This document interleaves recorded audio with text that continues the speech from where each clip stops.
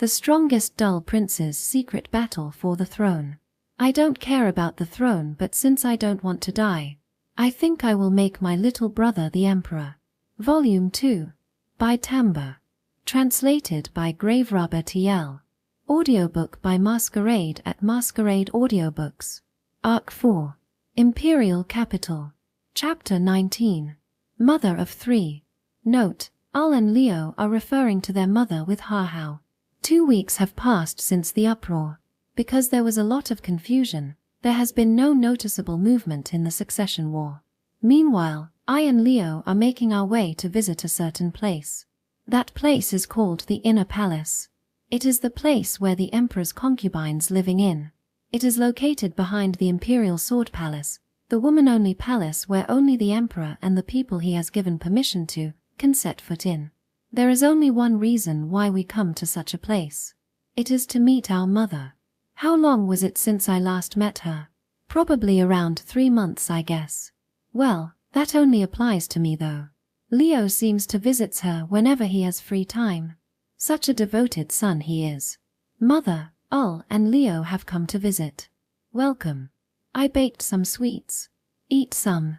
The only one who can be so frank with her son even when he doesn't visit her for such a long time is perhaps only my mother. Her name is Mitsuba. She has long black hair and black eyes. She looks so young and beautiful that you can't imagine her to have 2 grown sons. I have to avoid that topic around her though. She is a dancer from the East. She is a legendary that father fell in love with her beauty and proposed to her on the spot. Their story is still famous in the imperial capital even now. Well, the legendary part came from how fast he proposed, but she really has no input on our education. She's quite eccentric regarding that, but well, that does sound like my mother. In fact, she did not speak a single thing to the Emperor regarding that. Thanks to that, someone like me was created, but since Leo turned out properly it seems like it does work out though. We sit down at the prepared table and reach out for the sweets. Then, it's been a long time, isn't it, Ul? Yes, it's been a long time. Mother. Was it because you were playing around too much and forgot your mother? Or could it be that you found yourself a lover? It's the former. Such a boring answer. You two have too few female acquaintances, you know. Share some amorous tales with your mother once in a while, will you? Sometimes I think that this person forgot that her sons are a prince. Leaving me aside, it would be big news if Leo has a lover. You have to investigate who his partner is or whether or not she comes from a good family after all. Well, we were raised as ordinary children without worrying about those kinds of stuff. The bare minimum manners were taught to us, but that's all. Her education policy was to let her kids do anything they want. Because our mother is like this, even if I found the lessons boring and escaped, she never got angry at us. However, she always told us that, if you think that it will be necessary for the future, then make sure to study them, and that's it. Thinking about it now, that was terrifying. Just what did she think a prince's education was? As a result of our independence, the elder one turned out as a good-for-nothing while the younger grew up to be splendid. You could say that her method completely brought out our personality. So, why are you two here together this time? Mother. This time, I have been appointed as an ambassador plenipotentiary and Nii-san has been assigned as my aide. We will probably have to leave the empire in the near future. That's why we want to let you know before that. Ara. Is that the case? Then, can I have something I can eat as my souvenir? If you bought me an ornament I would be troubled after all. Ha. Even though she has this kind of personality, she still did well living here in the Inner Palace. Currently, the Inner Palace is also in the midst of a power struggle. Apparently, the mothers who want their child to become an emperor are plotting something. Due to the eyes of the Empress and the Emperor that watch over the Inner Palace, they can't make that big of a move, but there's no doubt that this is a place that requires you to be careful. Mother, aren't you worried? You want me to? You are still a child, Leo. I don't plan to tell my 18-year-old sons what to do, but if His Majesty assigned work for you to do, then I think that he already judged that you are capable to do so, you know. I see. Then I will confidently do my job. He finally gave me work to do, so I will put in a suitable effort. Do as you like. You won't get killed if you fail after all. said Mother, while sipping her tea. If it's the others, then they would definitely tell us that we are absolutely not allowed to fail, or that this is the chance to appeal to His Majesty. When I was thinking about that, I heard a knock coming from the door. When Mother answers the door, unexpectedly, it was Krista that showed up. Ara, Krista. Welcome. Oh Kasama. With an unusually bright expression, Krista ran up to Mother and sat on her lap. The small Krista adjusts her position on Mother's lap and stares at the sweets on the table. It seems she understands that those sweets were prepared for us. You can have it, you know. Ul and Leon don't eat much anyway. Really? Ulnia-sama, Leonia-sama. Yeah, eat up. Have as much as you like. I already have some, so how about we eat it together, Krista? UN. Looking at Krista reaching for the candy really gives me peace of mind. It looks like they are really parent and child. Krista's mother passed away ever since Krista was young. At the time, the person who said she would take care of Krista was my mother. Since then, Krista treated Mother as if she is her real parent. Seeing them like that, we were just feeling nostalgic. Speaking of which, Elna came by the other day. She apologized to me about Ul, but what did you do? Well, she did something unnecessary. Thanks to that, I'm now stuck with a troublesome position. Ni-sama is the one who is troublesome. Krista uses the arm of her bunny doll to point at me.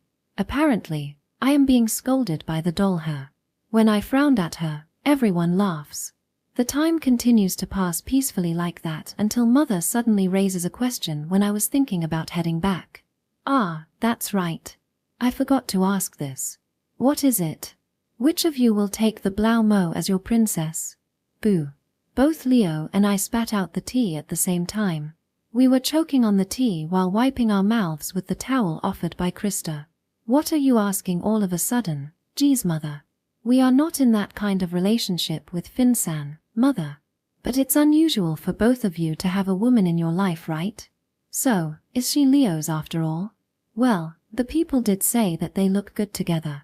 Let's push the matter to Leo here. Leo's expression is saying, you betrayed me, or the complaint along those lines, but please spare me such a troublesome topic. When I thought that it would be better to start leaving right away, an ambush came from an unexpected direction. Oh Kasama. Finn is Ulnia-sama's friend, you know. Oh dear. Is that so? Yes. Finn is so beautiful, and she also looks good with Ulnia-sama too. Ara. No.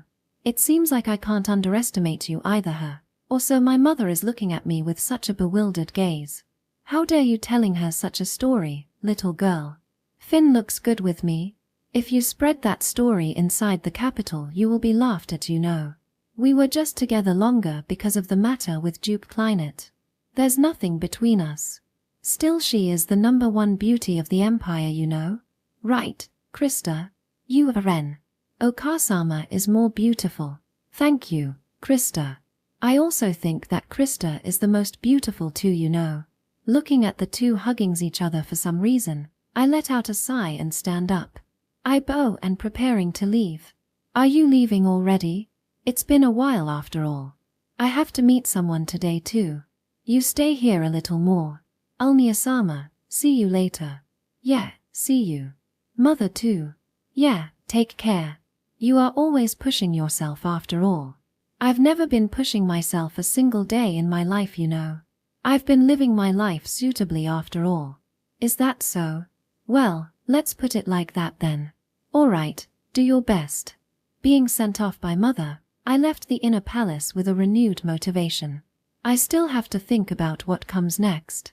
I have to protect that place. I can't afford to rest. Sebers.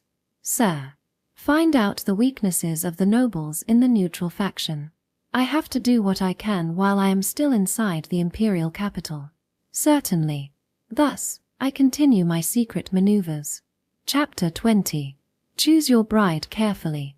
Good day, Earl Bales. Oh, if it isn't Prince Arnold. How can I help you today? Earl Bales is a court noble with no territory who lives inside the imperial capital. For generations, the Earl of Bales has been in charge of important offices within the empire. The current Earl Bales is also a Deputy Minister of Engineering who works in the field of civil engineering and flood control. Such Earl Bales was consistently maintaining his distance away from the succession war. Since his position doesn't directly influence the tide of the succession war, the other three were not actively involved with him as well. The reason I came here to the residence of Earl Bales was because I heard a certain rumor. Actually, I have heard a rumor, you see. Earl Bales is a man in his 30s. His bald hair combined with his timid appearance made him a person that no woman ever spare a gaze. However, a few years ago, he was finally settled down. Originally, he is a talented man who succeeded a famous family and even held the position of deputy minister. If he doesn't make any mistakes in how he looks for a bride, there should be a countless number of good candidates for him. But he did make a mistake. Rumor you say? Yeah, it's just a rumor, but it seems your wife has been flashily playing around every night. She goes around presenting herself like she is a royalty and everyone is wondering where all those money came from. I heard such a rumor, you see. That's just an exaggeration. Certainly, my wife loves to play around, but she never did it like that. She was. Earl Bales wipes the sweat on his forehead with a handkerchief. It seems the information that Sebers investigated is accurate here. According to Sebers, apparently, the Earl has been complaining about his wife with his acquaintances. His dissatisfaction with her was extreme. He often says that he wants a divorce, or if he couldn't he would commit suicide. Judging from his reactions, I guess that he finds the action of his wife to be unpleasant. The question here is, how far does this man go for her? Earl Bales. Why, yes.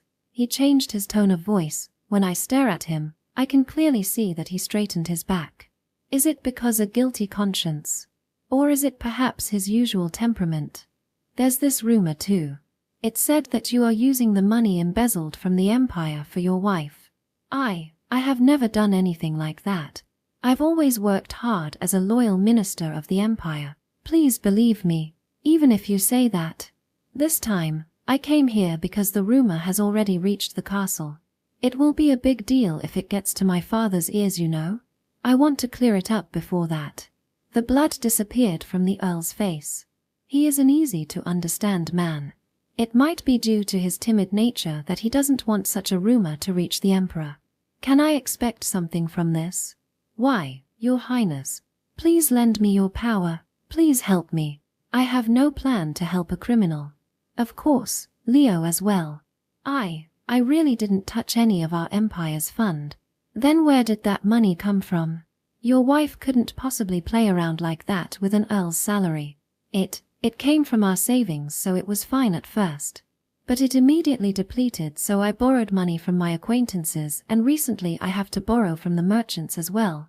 I feel bad for my acquaintances, but the deadline is already approaching. What should I do? Why did you marry such a woman? When I was having that incredibly rude thought, the door violently opened. Dear, there's not enough money this month. Bethena, leave at once. I am having an important talk with the prince.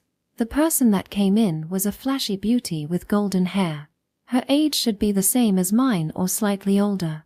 A young woman when you considered that she married a 30-ish-years-old man. Everything she is wearing is flashy. Her dress is what I often see the women inside the inner palace wearing, and the precious metals that adorn her body seem to be real as well. I can see why he wants a divorce. Prince. Which one? Hey, it's Arnold Lakes Adler. Sorry for disturbing you, Madam Bales. Arnold. That dull prince. I heard about you from the son of Duke Horsfarth. The miserable prince who got all his good part taken away by his brother, right? What does an incompetent like you doing in our house? Earl Bales turned speechless. Well, the same goes for me. The only person who ever makes a fool out of me in public like this is only Jide so far. She's probably thinking that it's fine for her to do it too since Jide can get away with it. But Jide is both my childhood friend and a son of a duke. Their positions are completely different. This woman, she's an idiot. Seeing her in action, I felt sympathy for the Earl. Gee, get out now. Are you ordering me? Whatever, just get out already. This is probably the first time the Earl being so enraged with his wife. Taken aback, Bethena left the room with an unpleasant expression. Please forgive my wife's disrespect, Your Highness. I don't really care. I'm already used to it after all. But she's quite an absurd wife, isn't she? My wife came to me when she was 17. She is the daughter of a local noble that was famous for her beauty. I fell for her the first time we met. After that, I gave her everything she wants because I don't want to get hated, but things escalated. Right now she misunderstands that she herself is some kind of royalty or a high-ranking noble. Of course, I think that it is your wife's fault, but it is also your responsibility as her husband for encouraging her as well. If you are her husband, then you should give her a scold for her behavior, right? Yes. It is as Your Highness says. Perhaps his heart is already completely broken. The figure of the Earl hanging his head down is really tragic. Well, what to do now? It seems I will have to adjust my plan from this point on. The original plan was to gradually gain the Earl's trust, but if I left him alone, perhaps this might actually lead to suicide. Can't be helped then. Is the reason you haven't divorced her yet because you still love her? Yes, but when I report to His Majesty that I married her, he was very pleased. We received a lot of congratulatory gifts as well. I see. That would make it hard to divorce her. The reason I took notice of Earl Bales wasn't just his weakness regarding his wife. It is also because father took a liking to him too. I am probably looking at the next Minister of Engineering right now. Earl Bales, who is loyal to his job and doesn't play around too much, is very easy to trust from an employer's perspective. If he knew the Earl's circumstances, the Emperor would support the divorce himself. However, there's no way that he can know so deeply about every single one of his subjects. Right now, he needs someone to act as an intermediary. Earl Bales, I know that you are not an idiot. You must know the reason why I am here, right? Why, yes. To add me to Prince Leonard's faction, correct? Yeah. If possible, I want to spend more time to gain your trust, but it seems that we can't afford that much time, I will ask Leo to convey your situation to father. Then, if father's response is in support of your divorce, then do it immediately. I will handle the letter to your wife's parental house, so don't worry about it. Is that true? Earl Bales looks at me as if he is looking at his savior. Just how much cornered are you? Well, it's a little selfish, but this is also for the succession war. Let's have the madam taste a little tear, shall we? It is all about suffering the consequence. The difference is that the Earl has his uses while his wife has none. But how do I explain this to Leo? It's him after all. Let's have a talk with him face to face. But I want to spare him the sight of that woman if possible. The madam could give Leo a women trauma after all. Earl Bales. Sorry, but can you write an appeal letter to Leo? A letter? Yeah, immediately. It would be easier to persuade him that way. Persuade? Leo is a good guy, you see. If I just talked about the matter myself, you might end up having me as a middleman, right? You don't want that, correct? Why, yes, I will write the letter right away. As prompted by me, the Earl began writing the appeal letter to Leo. Even though he is an elite that was born into a house of a court noble and succeeded the house as its head, to think that one woman could make him become this miserable. As I thought, you have to choose your wife carefully, For a moment, the women in my surroundings such as Finn and Elna cross my mind. Just imagining them as my wife is already terrifying. There seems to be a lot of trouble no matter which one of them becomes my wife. Let's stop thinking about this. No matter what, I like my woman to be normal. Why, Your Highness, is this all right? Let me see it. My face distorted when I take a look at his letter. What is written there is the Earl's statement, complaining about his wife's wrongdoings. All of the dissatisfaction he has with his wife seep through each letter. I sighed at the letter's content, which already could be more accurately described as a curse. Make sure to be careful with honey traps after you start cooperating with us, all right? Why, yes. I will no longer look at any woman. I will faithfully serve Prince Leonard and Prince Arnold to the utmost of my ability. Don't get me wrong. We just need your help. Your lord is still His Majesty the Emperor. Not us. PL, please forgive my rudeness. I need to put a nail in that.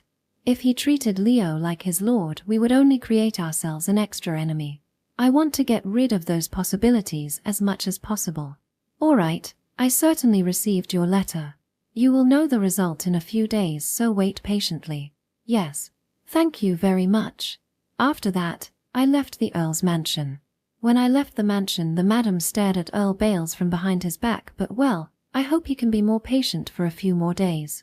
In the end, when I let Leo read the letter, why did he marry such a person? Such a natural question was voiced by Leo. Well, after I convinced Leo and have him relayed that to Father fully support the Earl's divorce, and the divorce itself proceeded in no time. Well, to Father, it must be unbearable to see his ministerial candidate's future get crushed by some local noble's daughter. With this, Earl Bales joined Leo's faction and Leo's influence grew slightly stronger. Chapter 21. The Fisherman's Gain.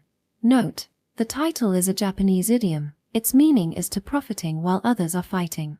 Was that really okay? When I was putting together some paperwork, Finn is brewing tea while raising such a question. What are you talking about? Adding Earl Bales as our ally. I certainly felt some sympathy for him, but you can't deny that he was also suffering the consequences for his actions. If he gave his young wife anything she asked for and then divorce her because he eventually loses control of her, I don't think I can accept that as a woman. Well, if you look at him with that perspective, the Earl must look like the worst kind of man her. Are there any other perspectives? If she said it directly to me like that, she must be quite dissatisfied her. Well, we are talking about love after all. You can't just throw it away once it turns inconvenient for you. From a woman's perspective, it is natural for them to find it unpleasant. However, this matter is not about the two of them alone. I start explaining to her while keep putting together the documents. Bethena, the Earl's ex-wife, is from the southern noble lineage, the Dorm Earl house. This Earl Dorm is a relative of one of the most powerful noble in the south, Duke Kruger. Are you familiar with the name? Of course. I certainly remember that one of His Majesty's concubines was from the Kruger house, correct? Yeah, the fifth concubine is the sister of the current Duke of Kruger. In other words, it is a ducal house with a close tie with the imperial family. Now, answer me this: who is the child of the fifth concubine? After mulling over my question for a while, Finn clapped her hands as she remembered the answer. She then immediately confidently answered, Princess Xandra. The ninth prince as well. But her little brother doesn't have anything to do with this for now. The important link is the one between Xandra and Bethena. A link. I don't think the relatives from a mother's parents' house are that deeply connected though. Normally that would be the case. But, in this case, it is a bit different. By the way, Finn, do you remember what kind of power base does our rivals have? Ah, yes. Prince Eric has the support of the civil officials, Prince Gordon was supported by the military, and Princess Xandra has support from the mages, right? So she does remember. Well, if she couldn't remember that much, then it would be troublesome for me though. When I told her that she delivered the correct answer, Finn rejoices, and while saying, I did it, I continue the talk while thinking about how she set the bar so low. So whose supporters do you think is the weakest inside the imperial capital? Inside the capital? Not that empire? Yes, the capital. The strongest one should be Prince Eric's, so that left Prince Gordon and Princess Xandra, but I got it. It's Prince Gordon's.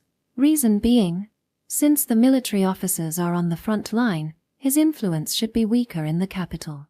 The idea isn't wrong, but that's incorrect. There are military officers that are not on the front line too. The correct answer here is Xandra's. I got it wrong. But why does Princess Xandra's support is the weakest? Thinking about how to explain it to her so that she could easily understand, I pick up the sweets that were on my desk. Perhaps it is due to Krista's reception. The sweets today are animal-shaped cookies. I took lion, bird, and wolf cookies. I placed the lion and the bird on a plate and crushed the wolf cookie and scatter it around them. And I was able to make it well this time too. Well, sorry about that. Now, on this plate are Eric and Gordon's supports, okay? The scattered one is Xandra's. Now, do you understand what I am trying to say? So you don't, her. Okay. Civil and military officers are often inside the imperial capital. However, mages have no official position in our government. Of course, some officials are mages, but they scatter across various positions like court noble, local noble, military officers at the border. They are too spread out. I see. So there aren't many who can support Princess Xandra inside the capital, right?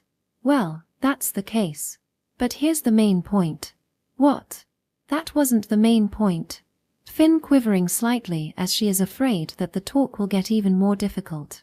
Giving her a bitter smile, I tried to give as simple an explanation as possible. Simply put, Xandra has fewer supporters in the key positions of the Empire because of the nature of her power base. Gordon has the military officials and Eric is on good terms with the civil servants. Those people can convey their will to the Emperor. Xandra, on the other hand, has no pipeline to do that. That is troublesome for Xandra, isn't it?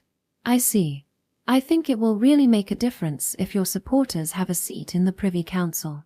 Correct. That's why Xandra has always been trying to get her supporters the seat of a minister. Is that possible? Isn't the appointment of the minister can only be done by the Emperor himself? Well, there's a way around it. With that said, this time I stack the cookies on the plate vertically. Seeing that, Finn tilts her head. If you are unfamiliar with such a thing, you would get your heart stolen because that action looks totally adorable. I can't show this to Earl Bales. He might suddenly apply for marriage with her after all. However, I wasn't distracted by that and proceed to crush the lion cookie I placed on top. Again, it would be eaten anyway, right? Well, this is how you install the person you want into the position of a minister.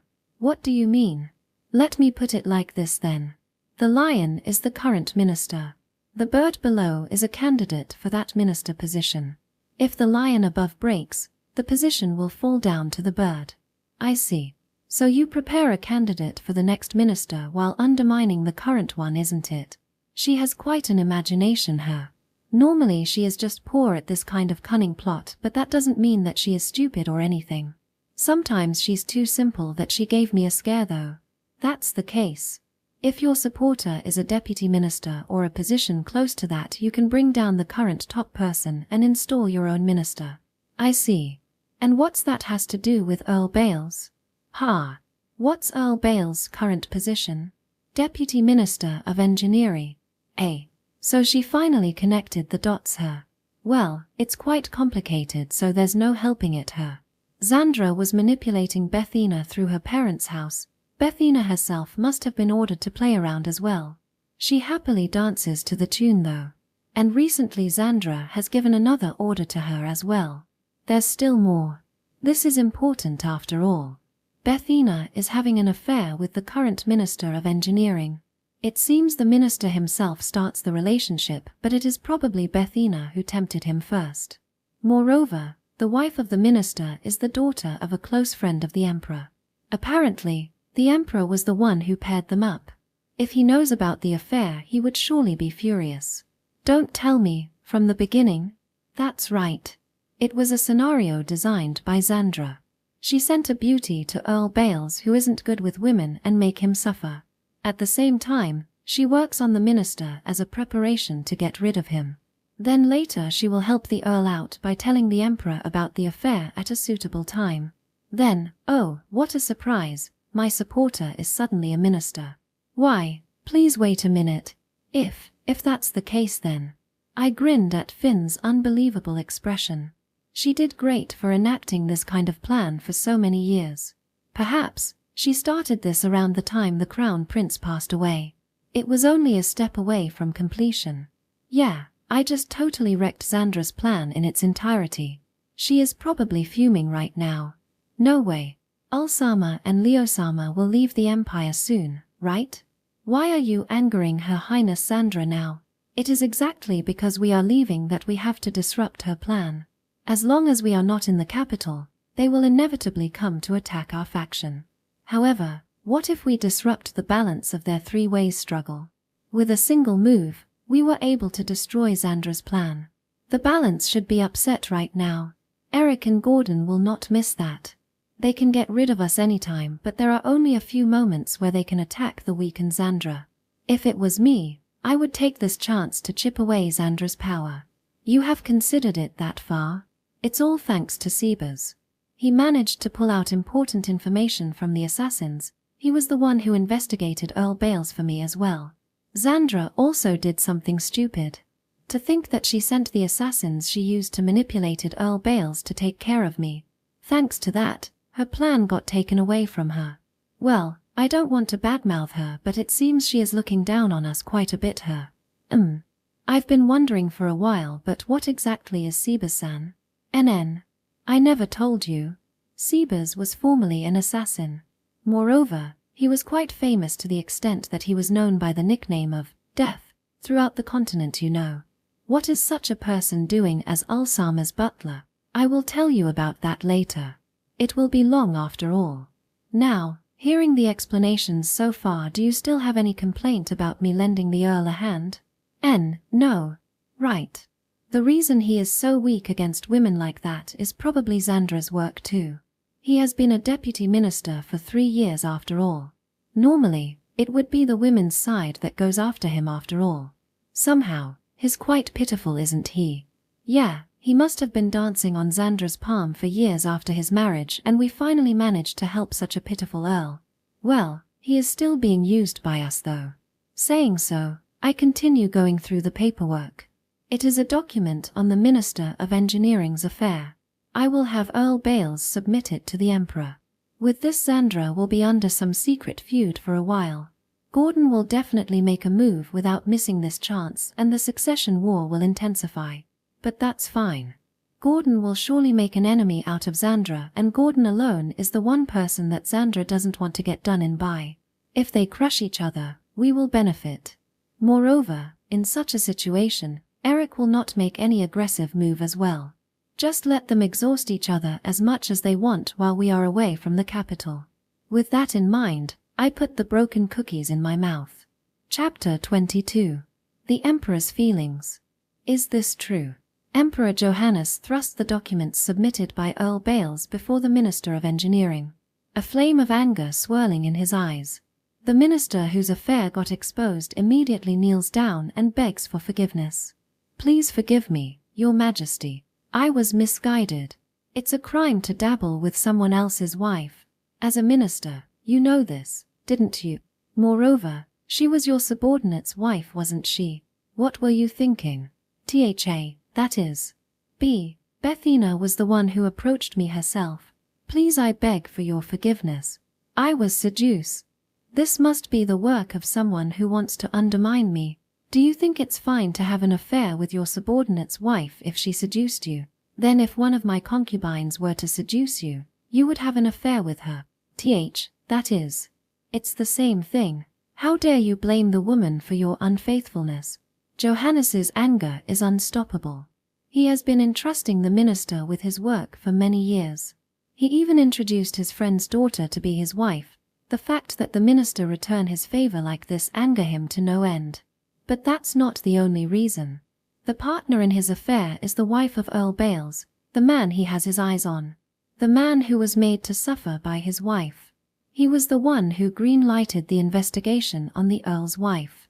He even told the reluctant Earl that if there are any problems, he would be the one who passes the judgment himself. That's how much he took a liking to the Earl. The major premise of Xandra's plan was relying on how much Johannes trust in the Earl. She used the fact that the Emperor believed in Earl Bales that he would never do anything to undermine his superior, and in fact, the Earl is such a person himself. That's why in the eyes of Johannes, this matter looks like the minister had attempted to corner his excellent subordinate by using his subordinate's wife to protect his own position. In that regard, everything went according to Xandra's plan. Normally, it could be seen that the Earl was using his wife to frame his boss, but due to Johannes's trust in the Earl's personality, it didn't turn out like that. Additionally, Johannes, who had already heard from the Earl of how he was suffering because of his wife, was also sympathetic to Earl Bales. That's why Johannes's decision was swift. Resign yourself from the position. Go back to your home and wait for the punishment. Please forgive me. Forgive me, Your Majesty. Call Earl Bales here. Johannes declared with no sign of him letting go of his wrath. Earl Bales, who seems to have shrunken a little, comes before Johannes. And then, the Earl gives his apologies. My deepest apologies. This was all due to my lack of supervision on my ex-wife. Bales. What are you saying? You don't have to be responsible for that. But I trust you. You might have been too naive that you got tricked by some bad woman, but I do like that part about you. I appreciate the seriousness and eagerness you shown on your job. I wanted someone like you for my minister. How about it? Will you consider being my Minister of Engineering? I can't accept such a position.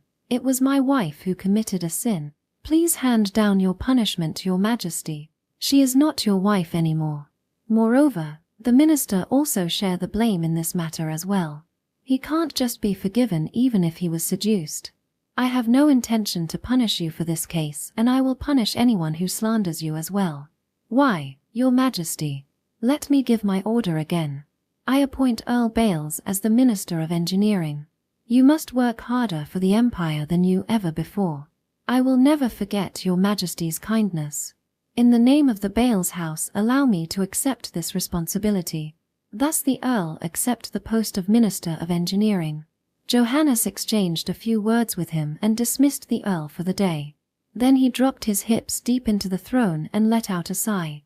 It's finally getting more intense, isn't it? Franz her. The man who appeared before him without permission was a man of the same age as Johannes. The man has pale silver hair and dressed in white civil official-like clothing. There's only one position in this empire that was permitted to wear it. The chief of all the civil servants, the Prime Minister. The man's name is Franz Siebeck. As you can guess from the lack of von in his name, this man is not a noble. With his wisdom alone, he was the man who climbed from being a son of an inn owner into the position of the Prime Minister, the most important post in the empire. Johannes starts speaking to Franz. The struggle for a minister position is always connected to the succession war. All of the current ministers should know that well. That's why they have to be cautious. Being seduced to have an affair with a subordinate's wife is out of the question. He will eventually bring harm to the empire. If I don't replace him now, the damage might spread to me as well. I have no complaint on how Your Majesty handles the matter. However, what were you thinking when you appointed Earl Bales as a minister? This matter smells of a plot after all. In Franz's eyes, who was Johannes's staff officer since he was still a prince, the Earl's surroundings seemed suspicious. The reason that he didn't look deeply into it was because he was barred from interfering with the succession war. Otherwise, he would have already thoroughly conducted an investigation on the matter. I don't mind even if it's some kind of plot. Bales himself has the ability for the job, and he was not the person who came up with it himself. With that being the case, I don't mind leaving him with the position. Moreover, if they can't orchestrate at least this kind of plot, they wouldn't be suitable to be an emperor anyway. Your Majesty sure say some bizarre things. Was I not the one who came up with all the plots when Your Majesty was a prince? That's just how an emperor is. The power to see others' talents and the ability to make use of them, both are needed in order to become an emperor. I was able to notice your talents quickly enough. That's why I left all the plotting to you. Thanks to that, I am the one who is sitting on this right now. Please don't make such a joke. Even if I wasn't there, Your Majesty would have taken the throne all the same. You were that ingenious, Your Majesty. Saying so, Franz briefly thinks about the past. Johannes as well. The children are trying to follow the path they once traveled. It was the path that was soaked with blood. He knew that, but Johannes couldn't stop them. It was because of such battle for the throne that there's the current Johannes. When he became the emperor with that experience, he has enjoyed his life to his heart's content. The empire is certainly a strong country, but that doesn't mean that it is unrivaled. There are rivals and you have to fight for it to exist. That's why it needs a strong and excellent emperor. The succession war is a trial for that purpose, a practice run before they become an emperor. If they can't overcome that, then they have no right to be an emperor. It is something like a tradition that passed down from generation to generation. Your Majesty has played a fool yourself. Despite being the eldest, you were once called the prodigal prince, no? Being in the lead of a succession war is dangerous after all. There's the danger of being assassinated too. My son was like that as well. We were not able to find evidence that the crown prince was assassinated. Both I and your majesty had investigated everything regarding that. Even so, are you still suspect that he was assassinated? Yeah, I'm confident. The crown prince was assassinated. He was excellent, but he was too kind for his own good. Someone must have made use of that. I wish there was at least someone who can compensate him on that part. Such is fate. But speaking of that, don't you think that the fourth faction is interesting? Johannes grins at Franz's words. That's because Johannes agreed with him. You think so too? At first glance, it looks like it was due to Leonard's charismatic power, but there's definitely someone who is moving behind the scene for him. Otherwise, his faction wouldn't be able to expand so quickly. Perhaps, are you thinking about Prince Arnold? Yeah, he is certainly similar to me. I have a feeling that he was just acting like an incompetent for show. I have the same opinion, but unlike your majesty, I can't feel any ambition for the throne from him. Moreover, it seems like he has been working on stigmatizing himself. In fact, he never does anything in retaliation no matter what was done to him. Currently, he is being completely looked down upon by the nobles as well. I don't know what he's thinking, but last time during the incident, he was the first one who took action and sent Elna to me. Moreover, he broke his bracelet so that Elna and the knights wouldn't get the blame in case something happened as well. That is the evidence that he considered various outcomes that could happen at Kiel. At the very least, he is not as incompetent as the public says. Of course, that might just be an overestimation on my part. Is that why you had him act as His Highness Leonard's aide? That is no good, isn't it? There would be no one to command Prince Leonard's faction once he's gone. Well, I will admit that I was a little emotional at the time. I don't like the carefree look on Arnold's face, you see. He was making a face like everything has gone according to his plan. I was kind of irritated. Franz was about to say, "Weren't you just irritated because he was similar to you?" But he swallows the words back down his throat. He would deny it even if he says that anyway. But Franz knew. Arnold is more similar to Johannes more than he thinks. The difference is that Johannes had the will to become the emperor. However, he can't feel anything like that from Arnold. Those who have no will nor a strong conviction will only send the battlefield into chaos. Even more so if they have power. If Arnold possesses such a strong desire, he will overcome this crisis with every hand he got. That's what Johannes wants to see. Then, only when they survived everything, would Arnold and Leonard will be recognized by Johannes. It seems we will have to wait and see what our dark twin princes have got, isn't it? Dark twin, her. That's a nice name. Those two are one and the same. The righteous Leonard does give the feeling of a crown prince. If Arnold acts as his shadow and helps him from the dark, they might really take the throne, her. I wonder. The other princes and princesses who walked on such a path are all excellent. In different times, it wouldn't be strange if any of them became an emperor. That's a good thing. When excellent people compete for the throne, a wise emperor will be born. The empire will be safe with this, her. To Johannes, who always thought of the empire, it was certainly good news. But inside Johannes's heart, he has another feeling. He wishes that his children wouldn't have to shed so much blood. Knowing that he can't voice such feelings as an emperor, Johannes departed to his next meeting. Chapter 23. House of the Heroes. Reporting. Viscount Helmer is expanding his control. Persuade them. Do not allow any more people to change side. Reporting. Captain Rima of the Imperial Garrison has been taken in by Her Highness Xandra. What? Coup. We can't let there be another deserter. Use all the people that we can move. We have to protect our supporters. I will move out as well. Night. Inside the Imperial capital, a battle is unfolding. Ever since I took over Xandra's plan, Xandra has started robbing Leo of his supporters as a retaliation. Right now, Leo has his hands full dealing with it. Must be hard on you, her. Help us out here too, Ni-san. The one who started this was Ni-san in the first place, right? No, I was certainly the one who suggested to help the poor Earl out, but you were the one who agreed to do it, right? I will apologize that it has come to this, but even if we stay still, The other side will come to us anyway, right? Isn't that good? Lend me a hand then. A fistfight is not my field. There's nothing I can do anyway. If there's nothing Nui-san could do, then there's nothing I can do either, right? Oi oi, too much modesty is a bad thing, you know. If you personally head out, your supporters will hesitate to leave your faction, aren't they? In the end, the only ones left will be your true supporters. Well, hang in there. You make it sound like you are not related to this. Seriously, I will absolutely have you help with the ambassador work, all right? Leo puts on his jacket and leaves the room. Seeing that, I let out a huge sigh.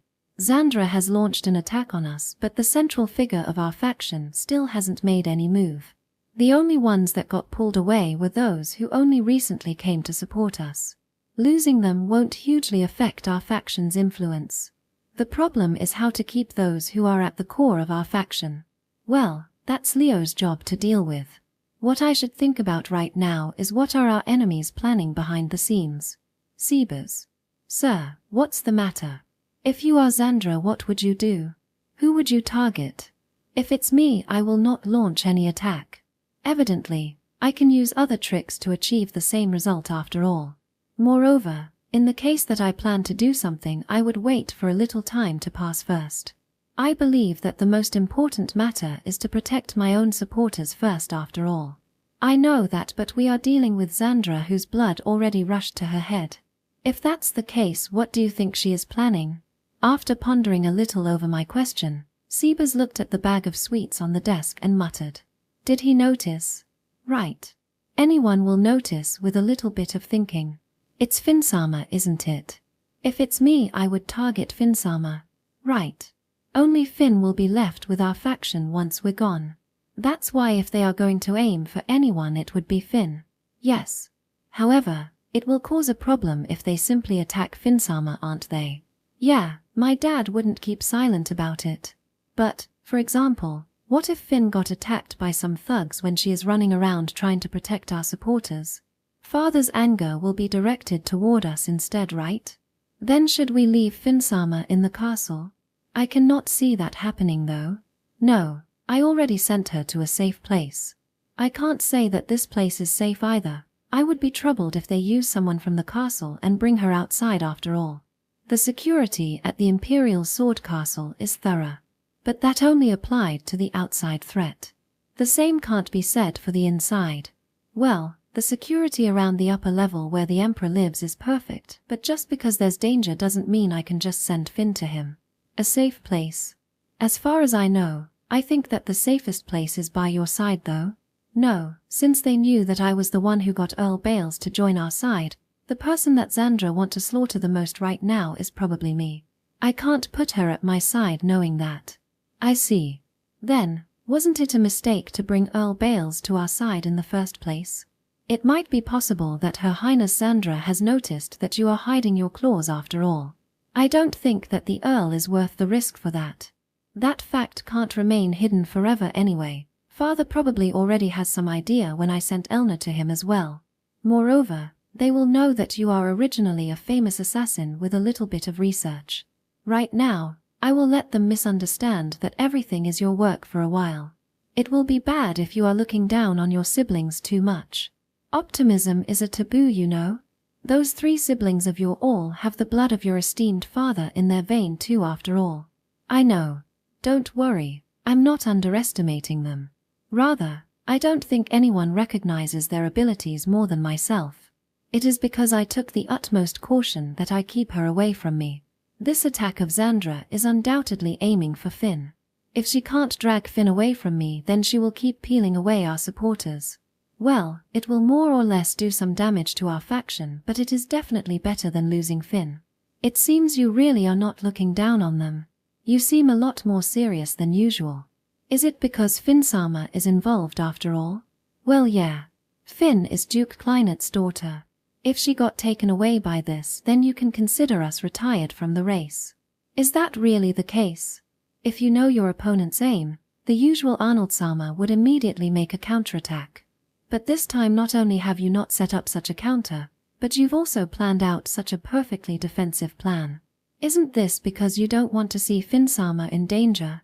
What do you want to say? No, I think it is a good thing. Mitsuba-sama will be happy as well. When I tried to complain to Sebas, I immediately shut my mouth when I saw the know-it-all look on his face. It's clear that no matter what I say back to this butler, he will still have a perfect comeback anyway. That's why I started preparing to go out without saying anything. Are you heading out? Yeah, a certain butler told me not to look down on my enemy, so I'm going out to check the security a little bit. That's great. If you told her that you were worried when you met, then it would be perfect. I won't. That's a shame. Even so, where did you hide Finsama? It's a place you know well. The safest place in this imperial capital, and it is also where the strongest people of the empire live. I see. The Emsburg mansion, is it? Certainly, no one would be able to lift a finger to that place. That's how it is. Leaving behind the convinced Sebas, I head to the Emsburg mansion. Section. The residence of the Amsbergs is near the castle. When I arrived at the mansion, I was immediately allowed to go inside. Among the princes, the only one who they allow to enter this easily is probably me. Elna, I and Leo are childhood friends, but ever since we were children, the one that got involved with them the most is me. I don't know how many times Elna made me cry while dragging me to this mansion. After a while, the knights at the gate started to say welcome back every time they see me. Their familiarity at that time was quite scary. Even though this was the first time I visit in a few years, the gatekeeper still said welcome home to me. To the people of this house, I am the friend of their cute little princess after all. If you really think about it, why were you saying welcome home to a crying child though? From the adult's point of view, it would look like the kids are getting along, isn't it? How about you? I know that Arnold-sama hated it, of course. The words, "Then stop doing that," came to my mouth, but I swallowed it down. If I give them some appropriate reply, my pace would just get swept away by them anyway. It's all in the past, and thanks to that past, I was able to entrust Finn with them so easily. With that in mind, I arrived at the entrance. There was a woman with the same hair color as Elna there. Her eyes are blue. She looks young and beautiful. If no one says anything, people would think that she is Elna's elder sister. It's been a long time, Sorry for the long absence, Anna-san. Nothing unusual with you too, Sebas? Yes. Madame Amsberg. This person is Anna von Amsberg. She is the wife of the Amsberg's family head and also Elna's mother. My mother is almost the same, but this person's youthfulness is truly magical. It seems that the concept of time doesn't apply to her at all.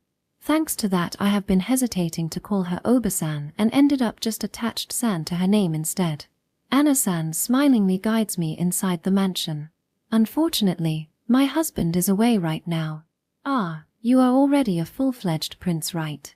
Talking with you like this might be disrespectful perhaps. No, please remain as you are. I will feel uncomfortable if Anna-san starts using polite speech with me after all. Aurora, let me take on your words then. Elna and Finsan are in the bath right now. You can enter with them if you want, you know? I don't want to die, so please allow me to decline. You are so difficult now. You used to enter the bath together in the past, right? That was when I was a child, and do you still remember that I was almost drowned by Elna in the bath here? That did happen, wasn't it? Then do you still remember when you were crying together? You cried when Elna was training you to beat up the bullies, and Elna ended up crying too because you never improved no matter what she did, wasn't it? It's unreasonable for you to ask me that now. As I thought, that girl is my natural enemy. It's strange that I haven't received some serious trauma from that. If I have a weak mind, that might lead to suicide, you know. This person is quite dangerous when she is smiling as well. For now, can I have you wait at the innermost guest room? Understood. Sebas, can you help me serving the tea? Certainly. The fact that I came here often means that Sebas also came along. He is following after Anna-san like he is her butler. As I was told, I headed to the farthest guest room and turned the doorknob without thinking. However, when I opened the door a little, I felt humans' presence inside. Additionally, I also heard a woman's voice. However, I thought that the maid was making the bed, so I decided to open the door anyway. That proves to be a mistake. You really look good in a dress, Elna-sama. How about we try on this white dress next? Finn. Can you stop changing me into a dress-up doll? Inside the room are figures of 2 women in their underwear. Finn is wearing a pure white one while Elna's is pink. Surprisingly, the one Elna's wearing has cute frills adorning it. Her white skin that she wouldn't normally show to anyone is exposed. Perhaps they thought that there are only girls here, so both of them have felt no need to hide their bodies. Since Finn usually wore loose clothes, there's not much emphasis on her chest, but she is much more glamorous than I thought. Elna hasn't grown much since I last checked, but there's a lot of people who like it slender too. When I was having such a thought, the 2 of them noticed me. They were confused for a moment, but their expressions immediately turned completely red. Then Elna grabbed a nearby pillow and entered a throwing posture.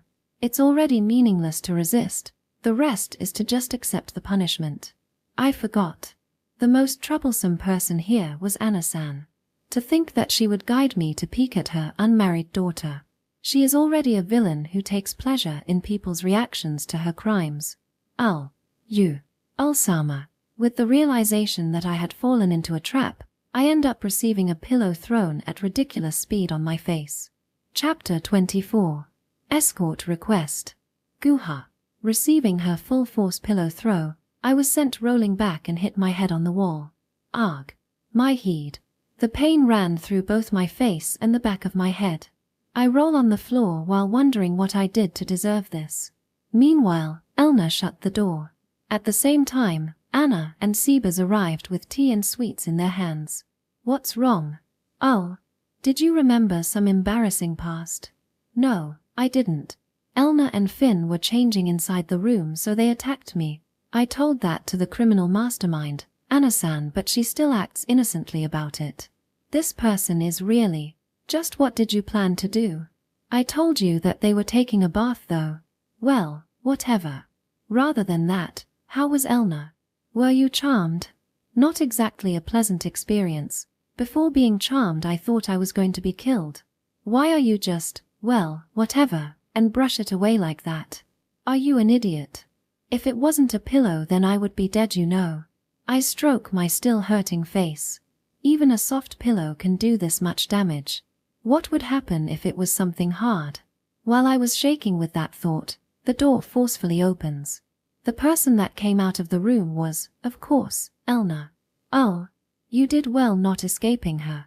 I will praise you for that. That's why I will give you a chance to explain.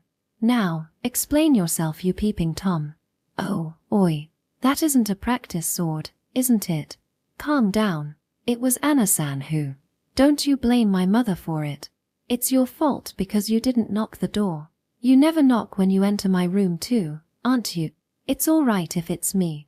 Isn't that unreasonable? Elna swings down her sword, so I start rolling to avoid it. As I thought, she is not serious, but if it's Elna, even if it's an edgeless practice sword, it would still pose enough threat. I think I won't die if I got hit by that, but there's a good chance that I can say goodbye to my memory. Elna. That's unseemly, you know. But Okasama. Was. Just being seen in your underwear isn't that big of a deal, isn't it? You children used to take a bath together in the past, right? That's just an old story. We are both adults now. If you are already an adult, then keep your composure. Still, Elna keeps staring daggers at me. Why me? The word unreasonable has been popping up in my mind for a while now. That's right. It was like this too when we were children. Whenever I'm with Elna, the word unreasonable always came to my mind. For now, how about some tea? Saying so, Anna-san enters the room with a grin on her face. Elna followed after her and closed the door with a bang for some reason. That woman. The ones left behind are just me and Sebas. That must be rough. Oi, Sebas. What is it? Let me say this first. I don't know about this, you know. I would never have thought that they were changing in the room. I did think that she was up to something though. If you know that she was up to something, then let me know. I swallowed the voice of my screaming heart. This is also the same as my childhood. Sebas will never say or do anything unless there's danger. I'm surprised myself. To think that I have grown up so straight-laced. Straight-laced? That's a funny joke you say. I dare you to say it again. I enter the room while lightly staring at Sebas. This time I did not forget to knock. Section. Sorry about that, Ull. I didn't think that they were trying on clothes in this room. No, please, enough of that.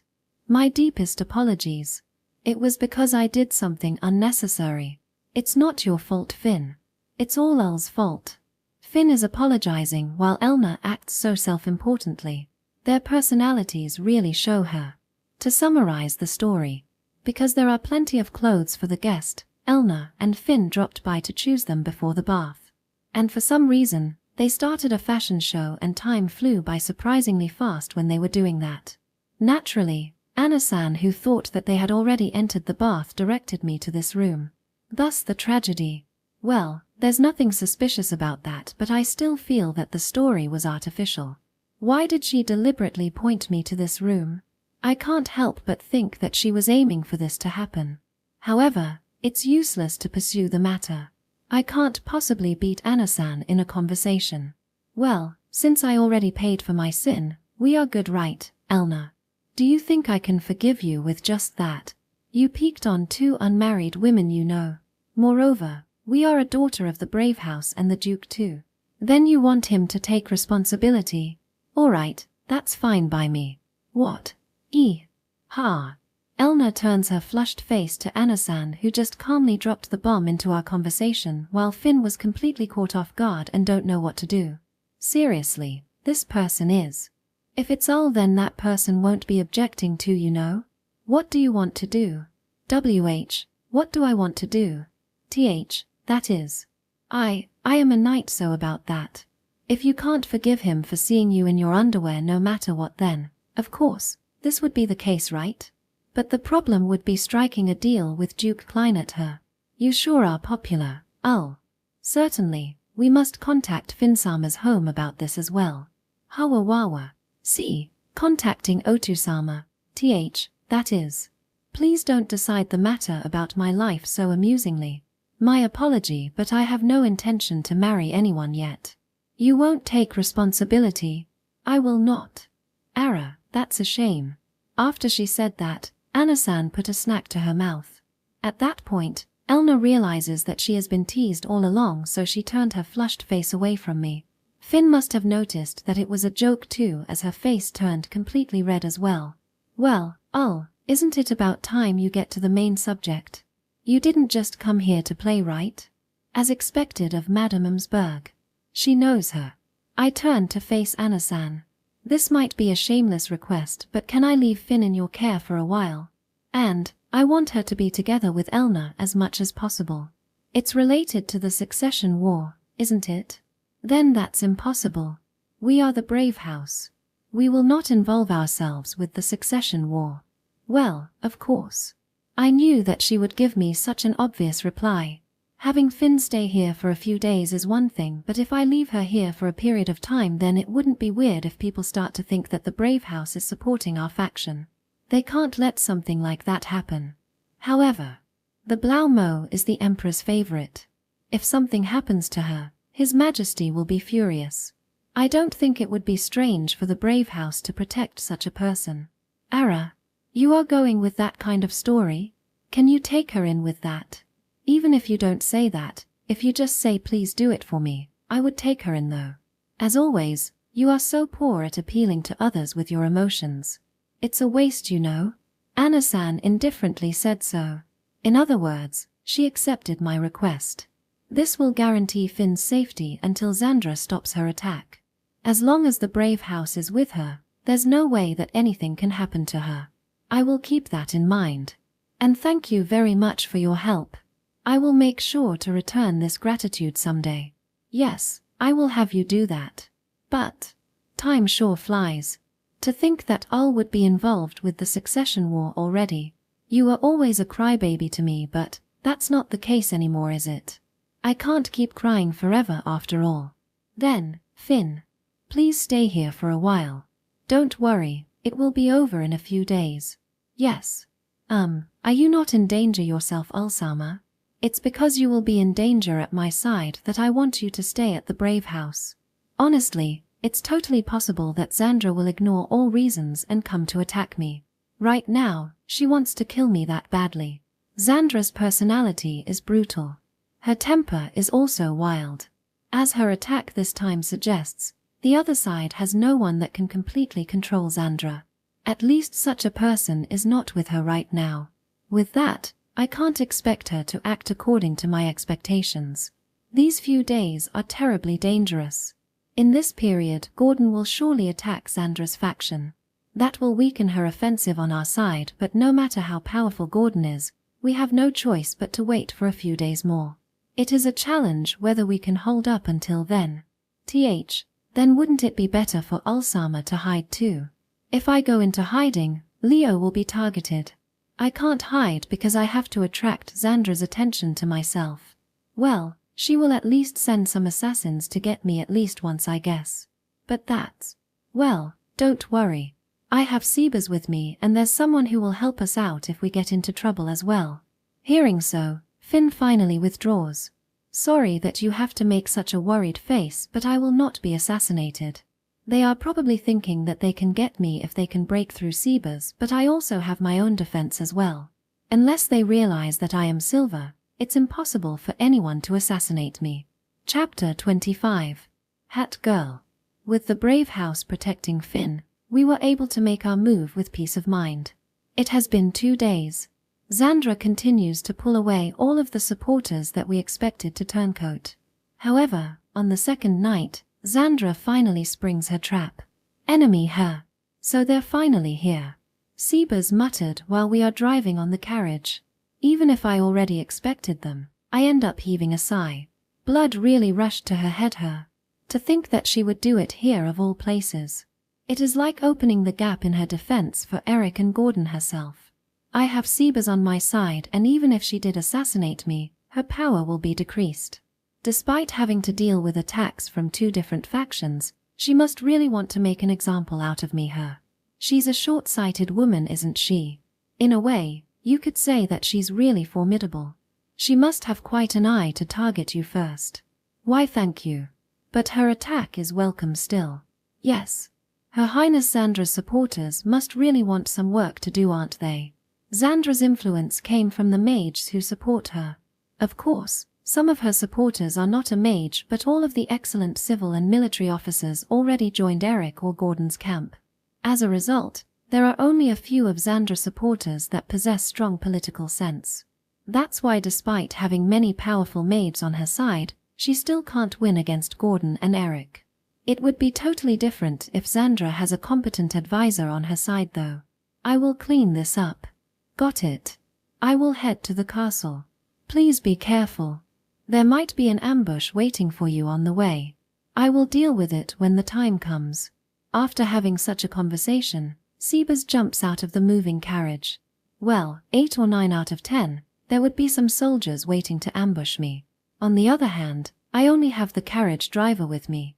From the enemy's point of view, it must look like they were able to successfully lure Sebas away from me. If that's the case, there should be some assassins who know about their inside information with them again this time. Let's take this opportunity to collect some information again, shall we? When I was planning my evil deed, the carriage driver let out a scream. Hi. Why, Your Highness. There's a person in front of us. Don't worry about it. Keep driving. No way. I don't want to die. As expected, the assassins are already lying in wait in front of us. The young driver stopped the carriage and immediately ran away, leaving me behind. I let out a sigh inside the carriage. I knew this would happen, and it is certainly easier to deal with the assassin like this, but I still sighed at how low my popularity is. If the person riding in this carriage was Leo instead, then the driver would never escape by himself. Get down from there. If you won't, I will drag you down myself. You just want to confirm my face, aren't you? While muttering a reply to the assassin, I obediently get off the carriage. In front of the carriage was a middle-aged man with swept-up brown hair. His face brimming with dignity signify that he is a man with long military service. Apparently, Xandra is quite serious this time. Even among Xandra's men, he is probably in her top 5. At a glance, I think that he should have the power equivalent to an A-rank adventurer. The fact that he can pull off a surprise attack like this means that he is quite a skilled assassin. Even the same A-rank adventurer could easily be killed if you have a person of equal ability suddenly appearing behind you. Assassins are different from adventurers because they are a pro at killing people after all. For your servant to run off by himself, you are quite pitiful, aren't you? It's not like I'm popular from the beginning though. I see. So you don't care about something like that, huh? Is it because you have that much trust in your butler? Yeah. Sebas will immediately come over to end you anyway. That's a beautiful relationship between master and servant, but he will not be able to save you this time. No matter how skilled a butler he is, it will take time for him to rush here while dealing with 12 assassins after all. Guess we'll see about that. I didn't break my carefree attitude. Perhaps he thinks that it was a bluff. The man approached me with a bitter smile on his face. Then he creates a dagger with fire magic in his hand. The order was to assassinate you, but I won't take your life. I will render you helpless and have you come to meet my lord. I don't really want to visit my torture-loving sister though. He is quite a thoughtful subordinate. Rather than an assassination, abducting me is better in this case. If I've gone missing, they can do whatever they want with me. Eric and Gordon wouldn't put in that much effort to rescue me, and in a best-case scenario, they can even become my substitute for Leo's aid as well. For the time being, they can just take me outside the capital before the search begins and torture me there. If my heart breaks, Xandra can do whatever she wants with me. Even if I'm rescued, a person that was broken by Xandra's torture will never talk about her being involved. She can even break my mind and make me a cripple too. That way, they would be able to do more damage to us, and it has a lot less risk than an assassination as well. That's a shame. If you want to hate someone, then you can hate your own excellent little brother for this. Saying so, he threw the flame dagger at me. But I have a defensive barrier erected around me. He can't break through it with that level of magic. I was acting carefree because of that, but that flame dagger was suddenly deflected away by a sword that appeared from the side. Who are you? A passing adventurer. Surprised, I turned to look at the intruder. A girl with brown hair in a ponytail was there. However, the fact that she is wearing a hat combining with her rough appearance made her look like a boy. I remembered seeing this girl before. She was one of the A-rank adventurers that came to defeat the Mother Slime at Duke Kleinet's territory. If you are an adventurer, then back off. It's not like you received a request to protect him, aren't you? Yes, I didn't receive such a request. Of course, I don't know who is standing behind me or why he was being attacked. I have no duty or obligation to help him. Then dash. But seeing a person get killed in front of me will leave a bad aftertaste. Moreover, he was abandoned by his servant as well. If I don't help him now, he would be too pitiful, isn't he? You bastard. To be his ally means that you are willing to turn a person of great power into your enemy, you know? Are you willing to do that? Rather than regretting abandoning him, it would be better if I start regretting after I saved him. Upon hearing her answer, the man completely judged the girl as his enemy. He takes out daggers in both hands and starts throwing them at the girl. Unlike before, his daggers were not created by magic. The girl parries them with her sword, but there were daggers made of ice follow immediately behind the first attack. If she dodges, those daggers will hit me who is standing behind her. She counters such unusual move with an even more unusual one. She turned her sword into a shield and blocked the ice daggers. A magic sword that can change its shape. You sure carrying some odd thing around? I got it at a certain ruin. It can even do something like this, you know. Saying so, the girl turned her sword into a spear. She swings it around a little and slowly approaches the man. At first glance, it seems like a simple spear, but soon he discovered how peculiar it is. Coup. As expected, you didn't immediately go to sleep. The sound emitted by this can even send a powerful monster to sleep though. Sound. So it emitting sound that lulls the target to sleep. I don't know how it sounds from where I'm standing, but it seems the man is hearing some kind of lullaby over there. What a troublesome ability. It's not funny to fall asleep in a serious fight. Even if you could endure the drowsiness, no one would be able to fight well in that condition. The man must understand that as well. He immediately took distance from the girl. He clicked his tongue as he glanced at me and retreated. Shortly after, Sebas arrives at the scene. So, what did I get myself into? You rescued me from a tight spot. Thank you, you saved me. No, I can't just stand by while seeing people getting killed after all. By the way, judging from the carriage, you must be some kind of important person, correct? Yeah, sorry. I'm Arnold Lakes Adler, the 7th Prince of the Empire. 7th Prince? I see, so it's the rumored succession war after all. I just tried to help people, but it seems I'm able to make a big step toward my goal here. The girl takes her hat off and kneels on the ground. I can see her slightly gender-neutral and well-featured face. Her age is probably the same as mine. Your Highness. My name is Lyfia. You could say that I am collecting on the debt of saving your life, but would you please listen to my request? No, I don't remember asking for your help though. And I lost the chance to catch an enemy's assassin too. Even if that's what I wanted to say, she doesn't know that I'm Silver. And as Arnold, I can't possibly refuse her request as she just saved my life. If I refuse her, then there will be no one who will be willing to help me or Leo in the future. But, I can tell from experience, this will definitely be troublesome. However, let's continue this at the castle. Help yourself into the carriage. I don't know whether I can grant your request with my power or not though. With the last precautionary line, I invite Lyfia into the carriage. Seriously, one after another, troubles really don't go away that easily her. Letting out a small sigh, I can only lament at my misfortune. Chapter 26. Immigrant's Problem. After we returned to the castle, I invited Lyfia to my room. I sat down on the sofa across of her and starts the conversation. Let me thank you again, Lyfia. If you weren't there, I would already be dead. I wonder about that. That assassin wasn't trying to kill you. That being the case, the butler standing behind you should be able to make it in time, no? Even so, I was able to survive that incident without a scratch. Thank you. I did that for myself. And I don't want you to thank me with your word alone either. Lyfia said that without a change in her expression. She's a collected child. Her tone of voice was plain and she doesn't let anything show on her expression as well. As a solo adventurer, I guess she's a little lacking in charm though. Well, she must have enough ability to compensate for it. Right. Let's hear it then. Thank you very much. I was born in a village to the south of the Empire border. If I say that I came from the immigrant village, you must have some general idea, correct? Immigrant village. I frown at that word. I thought that it would be troublesome, but this is going to be more problematic than I expected. The immigrants here refer to the people who have flowed into the Empire together with their whole village. They are not originally citizens of the Empire. These are people who have been displaced from their homes due to wars or monster outbreaks. Of course I do. It's a matter that's over my head, I'm afraid.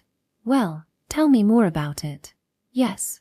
As you know, there are various ethnic groups inside the immigrant village, but most of them are not recognized by the Empire. It's only natural.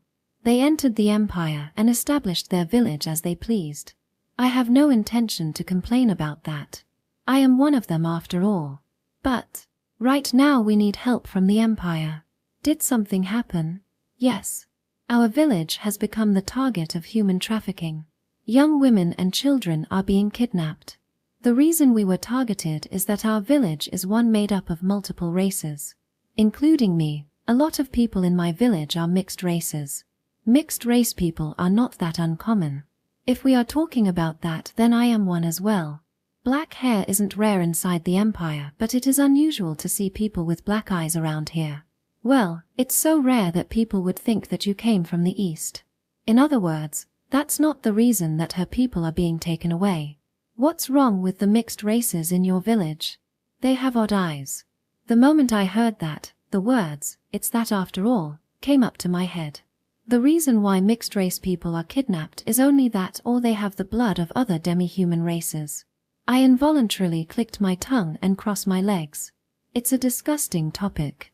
Odd eyes are the phenomenon where a person has different iris colors in each of their eyes. The problem here is that they can be sold at high prices. The reason is that they are rare and most of them often possess high magic power. I can't overlook human trafficking, but the southern border is a well-managed place. Wouldn't it be better for you to contact the local lords in the nearby big cities or military personnel in that area rather than deliberately getting help from the imperial capital? I did that. But no one would make a move. They told me that there was no evidence or that there's no such village in the empire. That's why I left the village to get the help of influential people in the capital. Luckily, I don't have the odd eyes myself. Then, when I accept the request to subjugate the monsters in the west region, I was able to make contact with Silver there.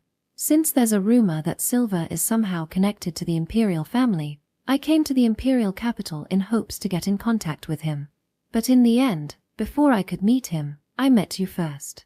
That's one strange meeting. But they won't move her. The worst scenario came to mind. The worst kind of development this incident could have. That scenario is the local lords and military in the area are in cahoot with the human trafficking organization. If that's the case, then this is no longer just a matter of the immigrant village. It will become the corruption problem of the nobles and the army. And if that's really the case, I will not have enough time to resolve the incident with just me alone. Arnold-sama, even if it's the wish of your life savior, you must admit when you know that the matter is impossible for you. Sebas. Why? Arnold-sama and his little brother Leonard-sama will soon be sent to another country as an ambassador and his aide. He will not be able to return to the empire for half a month at the very least, and several months at the longest. Even if he wants to help, he will not have enough time to do it. Is that so? Then can you at least provide us with some funds? I have been hiring the adventurers I trusted to protect the village. The village will be safe for the time being, but soon they will not have enough money to hire the adventurers. I gave them my earning as an advance payment too, but it will not be enough to keep them at the village forever. I see. So that's why she became an adventurer. Making money while scouting out adventurers she could trust. To do that it would be best to go out on a request together. She did put a lot of thought into it her. Well, what to do? Things will be easier if I abandon her. I don't need another troublesome problem on my plate in busy time like this. Even if she says that she saved my life, that is just on the surface. It's not like I asked her to save me. Moreover, there are wishes that you can ask people to grant for you and those that you can't. No matter how you think about it, this is the latter. However, there are people who would complain if I abandon her here. I don't mind they complaining, but it would be troublesome if they start acting on their own. No choice her. Lyfia. I understand your situation. Are you all right with accepting a compromise? A compromise? Yeah, I and Leo will leave for another country. That's unavoidable. However, I will do the best within my ability to help you when I come back. I want you to wait for me until then. Of course, I will put out another request to the adventurers I trusted to guarantee the village's safety for the time being. We have enough money for that. How about it? Is that really all right? Arnold-sama, that's too dangerous. We are in the middle of the succession war, you know. If you get involved with another problem now, you will create a new opening. What happened today will definitely happen again in the future. If that's the case, I will offer my help as well. Are you all right with that? Saying so, Lyfia puts her sword on the desk. It looks thin at first glance, but as demonstrated earlier, this is a magic sword. It can change its form to things like spear or shield. Judging from what I saw with the spear, each of its forms has its own ability. Lyfia showed it to us without a change in her expression. If you are going to protect the village for me, then I will offer you my protection. I will protect what you want to protect as well. Can we agree on such a deal? Although I don't have much confidence, I am good at protecting important people. I'm thankful for your proposal, but are you all right not being at your village? There will be no problem as long as you send adventurers to protect them. The human trafficking organization doesn't have any skilled people. When I was in the village, I alone was enough to fend them off. If there's an A-ranked class adventurer at the village, the safety should be pretty much guaranteed. To deliberately say that, she must be a cautious child with a strong sense of duty her. Considering the possibility that I might not act on my words, Lyfia is saying that she wants to stay by my side to guarantee my side of the deal. In fact, Depending on the situation, I might do just that. That's why I phrased the word, within my ability, in my offer. This is quite a find, isn't it? Let's try testing her a little bit more. Lyfia. In that case, what would you do if I break my promise? I will run to another camp with something that can disadvantage you. I will have them help my village in exchange for that. I and Sebas look at each other at the same time. An A-rank adventurer with combat abilities that can handle various kinds of situations and make such a bargain. Since she is also living as a solo adventurer, she must also have other kinds of knowledge as well. I can't leave Finn in Elna's care forever. Elna also has her own missions after all. If that's the case, then Lyfia is a great resource to fill that hole. Frankly, both her personality and ability are far more suitable than Elna's. Then, what if I back out of the deal right now? I'm all right with that. I will bring this to another Emperor's candidates. If I told them that you refuse to help me, they would probably accept me. Fumu. So she has the ability to look at the big picture to her. In this situation, even the calmness that she shows by not moving a single muscle on her face adds a point to her evaluation. Right now, Lyfia is threading on a tightrope after all. If I refused her here, Lyfia will definitely fall into a predicament. I can't imagine the other candidates offering her the same offer as mine either. She said that she will join another faction if I refuse to help her, but that's just something she said to make herself look stronger, a bluff. Still, Lyfia herself doesn't act agitated or try to get on my good side. That's because she knew. She knew that she is being tested. Sebas. What do you think? I have no objection. She will definitely become a strong ally if you choose to cooperate with her. However, you will have to solve her village's problem though. Weighing options her. Well, can't be helped. I have no choice, Lyfia. I will accept your proposal. Give me your cooperation and I will give you mine. That's all right with you? I don't mind, but why did you say that you don't have any choice? My little brother is a good guy, you see. The daughter of the Duke, who is our biggest collaborator, is one as well. If I abandon you now, they will get angry at me and try to help you on their own anyway. If that's the case, then it would be best if I agree to help you from the beginning. Honestly, I'm surprised. There was nothing good about your reputation after all. Incompetent and lethargic. The prodigal prince that only playing around without doing anything. The prince that got all his good parts taken away by his own little brother, the dull prince. That's how a lot of people described you. But the impression I got once I talked with you is the exact opposite. You are neither incompetent nor lethargic. Aren't you actually Prince Leonard in disguise? Lyfia looks at me with a slightly suspicious look. To that, I smiled bitterly. Come to think of it, the problem was too troublesome that I forgot to act like an incompetent. At this point, it's useless to perform a do-over with Lyfia her. Rest assured. I'm definitely Arnold. Well, we struck a deal for the time being. I will in your care then, Lyfia. Thank you, I will be in your care as well. Saying so, I and Lyfia have a firm handshake. Arc 5. To a Foreign Country. Chapter 27. People have things they are not good at. The shape of the Foggle continent is sometimes described as a bird with its wings spread. The land that spread to both left and right side combining with the one that protrudes slightly on the north and south side appeared exactly like wings, head, and tail of a bird. At the center torso of the Foggle continent is the Adraxia Empire. The place that Leo and I were dispatched to is located at the tail. The name of that country is the Principality of Rondine. It is one of the two countries situated in the tail part of the continent. One of the two countries that survived the Southern Warring period here. I am reading the document about the said country on top of a ship. It is an imperial envoy fleet led by Leo on his mission as the ambassador plenipotentiary. It consists of 2 vessels, each carrying gifts for Rondine. Just in case of an accident, I and Leo are on a different ship. Well, this is a moderately calm sea, so nothing should happen. But there's one person who is currently relentlessly shaking on my ship. If you already shaking this much on such a calm sea, you won't be able to visit any other ones, you know. I don't even want to visit one in the first place. That person was Elna, who is covering herself in a blanket on top of her bed.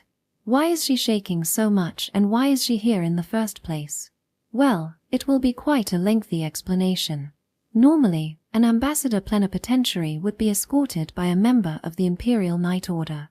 The reason Elna is here is simply because she was nominated. This must be an act to separate those who support us from the Imperial capital. Well, I was anticipating that and already had Lyfia stationed with Finn in advance, so things should be fine. Well, sending a person of the brave house who can wield holy sword away from the Empire is already a problem in and of itself, but it also has the benefit of showing how serious we are willing to exhibit our goodwill. In the end, Father accepted that suggestion to send her with us, but he must have already realized that it was a hand they played. Incidentally, a person from the brave house that can use the holy sword is one of the Empire's most important war potential. Sending such a person to another country will lessen the Empire's option to defend itself in case other nations choose to attack us. That's one problem. Another one is that the brave house can't use the power of the holy sword outside the Empire's ground without the Emperor's permission. It was a safety measure taken in case the brave house betrayed the Empire and was accepted by their first-generation head. I didn't look deeply into this. It is rare for a person from the brave house to head outside the Empire's territory after all. Curse them. I won't forget this grudge. I will never forgive those three. You don't sound convincing when you are shaking so much though. And, the reason why she is shaking like this now is because she is simply afraid of the sea. Elna is fine with baths, but she's the type that turned useless in rivers and ocean. It's something called aquaphobia, I think. To the almost perfect Elna, one could say that this is her only weakness. Even though Elna herself hates losing, this is the one weakness that she couldn't overcome. Looking at the sea, she will start feeling nausea and dizziness due to anxiety, and when she gets on a ship her body can't stop shaking due to her unexplainable fear.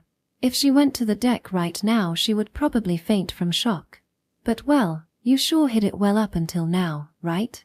I thought for sure that it's already exposed, you know. A person from the brave house who can use the holy sword will not often leave the Empire.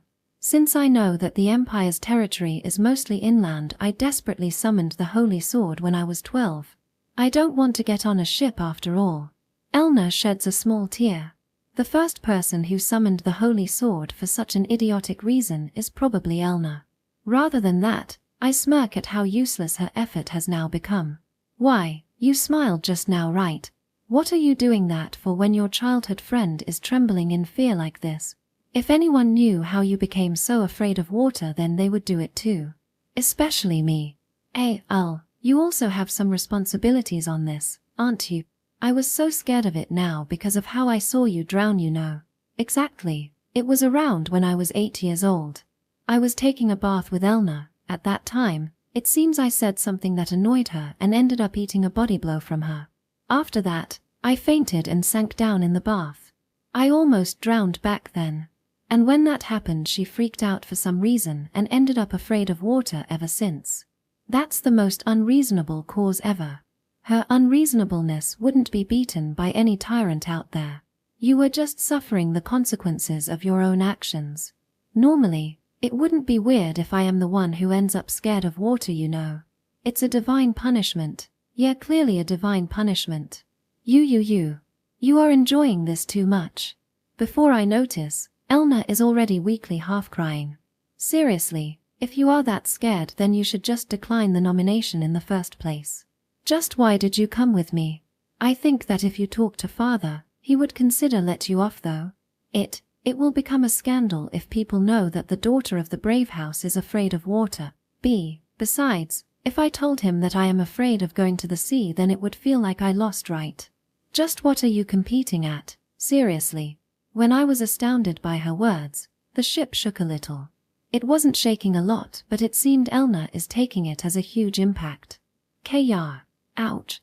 She rolled around her small bed, struck her head and now crouching in pain. This scene is absolutely impossible to witness on land, so it felt rather refreshing seeing her like this now. You really are useless on water, her. If we were attacked by pirates then it would be over for us, right? Don't look down on me. If push comes to shove, that was a big one, wasn't it? Did it make a hole in the ship? If push comes to shove, then you will totally be useless, right? I guess that it won't come to that, but it would be a different story if a sea dragon showed up though. The scariest thing on the sea is the sea dragon, the king of the sea. It is a dragon that adapts to the sea and is the highest class of monsters that are rampaging in the ocean. Its horror is stronger than its land counterpart. There are countless sailors who died by getting their ship sunk in the middle of the sea after all. Fleets of two opposing nations engaging in a naval battle were sometimes sunk together by it. Naturally, Elna must have known of such a horror story as well.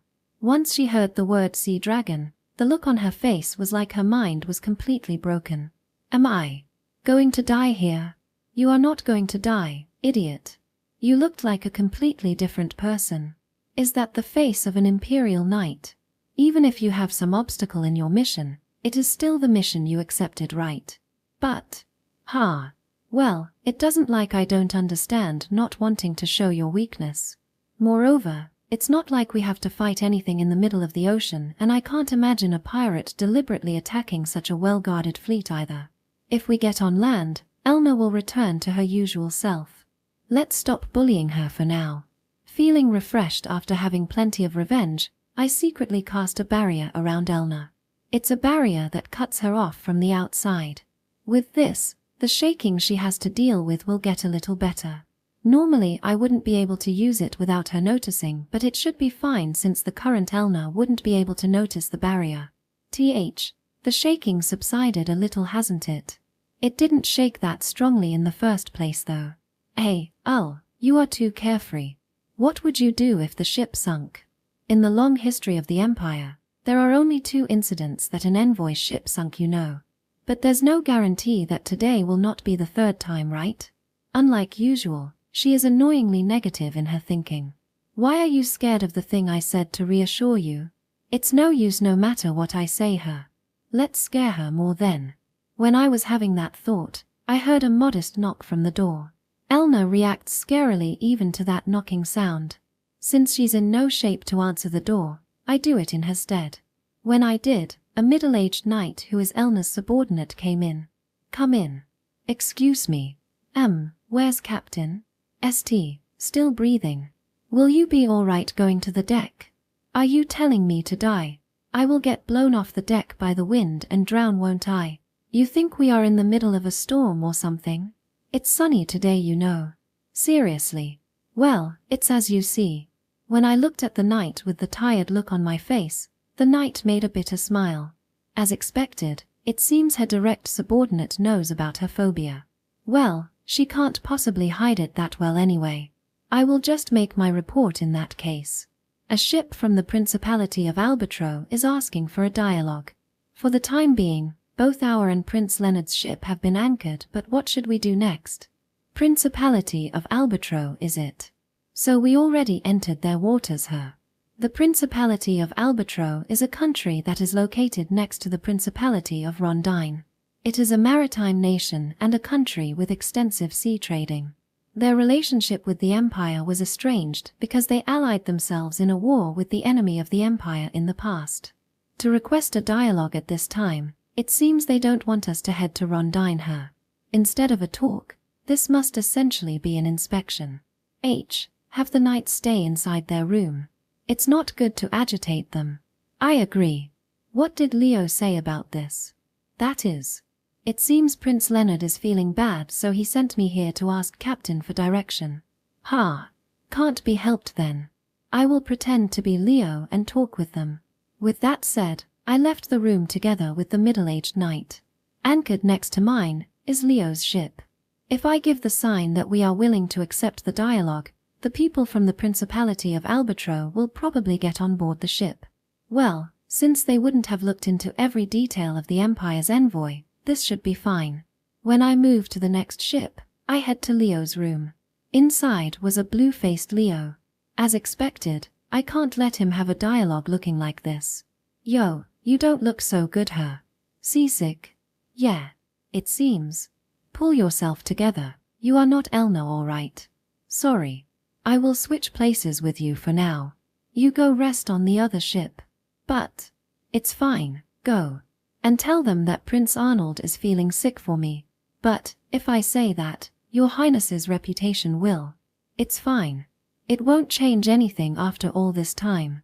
When I told that to Elna's subordinate, I sent Leo off to the next ship. Of course, everyone in the surroundings thinks that he is Prince Arnold. Left behind, I set my hair and adjusted my clothes, then went out of the room with a firm expression. Receive their dialogue request. Make preparation. Yes, Your Highness. Thus, I switched places with Leo in the middle of the sea. Chapter 28. Prince and Princess of Albatro. Approaching us are 3 Albatro's warships. They are sailboats equipped with cannons that fire magic bullets. At present, they are the latest model of warships. A close-quarter battle is one thing, but we won't be able to do anything if we are engaged in a long-range one. As expected, they are not here to attack us here. If they do, it would start a war after all. Thanks for escorting them. How are those 2 doing on the other ship? They are still groggy, Your Highness. If they are in a competition, then you would need to call a referee to stop the match. After he escorted Leo to my ship, the middle-aged knight returned to my side. Only he knows that we switched places, so it would be helpful having him with me. Well, since I'm substituting for him, am I considered disqualified? It's fine as long as they don't find out, isn't it? He replied. He is so flexible that I can't imagine him working under Elna. Rather, I want him as my own subordinate. I see. Then I will have to play this thorough. Allow me to accompany you. With that said, we head to receive the approaching Albatro ships. Section. Thank you for accepting our dialogue request. Ambassador Dono. The person that came aboard our ship was a girl with pale brown hair. Her shoulder-length hair sways slightly in the wind. Her age must be around 14 or 15. Her green-colored eyes look into me with interest. I never thought that I would be dealing with a younger person here, so I was a little surprised. She must have realized that, so she immediately bowed her head. Sorry for my rudeness. I'm Evangelina D.I. Albatro. I'm the princess of the Principality of Albatro. Please call me Eva. Ah, Anu, wait for me. The stupid one over there is my little brother, Julio D.I. Albatro. The appearances of Julio and Eva are like 2 peas in a pod. It's not that Eva looks masculine, but it is Julio who looks feminine. If they stand side by side, I would be convinced that they are sisters. Eva is a beautiful girl, but I can feel a strong will from her eyes. On the other hand, Julio seems timid and indecisive. If I'm asked which one is more womanlike, then excuse my rudeness, but it would be Julio. To think that the Prince and Princess of Albatro are twins. Rather, what do they want by boarding our ship? I bowed gracefully as Leo would in return, while thinking that it's good that I took the sick Leo's place rather than letting him force himself to be here. Before our departure, Albatro has been informed that Leo was dispatched as the ambassador plenipotentiary to Rondine. Naturally, these 2 must know about that as well. That's why their reason for requesting this dialogue isn't to stop us.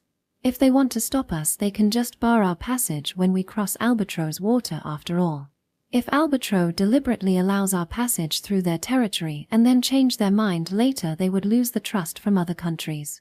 So, Eva and Julio must be here because of a different reason. I have heard a rumor about you, Prince Leonard. When a monster tsunami happened in the Empire, you gained the loyalty of the knights and led an assault on the monsters. As expected of a prince of the Empire, you possess both bravery and military talent. That's not true. It was all due to the knights' strenuous effort. Moreover, if we are talking about military talent, both of you also possess them, are you not? Your Highnesses weren't dispatching the warships just to meet with me, correct? Hearing that, Eva's eyes turned a little sharper while Julio's expression grew timid. As expected, they have another reason to visit us. Rather than an action against us, they are out here on a different objective and we were just passing by. The question here is, what kind of goal does this prince and princess set out to achieve? Judging from their behaviors, it doesn't seem that these 2 are proficient in battle. Eva seems to have some knowledge about it, but I can't feel a shred of that from Julio. He is perhaps even worse than me in handling a sword. Why would you bring someone like him to a battle? When I was thinking about probing them more about it, Eva raised her voice. You showed too much on your face. Stupid. Seriously. Sorry, Anu. Ha. Your Highness Leonard. If you already understand that much, then please allow me to get directly to the point. We would like you to change your course. We won't stop you from going to Rondine, but please take a detour as much as you can. Can you tell me the reason? I don't want to say it if possible. We can't trust you or the Empire after all. I see. To be able to express her distrust toward the Empire so clearly, this girl has quite a firm character. The Principality of Albatro is but a weak country when compared to the Empire. Their sea trading is thriving, so if the Empire attacked them, other countries will also become their allies. However, if the Empire decided to do it, we have enough power to crush them. Albatro must know that as well. Even so, if she put it like that, it means that it is a problem that they would be troubled if it became known by us. I look around a little. Then, change the course. We will take a detour to Rondine. Why, Your Highness? If we do that, we will be several days later than the schedule. I don't mind. We have plenty of food and water to spare, and Rondine wouldn't mind a little delay either. But I already decided. Will that be good enough? Your Highness Eva. I let out a laugh inside my mind when I saw the dumbfounded look on Eva's face. I see. So this is the reaction I can get when I act like Leo her. Was Leo acting like this because he enjoyed seeing such an expression? Eva's reaction was very interesting. As expected from someone who is actively participating in a succession war. You are a very broad-minded person. We are grateful for your wise decision, Your Highness Leonard. Thank you very much. Now, please allow us to excuse ourselves.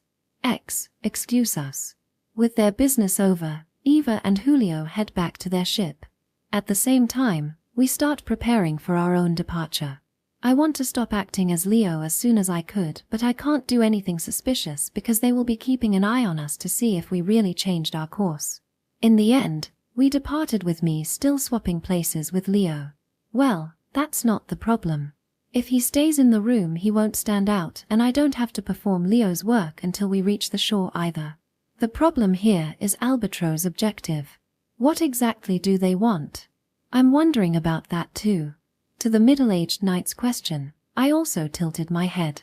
Honestly, I have no clue. They dispatched 3 warships with a princess and a prince on board. If they want to fight, the princess and the prince wouldn't be necessary. And if they don't want to fight, dispatching 3 warships would be an overkill. If I considered that this might just be their force-oriented reconnaissance. If those 2 have some sort of reconnaissance-oriented ability, it would be convincing. However, what are they scouting for? This place is within the Principality of Albatro territory, and I haven't heard any news about any large-scale pirate fleet either. After I pondering about the earlier meeting for a while, the ship suddenly shook. What's happening? Reporting. We got caught up in a storm. What? That's crazy. The weather was fine until just now. Where would a storm suddenly came from? With that in mind, I went up to the deck in a hurry. On the deck, strong gales and high waves are assaulting the ships. Moreover, when I look to the side, things are going into a troublesome direction. Captain, we are getting separate from Nisan's ship. Please forgive me. We have our hands full just to keep our ship afloat. We can't catch up to them. Is there anything you can do? It's impossible. This is not a natural storm. It suddenly appeared without any signs. This must definitely be a work of some kind of sea monster, Your Highness. Hearing the captain scream, I remember what I said to Elna. I told her about the sea dragon. A story that often circulates about a sea dragon is that they can sink a ship by summoning a storm out of nowhere. That's exactly the situation right now. The attitude of Albatro also backs it up. The princess and the prince brought 3 warships and told us to change our course. Is it possible that the Principality of Albatro knew that a sea dragon was spotted near this location and came to investigate it? If that's the case, then there's no way that they couldn't tell us about that. Albatro is a thriving maritime nation. However, if words got out that there's a sea dragon lurking in their sea, no country would set sail toward their country. It would be suicide if they do. With that in mind, I immediately used detection magic. What I am looking into is the magnitude of the storm. Once I knew how strong the wind is, I clicked my tongue. This storm is huge and we are on the edge of it. In other words, the point of origin is not here. Perhaps, the center is located in Albatro's water. Even worse, our ship is being swept into the center. If it keeps going like this, at worst, we will have to fight the sea dragon in the middle of the sea. Spare me from that. Captain, get us out of this storm. I'm doing it right now. Thus, I swapped places with Leo in a rampaging storm. Chapter 29. Bitter Rescue. Captain, where are we now? Keeping up my Leo act, I visit the captain. The storm has gone, but we still got caught up in it and were separated from the ship Leo was boarding. It has been quite some time since then and the sun is beginning to set. The storm was on the level that it wouldn't be weird if the ship flipped over, but this ship is an Imperial envoy with trained Imperial Navy personnel on board, so we managed to get through it somehow. We are probably in the waters of the Principality of Albatro. We didn't capsize, but we have considerably washed away from our original course. It might be more accurate to say that we were pulled instead of washed away though. That storm was clearly not normal. If that's the case, then was it caused by monsters after all? Yes, no doubt about it. I have been sailing together with my grandfather since his generation. That storm was exactly like the story I heard about the Sea Dragon Storm. Sea Dragon Storm. What kind of storm is that? As its name suggested, it is a storm caused by a sea dragon. It's a storm that gradually pulls your ship in its direction. Even if you survived the storm, you will be faced with the sea dragon. It's like a ghost story for a sailor. After all, the sea dragon is one of the most powerful monsters in the sea. Seeing one would mean that your life is over, Your Highness. Fumu, the characteristic of the storm from the story, conforms with the one we just experienced. So is it all right to assume that there's a sea dragon in this area? If that's the case, then this is going to be a big problem. In the first place, dragons are monsters that repeat their cycle of active and dormant periods. Their dormant period is usually immensely long. There was even a report on a dragon that stayed dormant for 100 years. Long dormant period and short time of activity. That's the nature of the creatures called dragons. The same is true of the sea dragon. I can't say for sure without looking at the records, but it seems that the sea dragon that lay dormant in this area has become active again. The problem is that the Principality of Albatro is a maritime nation. They are considerably far away from the Empire, but they have an extensive trading network with other countries. If a sea dragon shows up in their territory, imagine how much damage it would cause. Understanding that, Albatro must have started investigating it secretly, but it seems they touched its reverse scale here. Note, the dragon's reverse scale had become a figurative expression of something you should not touch. The cause of the previous storm is probably Eva. It was that kind of storm, so she's probably not alive anymore. That poor girl. Is that so? Then it wouldn't be good to stay here too long. Ni-san and the others must be worried about us too. Immediately set the course toward Rondine. Oh, oi. Look at that. When I gave my order, one of the sailors shouted. With a bad feeling, I looked at the direction he was pointing at, and as if to answer my expectation, the wreckage of a ship was flowing our way. The Principality's ship her. So it seems. They must have gotten caught up in the storm like us. It's a shame. I was about to put an end to the incident and order the sailors to set sail, but the middle-aged knight whispered something to me from my side. Your Highness. Prince Leonard would definitely order for a rescue operation. We don't have time for that. There might be a sea dragon lurking around this area, you know. Normally, we should prioritize leaving this place, right? I understand that, but Your Highness still has to act like Prince Leonard. It would be a big scandal if it was known that the ambassador dispatched to another nation has switched places with his twin brother, isn't it? I know that, but the crew was upset by the previous storm. They won't notice something small like this. It is exactly because they are upset that Your Highness has to behave yourself like Prince Leonard. If they know about the switch, then they will definitely panic. We probably couldn't prevent them from talking either. There's no way to know what they will say once we arrive at Rondine, you know? The middle-aged knight's opinion was plausible. Yeah, it's plausible. However, Acting like Leo means doing what I don't want to do the most. In this case, there's no merit for us to rescue them. In the first place, the Principality of Albatro is neither our ally nor a nation with close ties with us. It's completely idiotic to rescue the survivors of such a country in an area that might have a sea dragon lurking nearby. We don't have any time to spare either. We have already lost days because of the storm. Starting a rescue operation here would definitely delay our arrival in Rondine. It doesn't matter even if Leo arrives there first. The reason is that he is now Arnold, and Arnold is an incompetent prince. If he started a negotiation with Rondine on his own, there would certainly be suspicion. As expected, I want to head to Rondine right now. Even if he has Elna by his side, I'm worried that Leo wouldn't be able to behave like me. Also, if we began our rescue operation and found any survivors, we must stop by Albatro to deliver them. That would be the most troublesome scenario. There's no way that they would just allow the imperial prince who knew of their secret to leave without doing anything. If it's me, I would detain such a person until I resolved the incident. If that's the case, then Leo and I have to swap places for a long time. That's no good at all. The survivors are probably desperate right now. Bring them here quickly. Look. Someone is clinging to the wreckage. He's alive. What will you do? Abandon them? The middle-aged knight asked the question that he already knew the answer to. If it has already come to this, then there's no choice but to help them.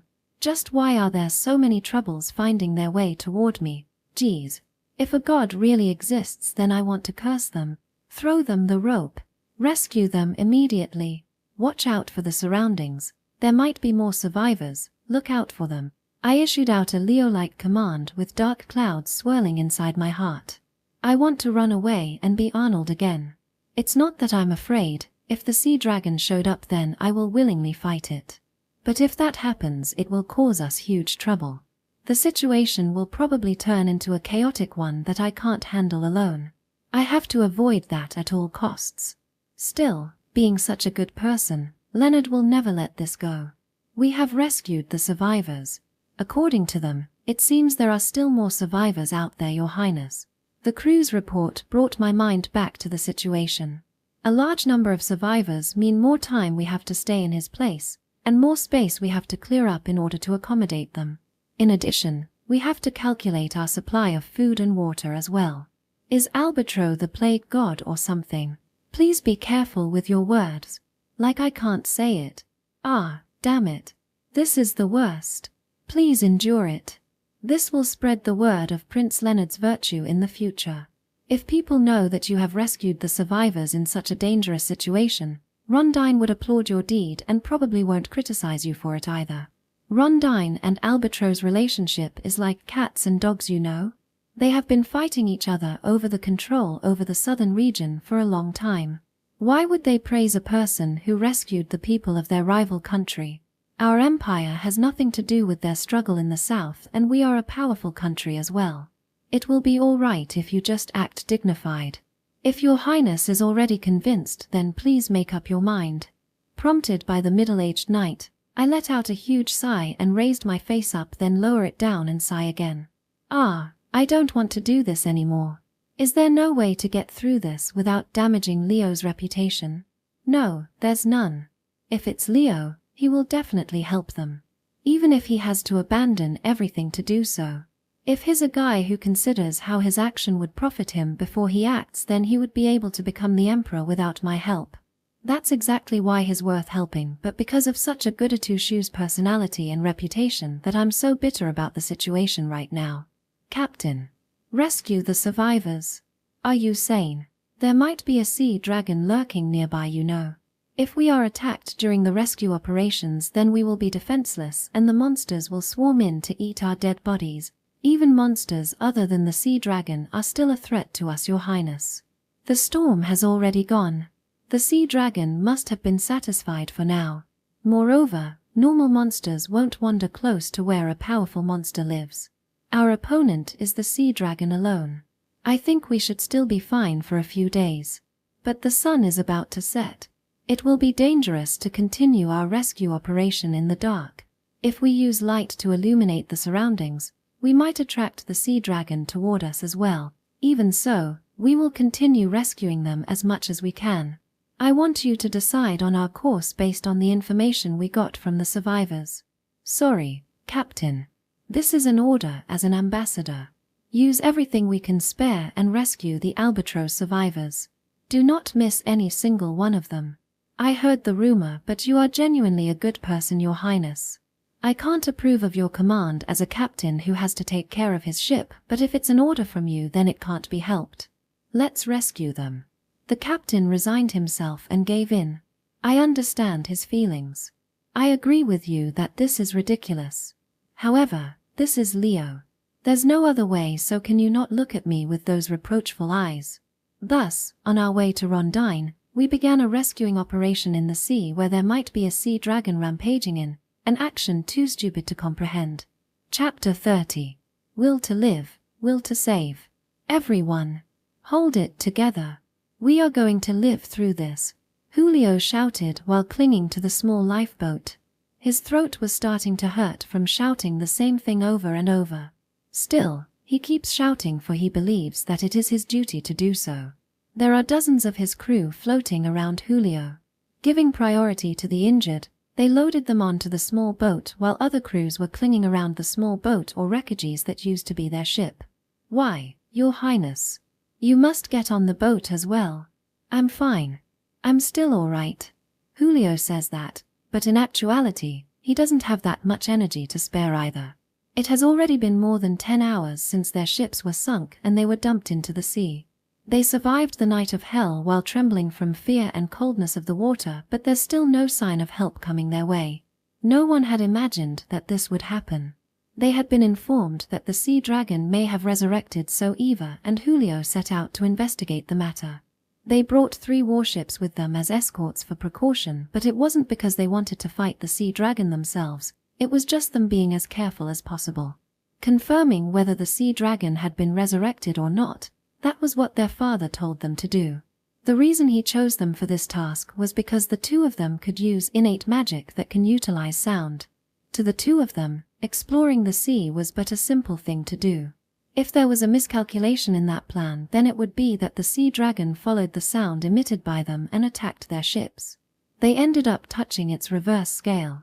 The sea dragon summoned the storm and destroyed all of our ships, but fortunately, it retreated once it wrecked our ships. With that said, the situation didn't turn any better. Uwa. Monster. A monster just touched my feet. Calm down. It's just a fish. The surviving crews are struggling with fears. Fear of death. Fear that help will never come. Fear that they are going to freeze to death. And the fear that sea monsters will come to feast on them. Combining all those fears together, the survivors were exhausted and impoverished. Still, Julio kept shouting, "Help will come. Remember your family. We are going to live." Julio continued to encourage the survivors with those words. They were the words he kept telling himself. However, the usual Julio isn't someone who would do that. No, he was someone who couldn't do that. He wasn't someone who asserted himself. Even if he's a prince, he's not someone who could carry himself like a great person. It was Eva who always pulled such Julio along. But now Eva is currently sleeping on top of the boat. When they were thrown into the sea, she lost consciousness because she protected him and crashed on the water surface. Since then, Julio has been acting like Eva, both because of the sister in front of his eyes and in order to live. The sense of responsibility that grew due to the emergency situation made Julio behave like a prince. Even so, no matter how much Julio encouraged them, it is still not enough. Help! Help will never come. It takes more than a day to get here, even if they set sail at night, you know? One of his crew weakly leaks a small voice. That was what everybody here was thinking. The rescue boat from Albatro probably won't make it in time. Even so, Julio still has hope. Considering the size of the storm, it wouldn't be weird if the Empire's ship was also caught up in it. Prince Leonard will definitely come to help us. The Empire saving us. We lent our hand to their enemy nation, you know. We made a business out of their blood. They won't risk themselves searching for us in dangerous waters like this. Prince Leonard has a reputation for being a kind person and not abandoning the troubled. It will be all right. I'm sure that he will come to help us. In a time like this, even an ally could abandon us. I wonder if he will really come.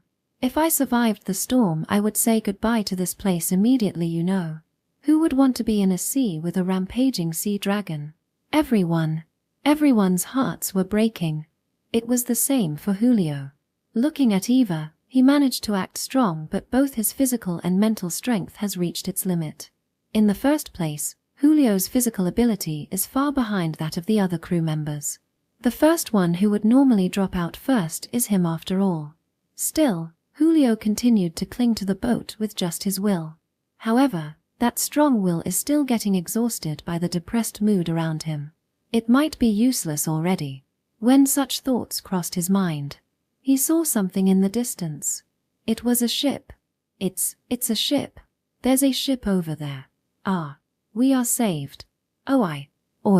His exhausted mind recovered. Everyone is shouting and waving, trying to get the ship to notice.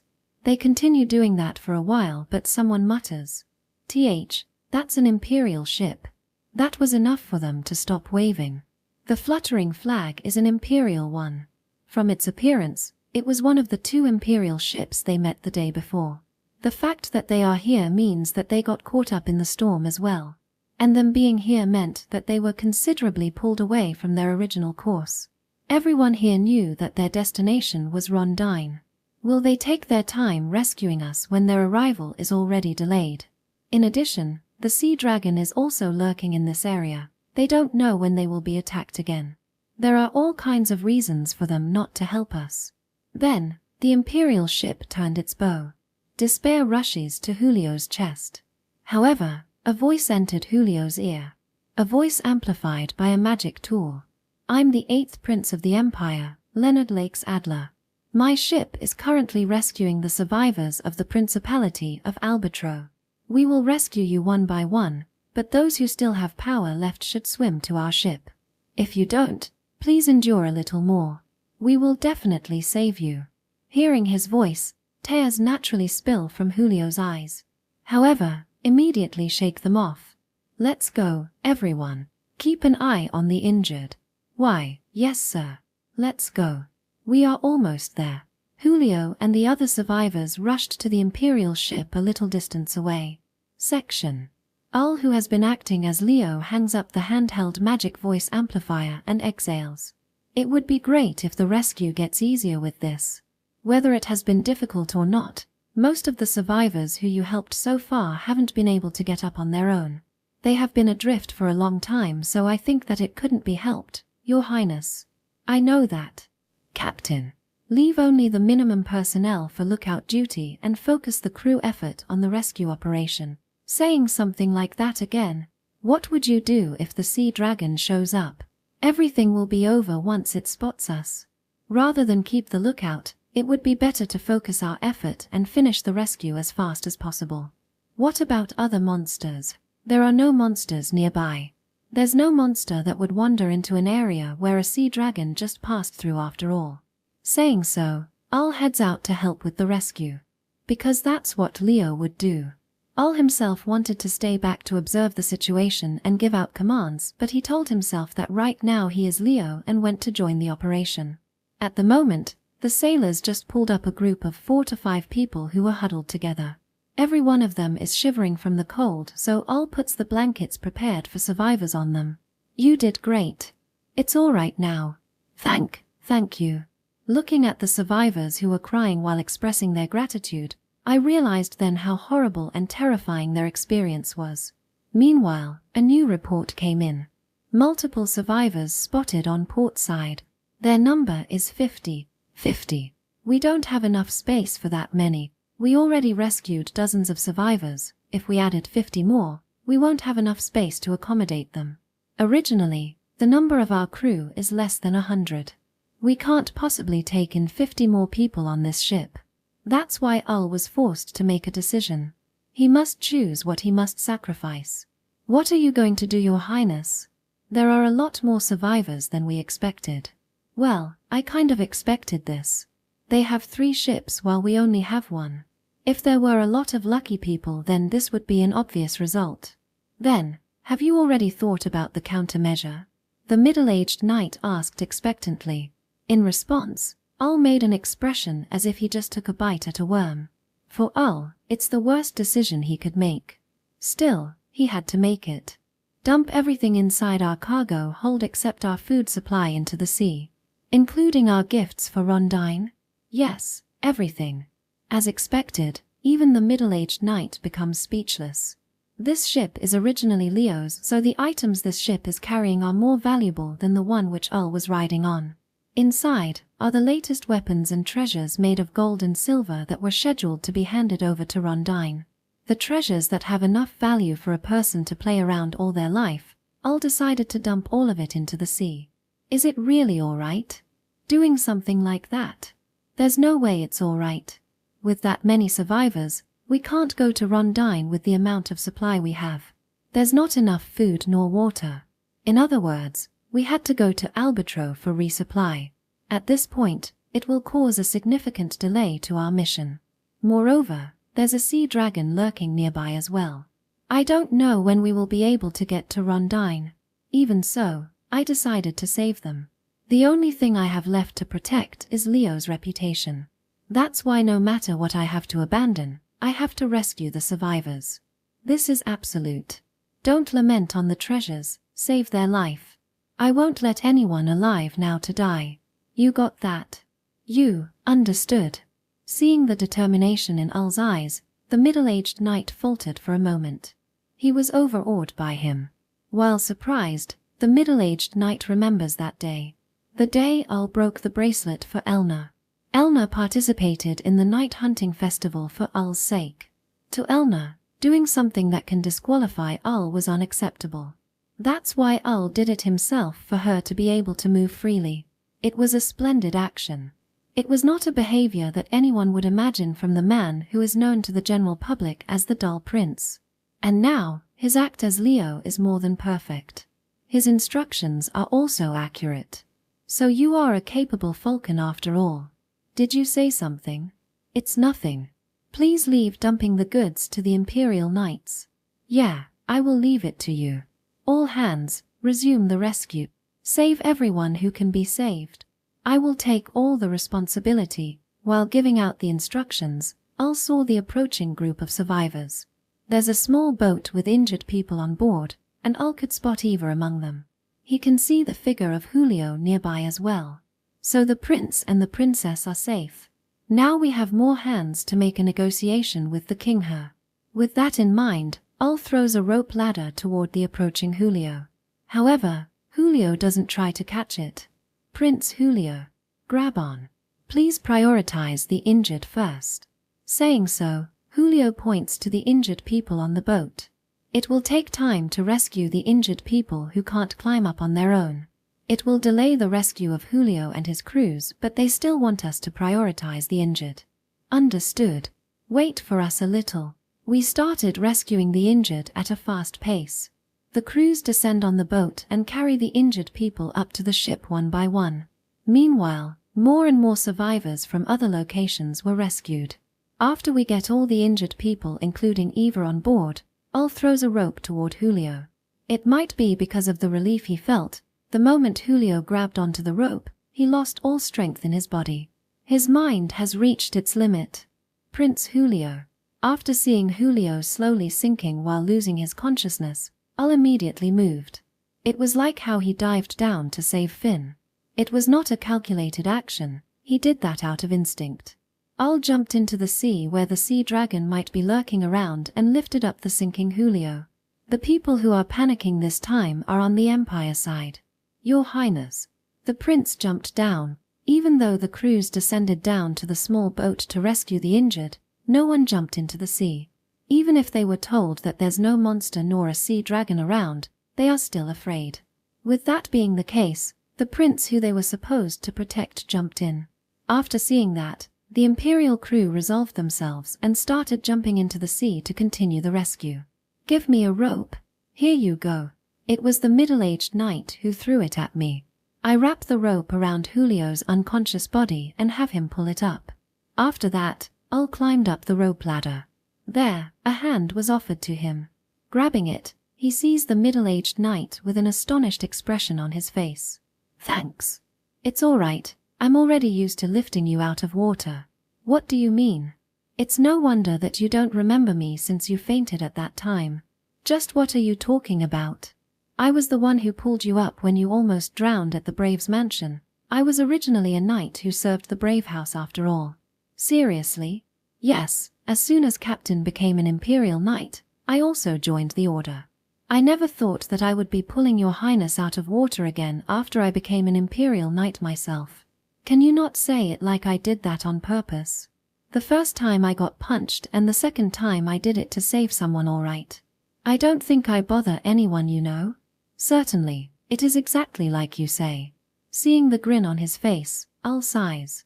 The reason Ul didn't honestly express his gratitude is because he is a person from the Brave House. After a short while, Ul noticed something. Speaking of which, I haven't heard your name yet, have I? What's your name? Deputy Commander of the 3rd Knights Corps, Mark Tiber, at your service. I see. I hope we can keep this relationship as short as possible, Mark. Right. That would be great. Both of us speak of such wishful thinking.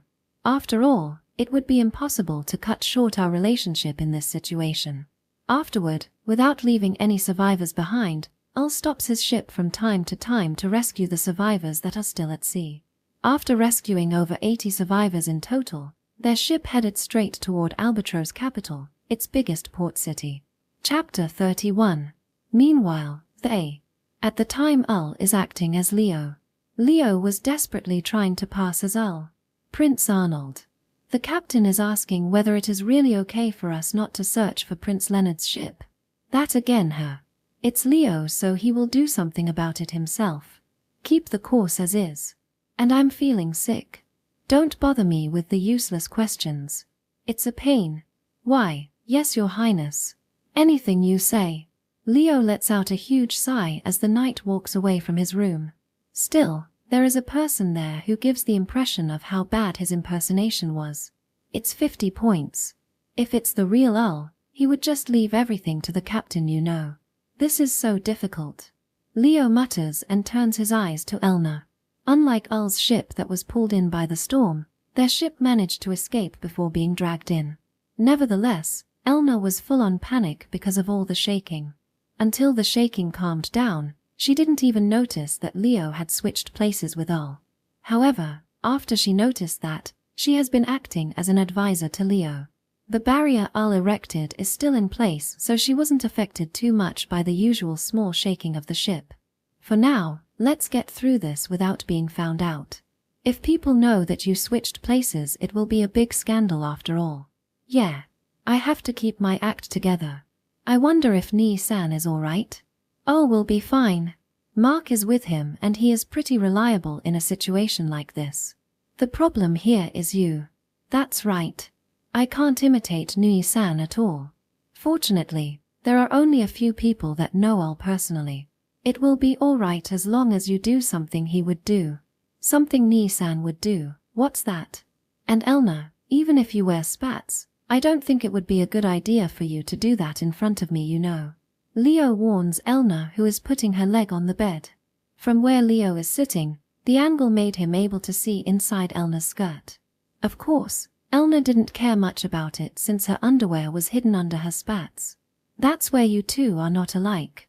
If it's Ul, then he would never say something like that. But you looked too vulnerable. It would be better if you don't do that. Yeah, I will be careful. But really, Ul would never say that, all right. You will be found out immediately if you let your guard down just because you are talking with me, you know. Even if you say that. Then if it's Ni-san, what would he say? Right. Something like, you forgot to wear your spats, or, so it's white today, I think. Anyway, he would say something to get a reaction from me, then laugh at it, I guess. Something like that. I can't say it. He's probably imagining saying it himself. Leo blushed and turned his eyes away from her. This is going to be a serious problem, Elna thought. Ul who is used to acting like Leo and Leo who is not. The big difference that he's showing is his sense of distance and how he responds to women. Al can adjust himself to his conversation partner, but Leo is always polite while keeping a certain distance. It is a bottleneck for Leo when he has to act like Al. Even if it's easy for Al to become Leo, it's difficult for Leo to become Al-her. You are both a prince, but how did you grow up so differently? Ni-san loves his freedom and basically plays around as much as he wants after all. He spent all day outside the castle, but he always came back crying for some reason though. Tha, that's just me helping him out because he was always one-sidedly beat up, alright? I know. Elna has always taken care of Ni-san, right? He thinks that it was a pain though. Ha. Elna sighs. Recently, she got the feeling that she can't just stand around doing nothing. After not meeting him for a long time, she wanted to do something to raise Al's reputation. That's why she joined the night hunting festival. Still, he ended up disqualified. When Elna was having a hard time deciding her course of action, he inadvertently disqualified himself. Everything completely backfired on her. And this time, she came along hoping that she could help just a little, but after all, she couldn't do anything. She held herself up in her room when the emergency situation came along. Even if he told her that she is dragging his feet, she couldn't deny it. Elna thinks that it's a good thing that Al is working hard to make Leo an emperor. However, Elna wanted Al himself to be evaluated the same as Leo. Elna knew that it was different from what Al wanted and it caused his plan to slip up. Still, Elna doesn't want Al to have such an unfair reputation. However, recently she started to think that it was just her own selfishness. Al doesn't care about his reputation. Rather, he even goes out of his way to lower it himself while raising Leo's up. To Al, Elna's actions are nothing but a nuisance. She said that because of such a reason, however, Leo laughed at her. Well, he probably thinks like that. But, I think that he doesn't consider you to be a nuisance, you know. Ever since Elna came, Ni-san seems happy and I think that you gave room for him to breathe. Inside, I think that he has been relying on you, you know. Really? I guarantee it. But, he still hired that adventurer even though I was there. Wanting to complain, Elna sourly muttered. She was hesitating whether to say it or not, but she decided to let it out since an opportunity presented itself. Immediately understood that she is talking about Lyfia, Leo smiles. She is working with us to save her village. Ni-san didn't hire her because he thought that you did a bad job or anything, you know. I know that much. But, can't he tell me anything as a follow-up? I thought that I would do my best for him there. As a person from the Brave House, Elna can't directly involve herself in political strife. She has been irritated by such limitations. To Elna, protecting Finn was a rare chance for her to help Al and Leo.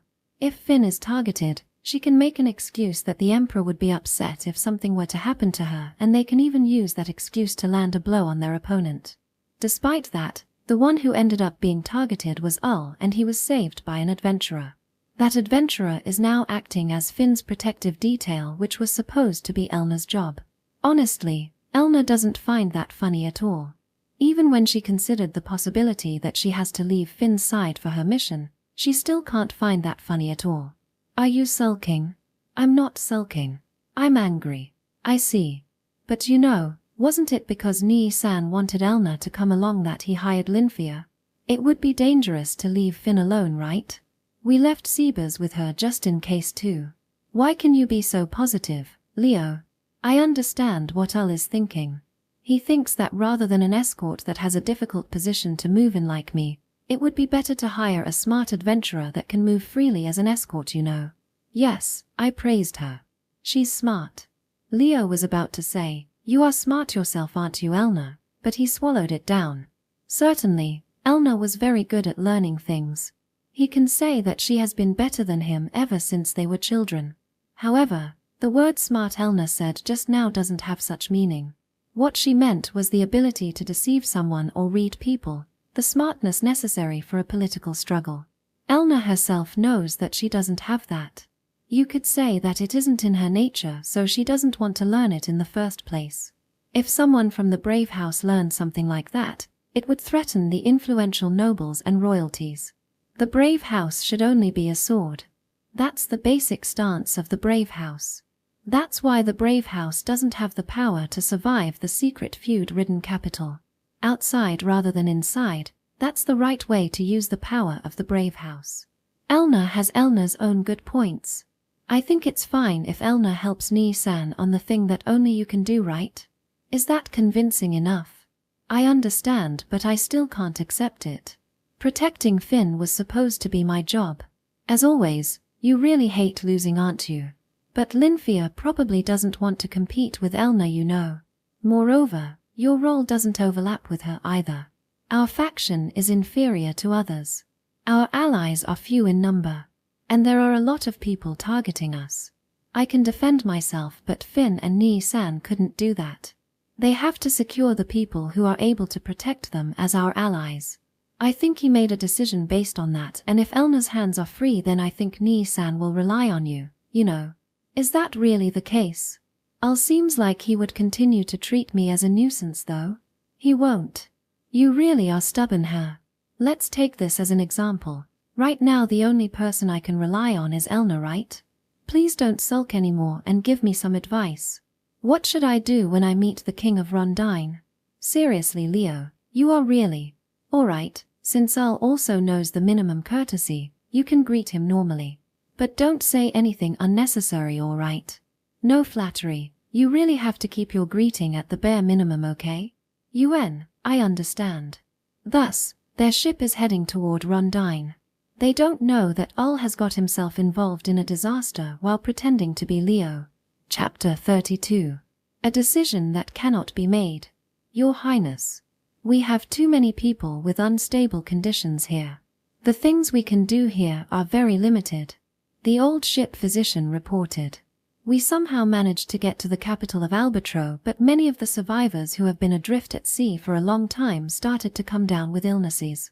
In the first place, some of them were injured before they were thrown into the sea and their conditions have worsened. I can use healing magic on them, but I can only heal their injuries. Illnesses and other internal abnormalities are beyond my specialty. Understood. Please keep them alive. Of course I will do our best, but I cannot guarantee it. I understand. Sorry that I have to burden you with this. No, this is nothing compared to what you have to bear, Your Highness. The ship physician says so and leaves the room. Looking at him, I loudly clicked my tongue. Seeing that, Mark smiles at me. Something like this couldn't be helped. There's nothing we can do but leave it to them. Don't just wrap it over with "it can't be helped." I said it, didn't I? I will not let anyone who's alive now to die. But we have our own limitations. It would be impossible to save every one of them. It would be impossible if you give up, but if you don't, we can still do something about it. Most things in this world were made to work. Compared to the population of the world, this is just a few lives. If they can't be saved, then this world is unreasonable. Moreover, we have already paid the price for it as well. I remember the treasure I had thrown away. Ah, what a waste. I could do so much with that. It was absolutely wasteful. I told Mark not to have any regret throwing them away, but I myself still have a lingering attachment to it. Are the survivors worth it? No, they're not. Helping them has offered no benefit toward the Empire, and it is not worth it for Leo either, because if it brings no benefit to the Empire, no one would appreciate his work. Even so, I still helped them. I helped them all the while taking those losses. I bought their lives with a large amount of treasure. If that's the case, then their lives are mine. Like I would just let them die without doing anything. It's almost time. I'm going up to the deck. Yes, it's about time we get caught on their defensive line. The moment Mark said that, a voice reached us. There are noises mixed in that voice, the characteristic of a voice that was amplified by a magic tool. The approaching Imperial ship. State your purpose. We have not been informed of your arrival. Repeat. State your purpose. Our country has not been informed of your arrival.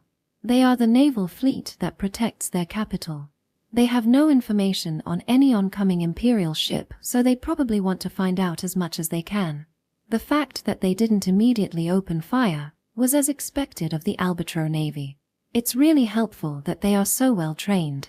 I got up on the deck and picked up the voice amplifier device. My name is Leonard Lakes Adler, the 8th Prince of the Empire. On my way to Rondine, I found your country's ships that were involved in maritime accidents. We rescued about 80 survivors, your prince and princess included. I'd like to get permission to enter the port. The warships, which were a little distance away, were visibly getting restless. They know that the 3 warships they sent out have not returned, and they know that Eva and Julio were on board those ships. Meanwhile, we keep moving towards the port. The sooner we get there, the sooner the survivors can get professional treatment. We understand the purpose of your ship. For safety, we want to confirm that there are really survivors on board. Please halt your ship. Understood. We also have a few survivors that are severely ill. They need immediate treatment. I want to transfer them to your ship so that they can get professional help at the port immediately. We want to do that, but by our rule, no one on board your ship can enter the port without permission. We would like you to wait for His Majesty the King's approval. What are they taking their time for? I unintentionally glare at the approaching ship. This is not the time to be cautious of a spy. Julio and Eva are also here. They should just confirm the identity of the crew members here. Where's the princess and the prince? They have not opened their eyes yet. TSK.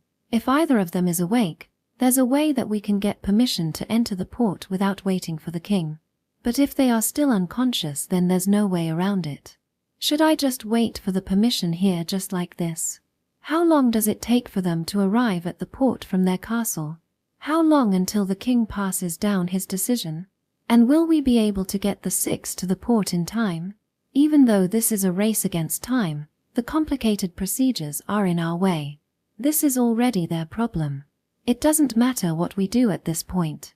We already brought them all the way here, so all the responsibility here lies with them. It's not like that. It was their responsibility from the beginning. I already stick my head out for these people, so I will take care of them until the end. I tell that to Mark while tightly gripping the voice receiver. If we forcibly proceed here, the Albatro Navy will have no choice but to attack us. Do I have to wait for them after all? Please grant my request. There are those who will die if they don't receive immediate treatment. They managed to survive the hellish sea. Only you can save their lives. Please get them to the port first without waiting for permission. I can't thank you enough that you are willing to go so far for my countrymen. However, rules are rules. No ship can enter the port without permission. Even if that ship has our royalties on board, we still have to wait for His Majesty's decision. Who's the captain of your ship? I am. Your Highness. Captain. I have sacrificed many things in order to save their lives. I risked my people's lives to save them. No, we are still risking ourselves even now. There's only one reason I did that. I don't want them to die. Someone who spent their life in the sea like you should understand how terrifying being adrift in the sea is. Please make a wise decision. Hearing my words, the captain's response was delayed. Their ship is steadily approaching us, but they are probably hesitating over this. Then, Your Highness, 2 of my sons were on board the ships that set sail a few days ago. I sincerely hope that they are still alive. But I am a soldier. No matter what happens, I can't go against the protocol. Please forgive me. That damn blockhead. Your Highness. This is it. We are all ready. Snapped, I threw away the receiver. When Mark tried to admonish me, the physician screamed out. Your Highness. Their condition. It has worsened. The moment I realized that, I immediately made a decision. Captain. Enter the port. Yes. What are you saying, Your Highness? We still haven't received their permission yet, right? I know that. But if we can't give these people specialized treatment, soon their conditions will turn to the worst. PL, please wait a minute.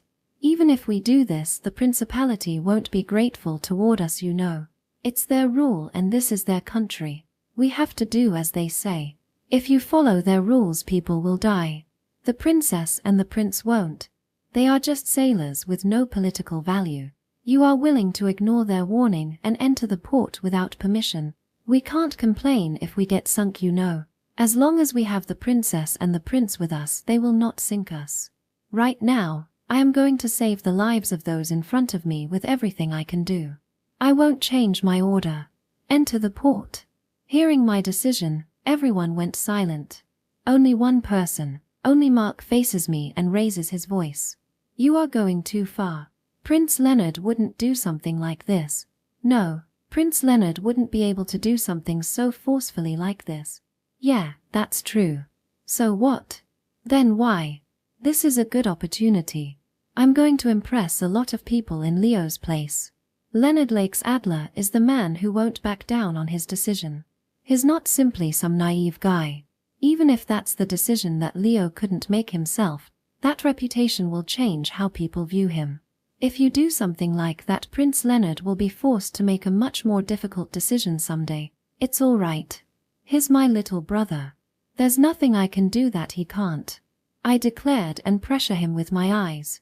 I face the silent captain who is standing behind Mark. The captain had a complicated look on his face. Did you understand? Your Highness. Certainly, they might open fire at us, but everything will be over once we enter the port. We will not be able to escape. I know. You will be in the worst position among us. If we proceed with this, you will surely be arrested for illegal entry, you know. We should just ask for food and water, then head to Rondine instead. There's no need for your Highness to risk yourselves over a few lives, aren't you? Even if they are only a few lives to us, they are still someone precious to their family. I've decided. Once I save them, I will never abandon them.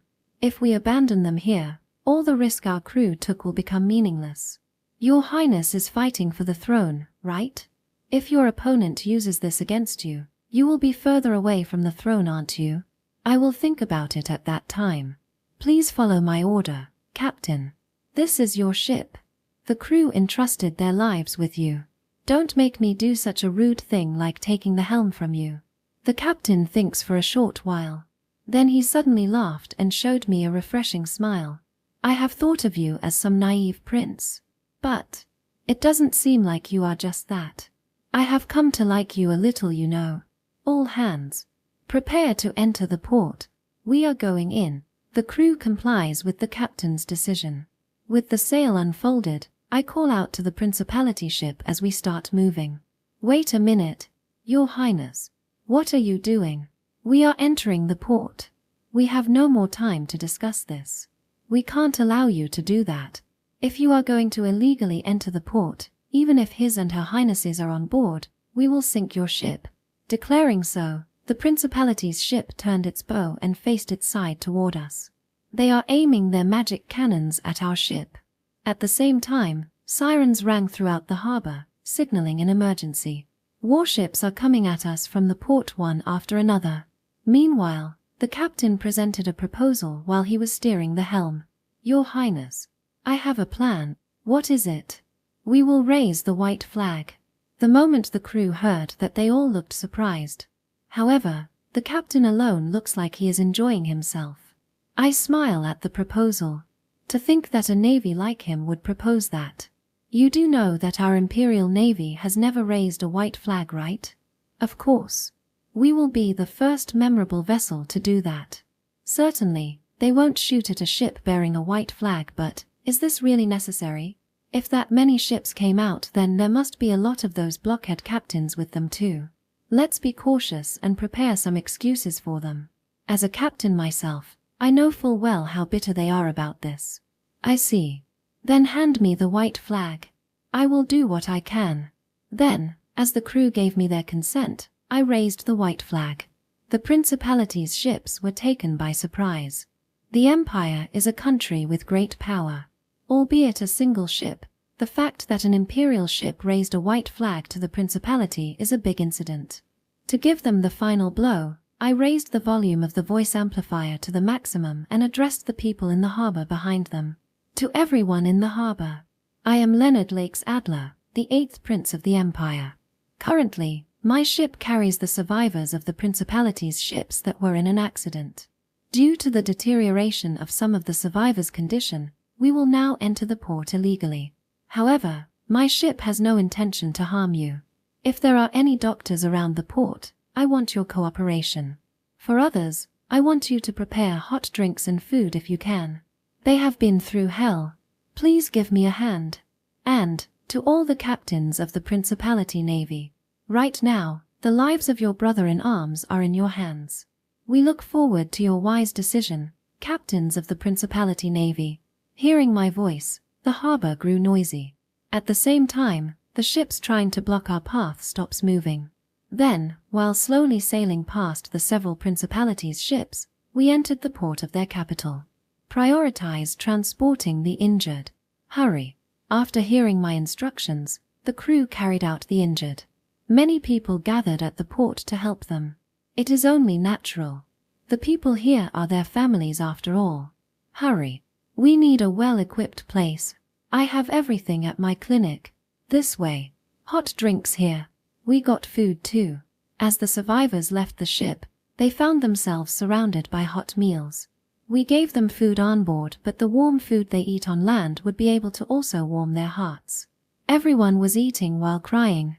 We completed the first stage, but we are now a war prisoner, aren't we? Yeah. We did raise the white flag after all.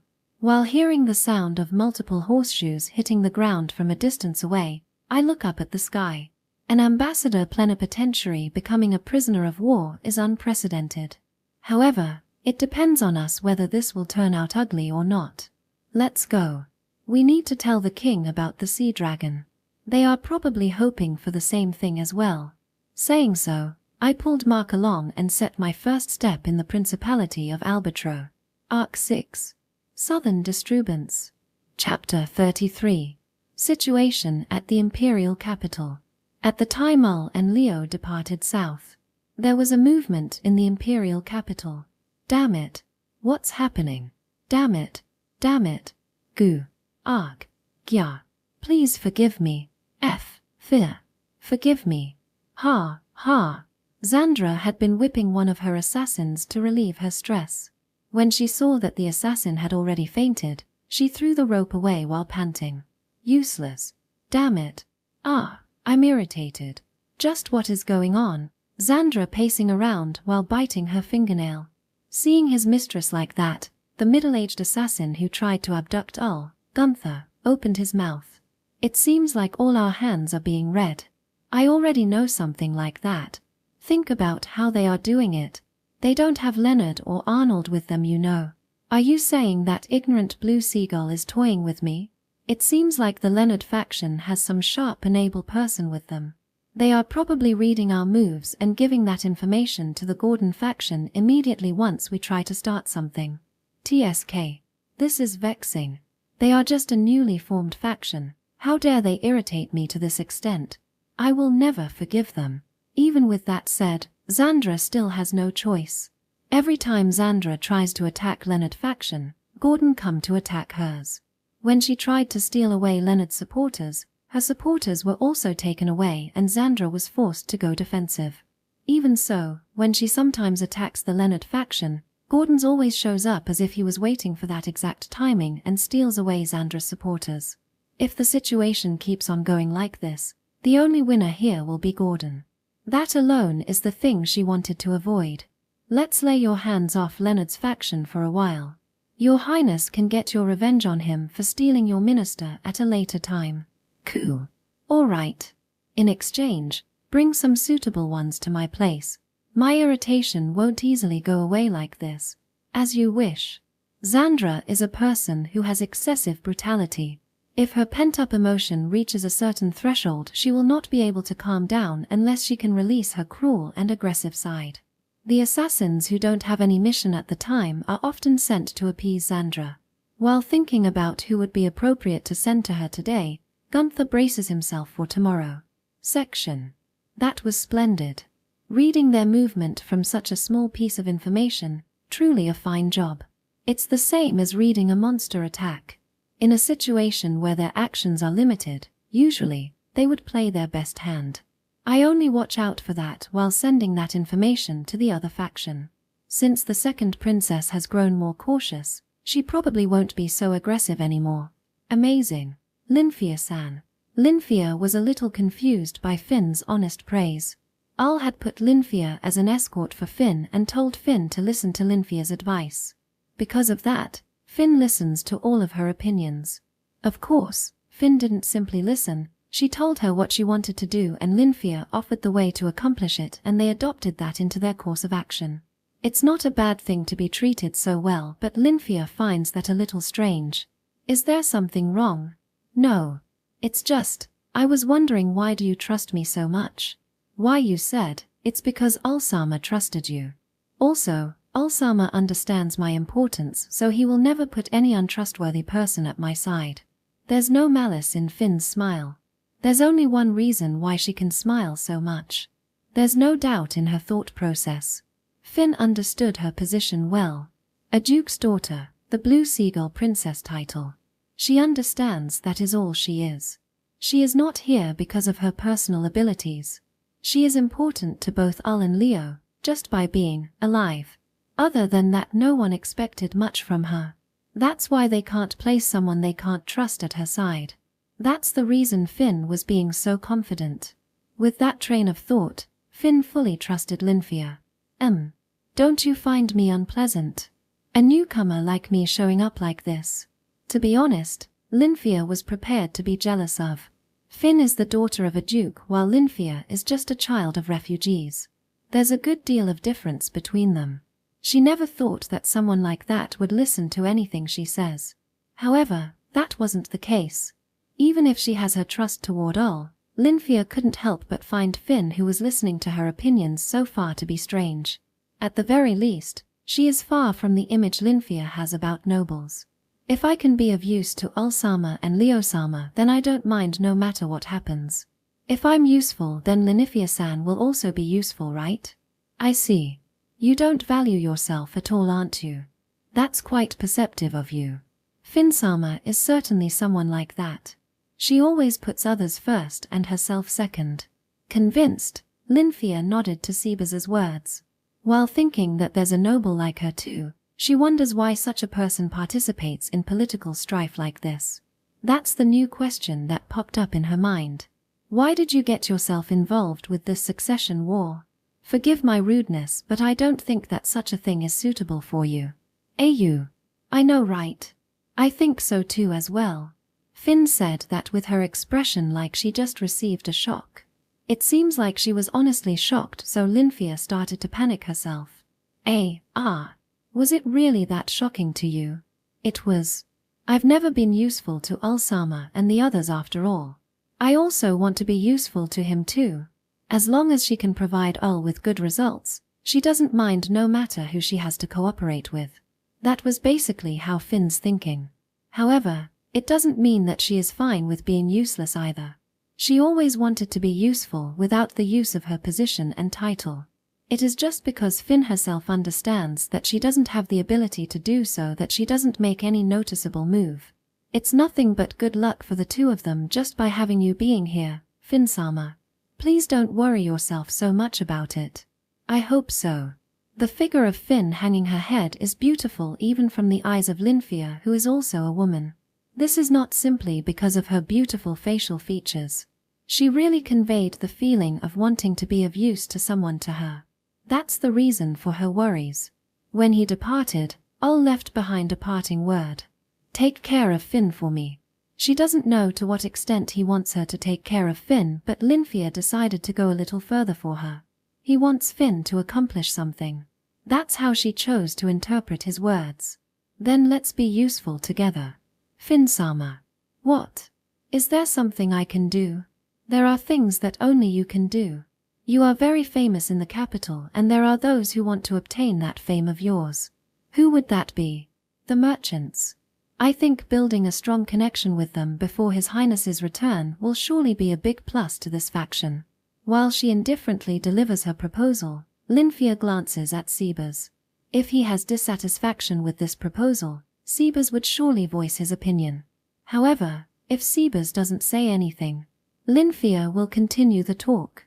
Right now, there are, of course, companies inside the capital that want to utilize your popularity, but they are probably already talking to the other candidates. So, we will aim for a different company that eagerly wants to make a debut inside the capital's market instead. Is there really such a company? There is. Perhaps Finn-sama already heard about them as well. Have you ever heard of a big company called a Jinn? I see. It seems I have to raise your evaluation up another level. The Ajin company also caught the eyes of Leonard Sama and Arnold Sama as well. However, they still haven't contacted them yet. You surely must understand their reason? Yes, it was because the person who leads that firm is a vampire woman. The people of the Empire don't have a good impression of vampires due to the recent event. I understand why they delayed their contact with them, but we will surely be able to build a strong connection with them using this situation. Don't you think that this is a good opportunity? Finn nods several times to Lyfia's proposal. She doesn't just simply nod. She also thinks about it as much as she can as well. If she goes through with this, who will turn into their enemies? Who will become their allies? What kind of impact will this have on the imperial capital? After she considered everything, Finn came to a conclusion. Let's try meeting the vampire woman. I think I have to judge her personality with my own eyes before I can make my decisions. Understood. I think we will be able to set up a meeting if we send someone over. Can I leave the arrangement in your hand?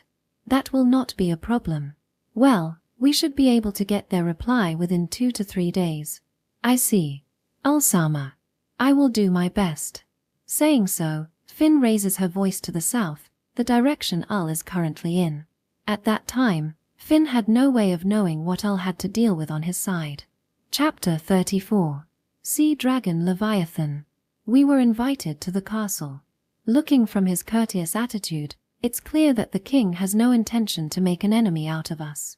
Well, if this country did something to us, it would be something like checkmate for them anyway. They already have to deal with the sea dragon. If they pick a fight with the Empire now, it would definitely be over for them. That being the case, it would be better for them to politely welcome us and discuss how to cooperate with each other to deal with the sea dragon. It depends on their size, but usually, dragons are considered as S-class monsters.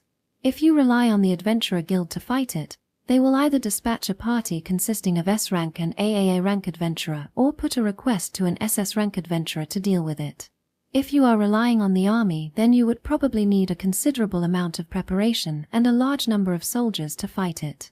At the very least, it would be impossible for the Principality of Albatro to defeat it alone. This way, please. Thank you. After thanking the knight who guided me here, I entered the throne room. Stepping inside, the king was not sitting on his throne. He was bowing his head while standing on the red carpet that laid out below the throne. The people around him, who are probably his ministers, are also bowing their heads. It is my pleasure to meet you, His Imperial Highness Leonard. I am the King of Albatro, .di Albatro.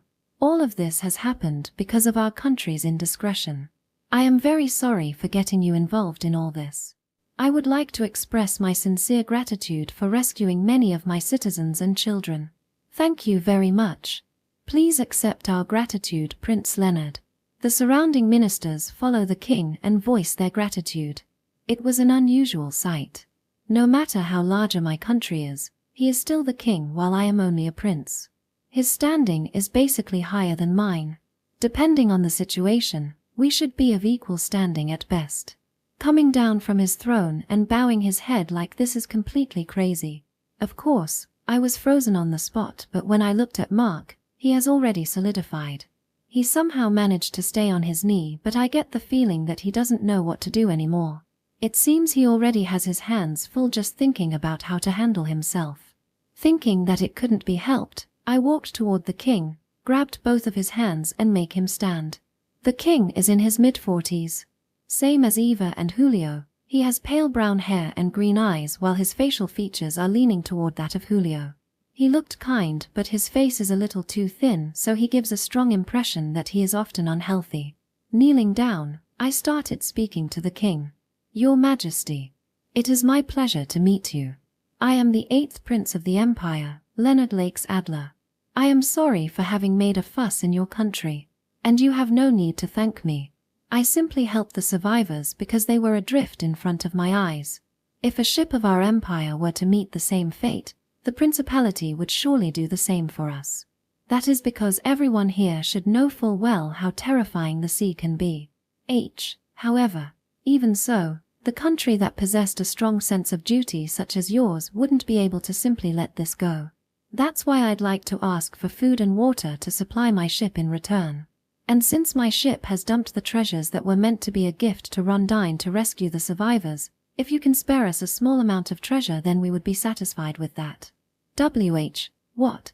So you have gone that far for us?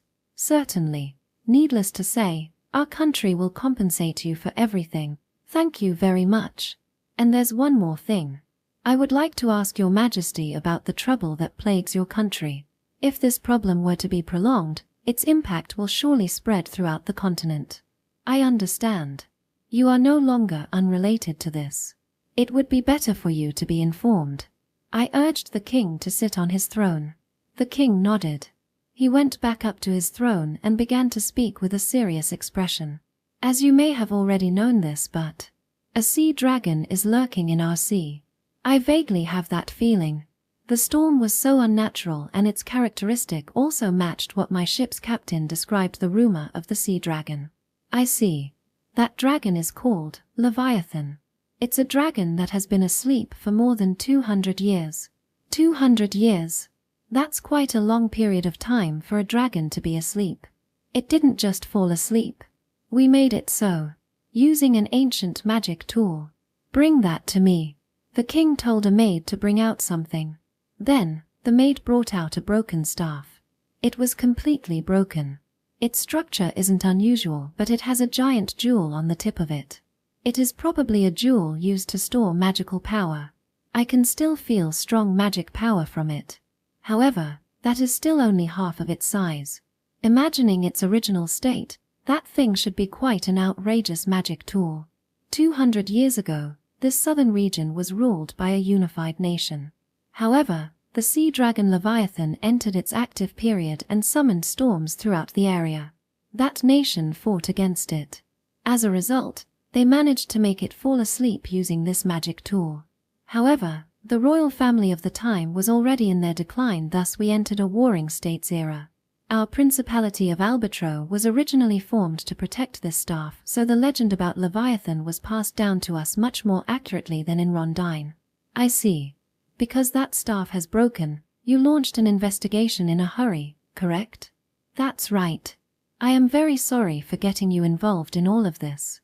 For your ship to be caught inside the storm as well, it wouldn't be weird if your ship has sunk too. We should have contacted the Adventurer Guild from the start. That was already in the past. Moreover, to subjugate a dragon you would have to pay an exorbitant amount of reward. Not to mention that the information about it will start circulating around as well. I cannot blame your majesty for that. Thank you for your understanding. That's where the explanation ended. I understand the situation now. Next is to come up with a countermeasure. What should I do? Even if we contact the Adventurer Guild, it doesn't mean that they will begin to move immediately. There are only a handful of adventurers who can combat a dragon after all. Well, I am one of those adventurers, but it would be too unnatural for Silver, who only active around the imperial capital, to suddenly show up here. I must come up with some kind of reason. Your Majesty, what kind of countermeasures do you have in mind? I think that our only option is to contact the Adventurer Guild. Although they wouldn't be able to move immediately, that's still our only option. I want to lend you the power of the Empire as well, but if our opponent is a sea dragon and the battle has to be at sea, then we can't just settle the matter by dispatching our fleet. It would be better for us to rely on those monster specialists. However, I do have a proposal. Tell me, what do you propose? We should form an anti-dragon alliance with the Principality of Rondine. If they know of the situation, they should understand that this is no time for conflict as well. I thought of that as well, but we have been in conflict with Rondine for a long time. We don't have any diplomatic relations that we can rely on to establish an alliance with them at this time. That's why I want to propose this. Please allow me to carry out the alliance talks with Rondine. If the ambassador plenipotentiary of the Empire were to act as an intermediary, they wouldn't be able to outright decline us that way. The king was a little confused at my proposal. That was because this proposal is too convenient for them. After a while of consideration, the king gave me a safe reply. Can I have some time to discuss this with my ministers? Of course, but your majesty should be quick about this. Rondine still doesn't know the full situation, but they should probably have vague information that your country is currently in disorder. They might use this chance to attack. Certainly. Well, even if I say that I don't think that things will go in that direction, Leo is on that side. Even if he has to pretend to be me, Elna is with him. He should be able to keep up the act somehow and restrain Rondine's movement to some extent. If I don't arrive at Rondine, he will surely anticipate that I am currently in Albatro as well. Still, it would be helpful if he can buy me some time. I want time to think. Using that, I can even go back to the imperial capital as well. The problem is that I would have to use it twice for a one-way trip. I would have to use transfer magic 4 times in total for a trip back and forth. That being the case, I have to carefully determine the timing for that. With that in mind, I bowed and excused myself from the throne room. Chapter 35. The Silver-Haired Vampire. As its name implies, the Ajin Company is a firm run by demi-human. All of their members are demi-human. Although it tends to attract attention because of that, due to the variety of their members, the quality of their work is much greater than other firms. Luggage-carrying jobs are assigned to physically strong demi-human. Deliver work for those who are quick on their feet. Harvesting work for those who possess a great sense of smell. Each of these demi-human has their own specialized field in which they can perform better than humans. If they were to be put into the right field of work, it was natural that they would be able to produce better results. Doing so, this great company gradually expanded its influence starting from the eastern side of the continent, and now they have set up a branch inside the imperial capital. Furthermore, this company is being led by a mysterious vampire who never shows her face in public. That is the Ajin Company. Lyfia and Finn are heading to that imperial capital branch. They just finished setting up the branch office and were about to begin their business here, but that incident in the east suddenly happened. That's why they didn't open it in the end. There's no signboard at their office either. Their leader is a vampire and the emperor just got attacked by one. The empire has become more sensitive toward them as demi-humans. I think it was a wise decision on their part. Is that really the case? I don't think that they should be bothered by that since they didn't do anything wrong. It doesn't like they were the ones who attacked the emperor, right? There wouldn't be a problem if everyone can think like Finsama, but there are not only nice people such as yourself in this world. Many people don't see the assailants as individuals, but they are viewing them as demi-humans as a whole. Of course, with their prejudice attached. Lyfia thought of that as Finn's virtue. She wasn't just an onlooker, she was one of the victims of the incident. Still, she held no prejudice toward vampires or other demi-human races. It's the evidence that she doesn't judge a person by their titles or races. Since she views the assailants as individuals, she doesn't link them with something or someone else to place her animosity toward. However, Lyfia thought that Finn should know that her way of thinking is unique. That's why she wants to remind Finn, who seems to be oblivious about that fact. Finsama. Humans are creatures with their own thoughts. You do understand that, correct? Yes, of course. Then you should understand that there are cases that your thoughts on things are not the same as others as well. I don't have any particular opinion about the demi-humans, but if you said what you did to a person who held prejudice toward the demi-humans, it might be taken that you are an advocate for the demi-human. That will be a disadvantage for you and for your faction as well. If you think of the princes, then you should be careful when you want to voice your personal thoughts like that. That's right. That is certainly true. It was my mistake. Seeing the shrinking Finn, Lyfia felt like she did something bad. However, Lyfia still won't do anything to comfort her. Since Al asked her to take care of Finn in exchange for saving her village, Lyfia felt that she has a responsibility toward Finn. As an adventurer, she has to work to get her reward. At least she has to protect the faction and make Finn take credit for something. She can't ask for a reward if she couldn't at least do that. Moreover, Al had already hired Abel's party to protect the village for her. Any amount of work would be overshadowed by the sum of money he already paid. As silver, Al possesses an enormous amount of money, so he just paid it without a second thought, but as a prince, that amount of money would be quite hard to pull out so easily. That was what stimulated Lyfia's sense of responsibility. Your opponent this time is a representative of a big company. If you make a careless statement, it is highly likely that you will be coaxed into something by them. Please be careful. Yes. Lyfia nodded as she saw Finn's face tense up. At the same time, the carriage stopped. They have arrived at a Jin Company's Imperial Capital branch office. Section. The branch office that is located in the prime location of the Imperial Capital was quiet. There was almost no one around. Entering the office, they met a blonde elf who seems to be the secretary of the representative. She acts as a guide to show their way inside the office. No one says a word. They kept following the secretary inside the big office building and stopped in front of a red door. The representative is waiting for you inside. Please enter. Yes. Saying so, the secretary opens the door. The two entered the room, but there was no one inside. By the time they noticed, the secretary had already backed away and left the room. Did we come to the wrong room? I don't think that the guide would make such a mistake. It's a common thing to do to let the other party wait, so let's sit down and wait for her. Lyfia calmly urges Finn to sit down on the sofa. After a little hesitation, Finn starts brewing tea using the tools on the table. Do you want some as well, Lyfia-san? I'm acting as your escort right now, so please don't mind me. I will trouble you again once we get back. Is that so? Drinking tea alone is no fun though. Looking lonely, Finn drinks her tea alone. Behind Finn, a hand suddenly reached out from Lyfia's side. Although taken by surprise, Lyfia managed to catch it before it reached Finn. However, Arara, that's a shame. I wanted to enjoy the feeling of the Blaumo, but it's fine. The escort is also a cute one after all.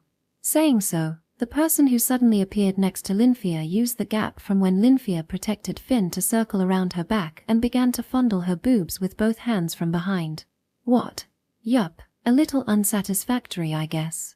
But there is still room for growth. Hang in there. Coo. Lyfia, who committed a blunder, tried to draw her magic sword, but Finn stopped her. Lyfia-san. Please bear with it. Finn-sama. It's a pleasure to meet you. I'm Finn von Kleinet. I assumed that you are the representative of the Jin Company, correct? And please release my escort. If you insist to play around more than this, I don't mind going back right now though. Ahaha, don't make such a scary face. This is just a simple skinship, you know. Skinship. That's right, I am the representative of this company, said the silver-haired woman with a cramped smile. She has wavy semi-short hair and purplish-red pupils. She has an adult atmosphere, but she has a very young appearance. She looks like she is in her late teens to the early 20s. However, you can't predict a vampire's age by their appearance, so Finn stopped thinking about it. The woman has the characteristic white skin and beauty of the vampires. Her appearance shouldn't be considered inferior even when compared to Finn. If you have 100 men as judges, the vote would be split in half. That silver-haired woman showed a cheerful smile that exuded a friendly atmosphere and headed to her desk. She sat on the desk, crossed her legs and looked straight at Lyfia and Finn. I am the representative of the Jin Company, Uria. You might already know this, but I'm a vampire. I love cute girls and money as well. What I enjoy is feeling up a cute girl and making money. Nice to meet you. Seeing the too frank a self-introduction of Uria, Lyfia instantly realized her mistake. This might be the place that she shouldn't bring the peerless beauty like Finn to. However, Finn, the person in question, calmly accepted Uria's self-introduction. I like cute women as well, Uria-san. Oh, to think that we are on the same wavelength. We might really get along, Finn. Finn doesn't get work up by suddenly being called without any honorifics, so Lyfia couldn't do anything, but she unusually finds it hard to cope up with her instead. Seeing such Lyfia, Uria smiles.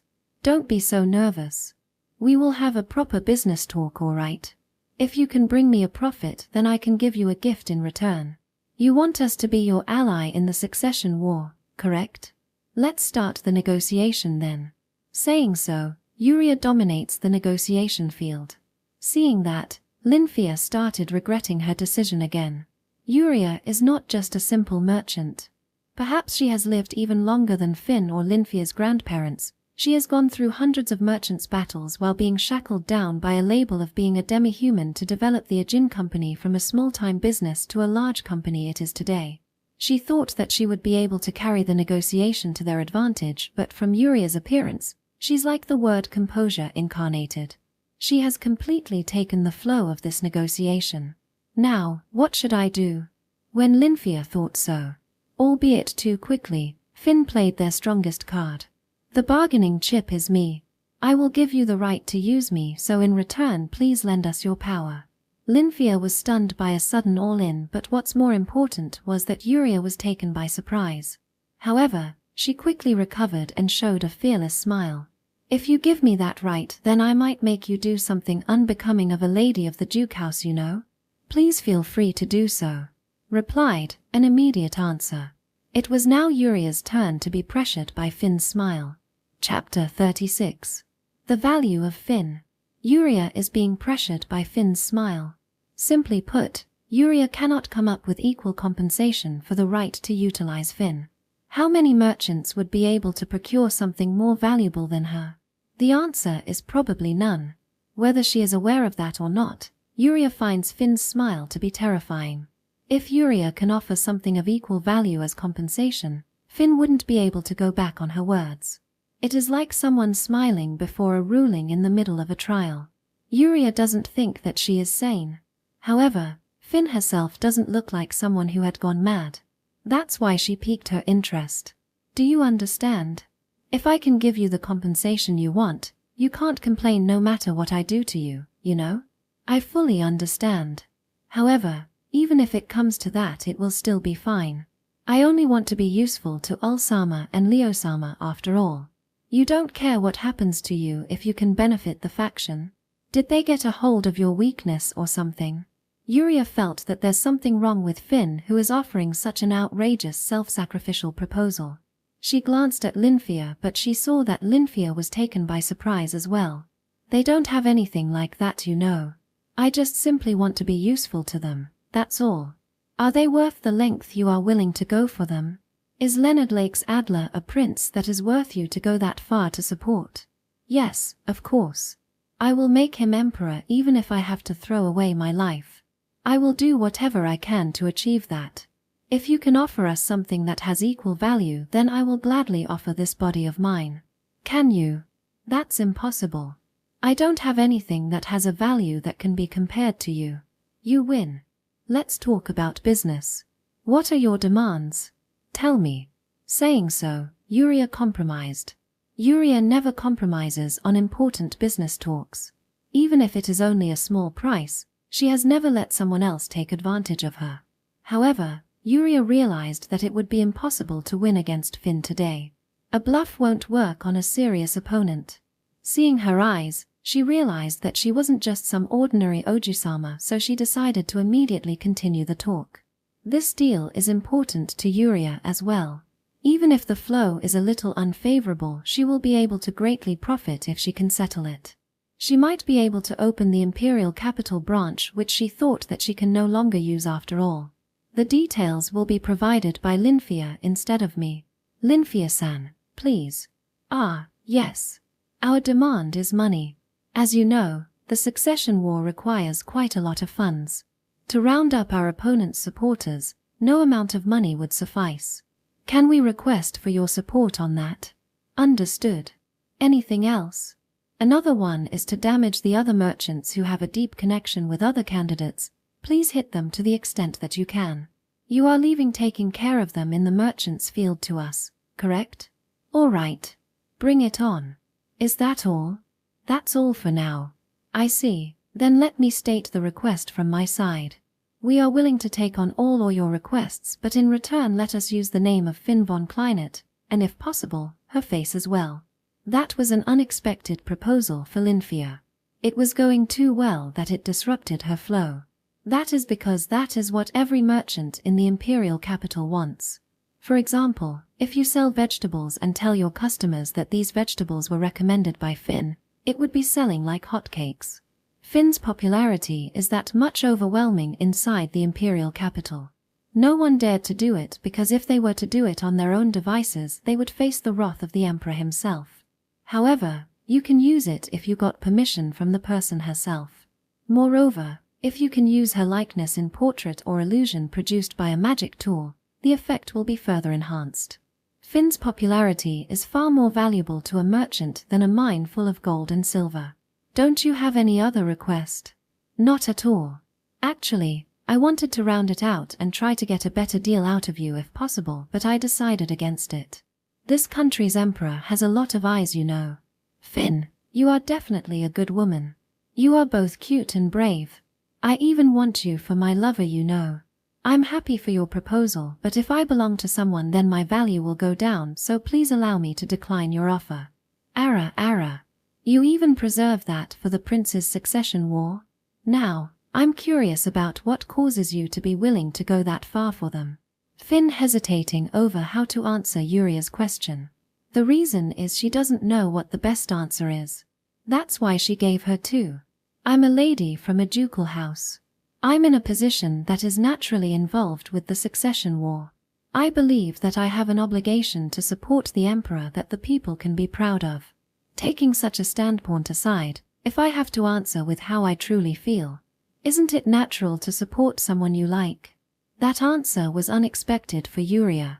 The first half was an uninteresting, boring one, but the second half is different. It was the answer that Uria preferred. You support them because you like them, her. If I remember correctly, your faction's princes are twins, right? Which one do you like? That's a secret. Finn brings her finger up in front of her nose and winks. Reacting to that lovely behavior of her, Uria approaches Finn with trembling hands, but sensing the danger, Lyfia interjected. Is it all right to conclude our negotiation with this? Please excuse ourselves. Leaving already? Stay a little longer. I will serve you our specialty tea too. There's no way we would drink something like that when we don't even know what you put inside. This female vampire might be in possession of some weird medicines. With her utmost caution, Lyfia gradually retreats while protecting Finn's back. Seeing such Lyfia, Uria sighed. You really are wary of me, her. What did I ever do to you? How about asking your conscience? I asked it and it says that I haven't done a thing. Lyfia started pulling Uria's cheeks for her shameless answer, but she understood that it would be a waste of time to keep this type of person company. Thus, Lyfia decided that they should hurry up and leave this place. If there's a need, we will contact you. Please refrain from contacting us until then. Yes. Well then, good day, Uria-san. See ya later. Saying so, Uria seeing Lyfia and Finn out of her office. After the two left, she slowly looked down at her palms. She was sweating. It was because of the pressure she felt from Finn's eyes. What kind of man would cause a nice lady like her to have eyes like that? Her interest piqued, Uria got off the desk. Hurry the opening preparation. We have to bring out results as soon as possible and sell them to the Leonard faction. We wouldn't be able to meet them otherwise. Uria mutters while giving instructions to her secretary, who is on standby nearby. If the man Finn has feelings for is someone who can satisfy her interest, then, well, I wonder if she will let me have a taste. Uria licks her lips and shows her sharp canines. Looking at her, the secretary sighs. That bad habit again. This representative of her has a weakness for valuable things. Even if that thing happens to be a person. It would be great if things don't get complicated. With that in mind, the elf secretary quietly began their opening preparations. Chapter 37. The scene I have seen many times. Phoo. Alone inside my room in Albatro Castle, I breathed my lungs out. I was pent up. Ever since I swapped places with Leo, just how much suffering have I been through? Honestly, I'm tired. Forcing myself to do something is too bothersome for me. I wonder what Leo is doing right now. I'm worried about their side. Since Elna's there as well, I want to believe that he can imitate the Ull-like things properly. As long as I have to act like Leo, that side also has to put up the act as well. However, I know that he will have a harder time than me. Leo really can't act like a good-for-nothing. Rather, he doesn't even have a lazybone in him. After all, it would naturally be difficult to do something you have no experience in. Well, worrying alone is useless, her. I can't do anything but believe that they are doing well. More importantly, I have another thing to think about. The sea dragon Leviathan. It is undoubtedly a monster that exceeds S-class. There are 2 ways to quickly subjugate it that I can think of right now. Whether I go out to fight it as Silver or have the Empire side get us the Emperor's permission for Elna to use her holy sword. Which path should I choose? There's no reason for Silver to come to the south. We haven't even put in a request at the Adventurer Guild yet. On the other hand, it takes time to send a request for the Emperor's permission and wait for their reply to arrive. Both ways are far from ideal. What should I do? When I was considering my options, someone knocked on the door. Just leave me alone already. While thinking so, I adjusted my wrinkled clothes and unkempt hair and answered the door. Please come in. Excuse me. It's Eva. I want to say thank you for earlier. The person who entered the room is Eva, who is wearing a dress. So she regained her consciousness. I wanted that to happen sooner if possible though. If she did, I wouldn't have to force my way through like that. With that in mind, I hide my real thought and show her a sweet smile. What's important is that you are safe, Princess Eva. Are you already recovered enough to walk around by yourself? Why, yes. Thank you very much for saving me. Everyone told me that we were saved thanks to Prince Leonard. They also told me that you were very kind and courageous. That's just an exaggeration. The people who tried their hardest to rescue the survivors, including yourself, were the crew of my ship. If you want to praise someone, then they are the ones who deserve it. Then, as Julio's elder sister, please allow me to express my gratitude. I heard that you dived into the sea to save him without any hesitation. Diving into a place where there might be a sea dragon lurking around was absolutely not something anyone could do. You were very heroic to act like that. It's nothing, I was just carried away by the situation. Eva smiles gently to my answer. Because of that, my cheeks have turned stiff. This situation, it's the scene I have seen many times already. From the side, that is. It's the feverish face noble ladies made when Leo did some great deed. Eva's reaction is close to that. In short, she's blushing. For Leo, who did a heroic task of saving her people without fearing even the sea dragon. Don't use that heated gaze to stare at me anymore. I'm actually ill, so I will be troubled if you looked at me like that. Very. See, come to think of it, how is Prince Julio doing? He just regained his consciousness. He wanted me to thank you for saving his life. He said that you were the ideal prince and want to become like you someday too. Is that so? The elder sister is all heated up while the little brother has nothing but admiration for Leo. This is bad. If we swapped back, this will definitely become troublesome. What to do? Should I make her hate me? No, that's impossible. I can't do anything too noticeable to the princess or the prince within Albatro's territory. There's also the possibility that they will notice the switch if I did something drastic too. But if I continue to act like Leo like this, she will fall even further and it will turn into love in the end. I have seen it happen many times already. Eva's eyes are already engrossed with a cool prince from a big country. It's nothing unusual. Girls her age often prefer the dreamy type and easy to fall in love. Leonard Lake's Adler has qualities that fit the spec of those girls. He's a prince, he's handsome, he's gentle, and most importantly, he can do anything. I won't lose to him in the first 3 departments, but the last one is definitely where he is different from me. Yup. I have the same face, but no one ever told me that I'm handsome though. Prince Leonard. We have been standing for a while now, so how about we continue this inside? Aren't you unexpectedly bold? This girl. She might be the type that I'm bad with. I am bad with pushy women because of the trauma Elna gave me ever since I was young. Of course, I'm bad at dealing with Elna herself as well. But she's a childhood friend and I can understand how she thinks, so I can somehow come up with some countermeasures against her. But when a girl I don't know that well comes at me boldly like this, I don't know how to deal with her. Am I bothering you? No, I was writing a report for the Empire. I have to keep writing it for a while, so I'm worried that this might be boring to you, Princess Eva. Oh. Eva's face dyes red as she covers it with both of her hands. What should I do with her? I often went out to play in the town, I even played with women before. But I've never been approached so forcefully before. Not even once. I don't know how to politely refuse her, and as long as I'm acting as Leo, I can't do anything that will tarnish his reputation. I'm sorry for disturbing you. I will pay you a visit again. How about we have a meal together next time? If schedule allows then, gladly. I delivered a safe answer with a smile. The moment Eva left, I hurriedly closed the door. Crap, crap, crap, crap. This is bad. How do I explain this to Leo? Sorry, the princess fell in love with you. No, that's no good at all. I have to break her out of it somehow. She's just admiring the prince who saved her and her brother's life. If I don't do anything unnecessary, that feeling of her should calm down. Calm down, me. It's fine. Rather than worrying about this, don't I have a bigger problem to think about? Let's do this. With such determination, I head to the desk. Whatever the case, right now I'm Leo. I have to send a letter to the Empire to report our status. But how do I report this? Should I tell them that we switched places?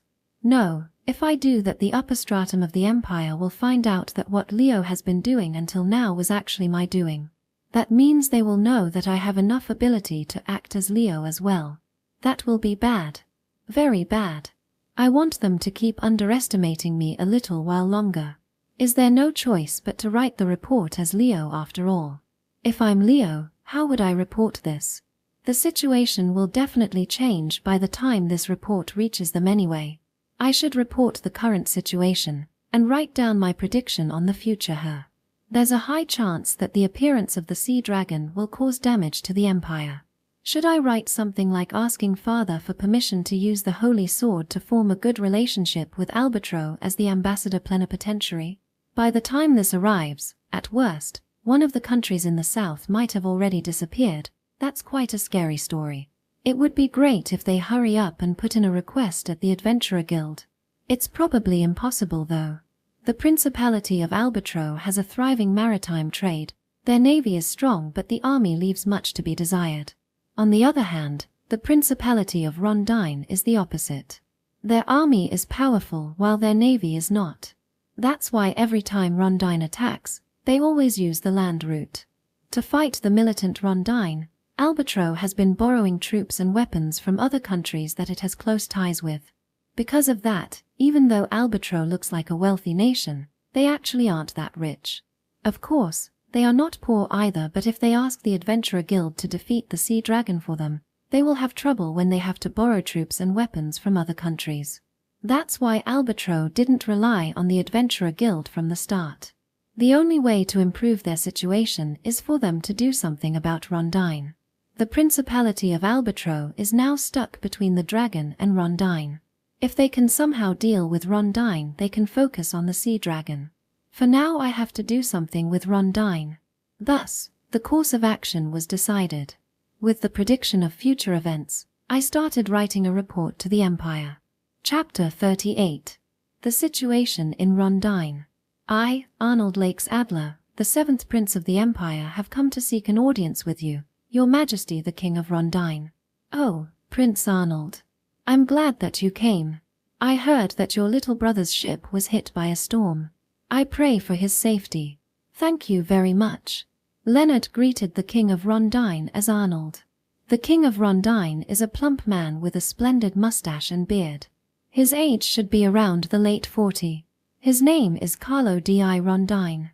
He continues waging war against Albatro ever since his father's generation. When he noticed that Albatro has been seeking cooperation from other nations in order to fight, he personally sent a goodwill ambassador to the Empire to ask for the Empire's cooperation. This man is the person who created the reason for their visit this time.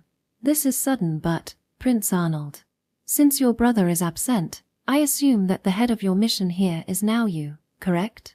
Yes, that is so. Leo only answers the question without saying anything more than necessary. This was the point that Elna, who is now kneeling behind him, repeatedly reminded him of. However, the world is not so kind that it would let him off with just that. Very well then, can I hear the Emperor's reply? Saying so, King Rondine got down from his throne. The Principality of Rondine was seeking the Empire's assistance to fight against the Principality of Albatro. The Emperor's response was a no. However, among the various gifts the Empire brought are weapons and their blueprints. Although the official response was negative, the Emperor had no intention to cut ties with Rondine. That was his intended answer, but most of the weapons were loaded on the ship Ul was riding on, and everything has already sunk to the bottom of the sea. Leo wondered how to answer and give him a safe reply he prepared in advance. Regarding that, I want your majesty to hear it from one of our imperial knights herself. Elna. Yes. How do you do, your majesty? I am Elna von Emsberg, commander of the 3rd Corps of the Imperial Knight Order. A. Emsberg. The rumored prodigy of the brave house her. This is surprising. I heard that you would be accompanied by the Imperial Knights, but I never thought. Your Majesty did not expect the wielder of the Holy Sword to come here herself, correct? The King of Rondine repeatedly nodded at Elna's words. Elna, on the other hand, returns his surprise with a smile to relax the tension. From her outside appearance, Elna is a lovely and beautiful girl, so her smile lightly softens the atmosphere. Please rest assured. I cannot use the Holy Sword outside of the Empire's territory. Well, it's not that I doubt you or anything. I apologize if I offended you somehow. No, I understand well that the brave house of Emsberg is such an existence. And this is the answer. Your Majesty. What do you mean? Can you explain this to me? Elna begins explaining to the King of Rondine, who can't make sense of this situation. Our empire is a military superpower. For the empire to make a move would mean that a high-ranking general such as myself would also be dispatched. To put it simply, the empire can easily destroy both your country and the Principality of Albatro, your majesty. Why, yeah, that's right. I understand that. As expected of your majesty. You are really wise. However, our empire also has its rivals.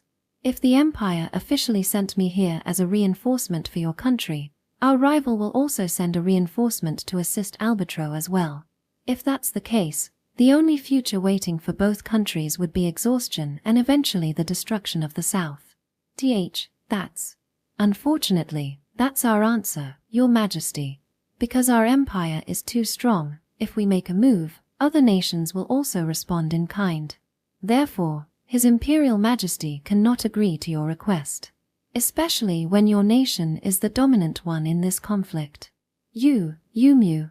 As expected of His Imperial Majesty, he even included the situation of the continent in his decision. However, it would be hard for my country to defeat the Principality of Albatro alone. There are other countries that give them assistance after all. Elna nods. Of course, Elna and Leo are aware of that. That's why they brought weapons and blueprints with them as a gift to imply to Rondine that they have to settle with this, but as long as Elna and Leo don't have that, they can only stay silent. Of course, I am aware of that. That's why the Emperor is hoping that we can continue our friendly relationship while we provide you the assistance you need little by little.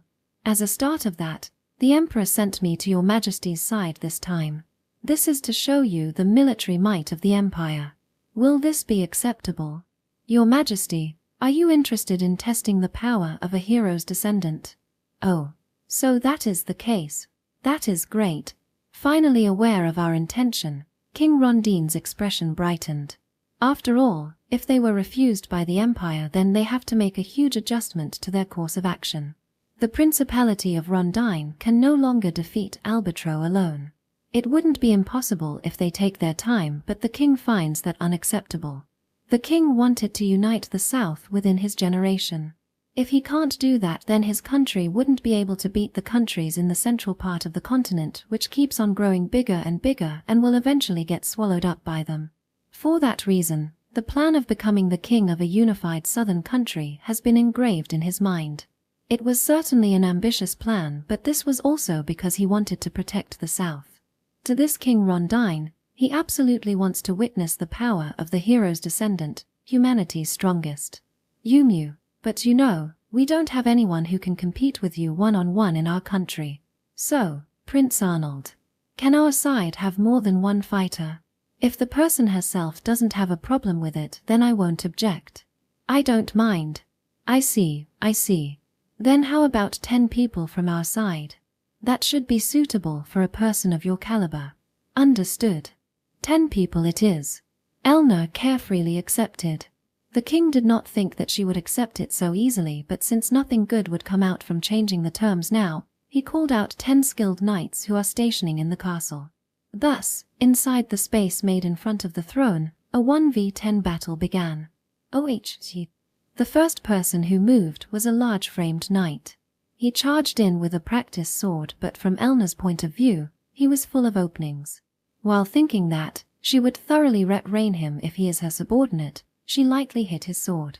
The practice sword the large-framed knight is carrying was cut in half in the middle with a dry breaking sound. Ha! I'd recommend that you come at me all at once, you know. The large-framed knight's face turned blue like he was cut by a sharp blade. Disregarding him, Elna glances at the 9 remaining knights. For a moment, the knights were frightened by Elna's gaze, but soon they recalled that they were standing in front of their king, so they mustered up their courage. First, 3 of them simultaneously come to attack her from 3 different directions.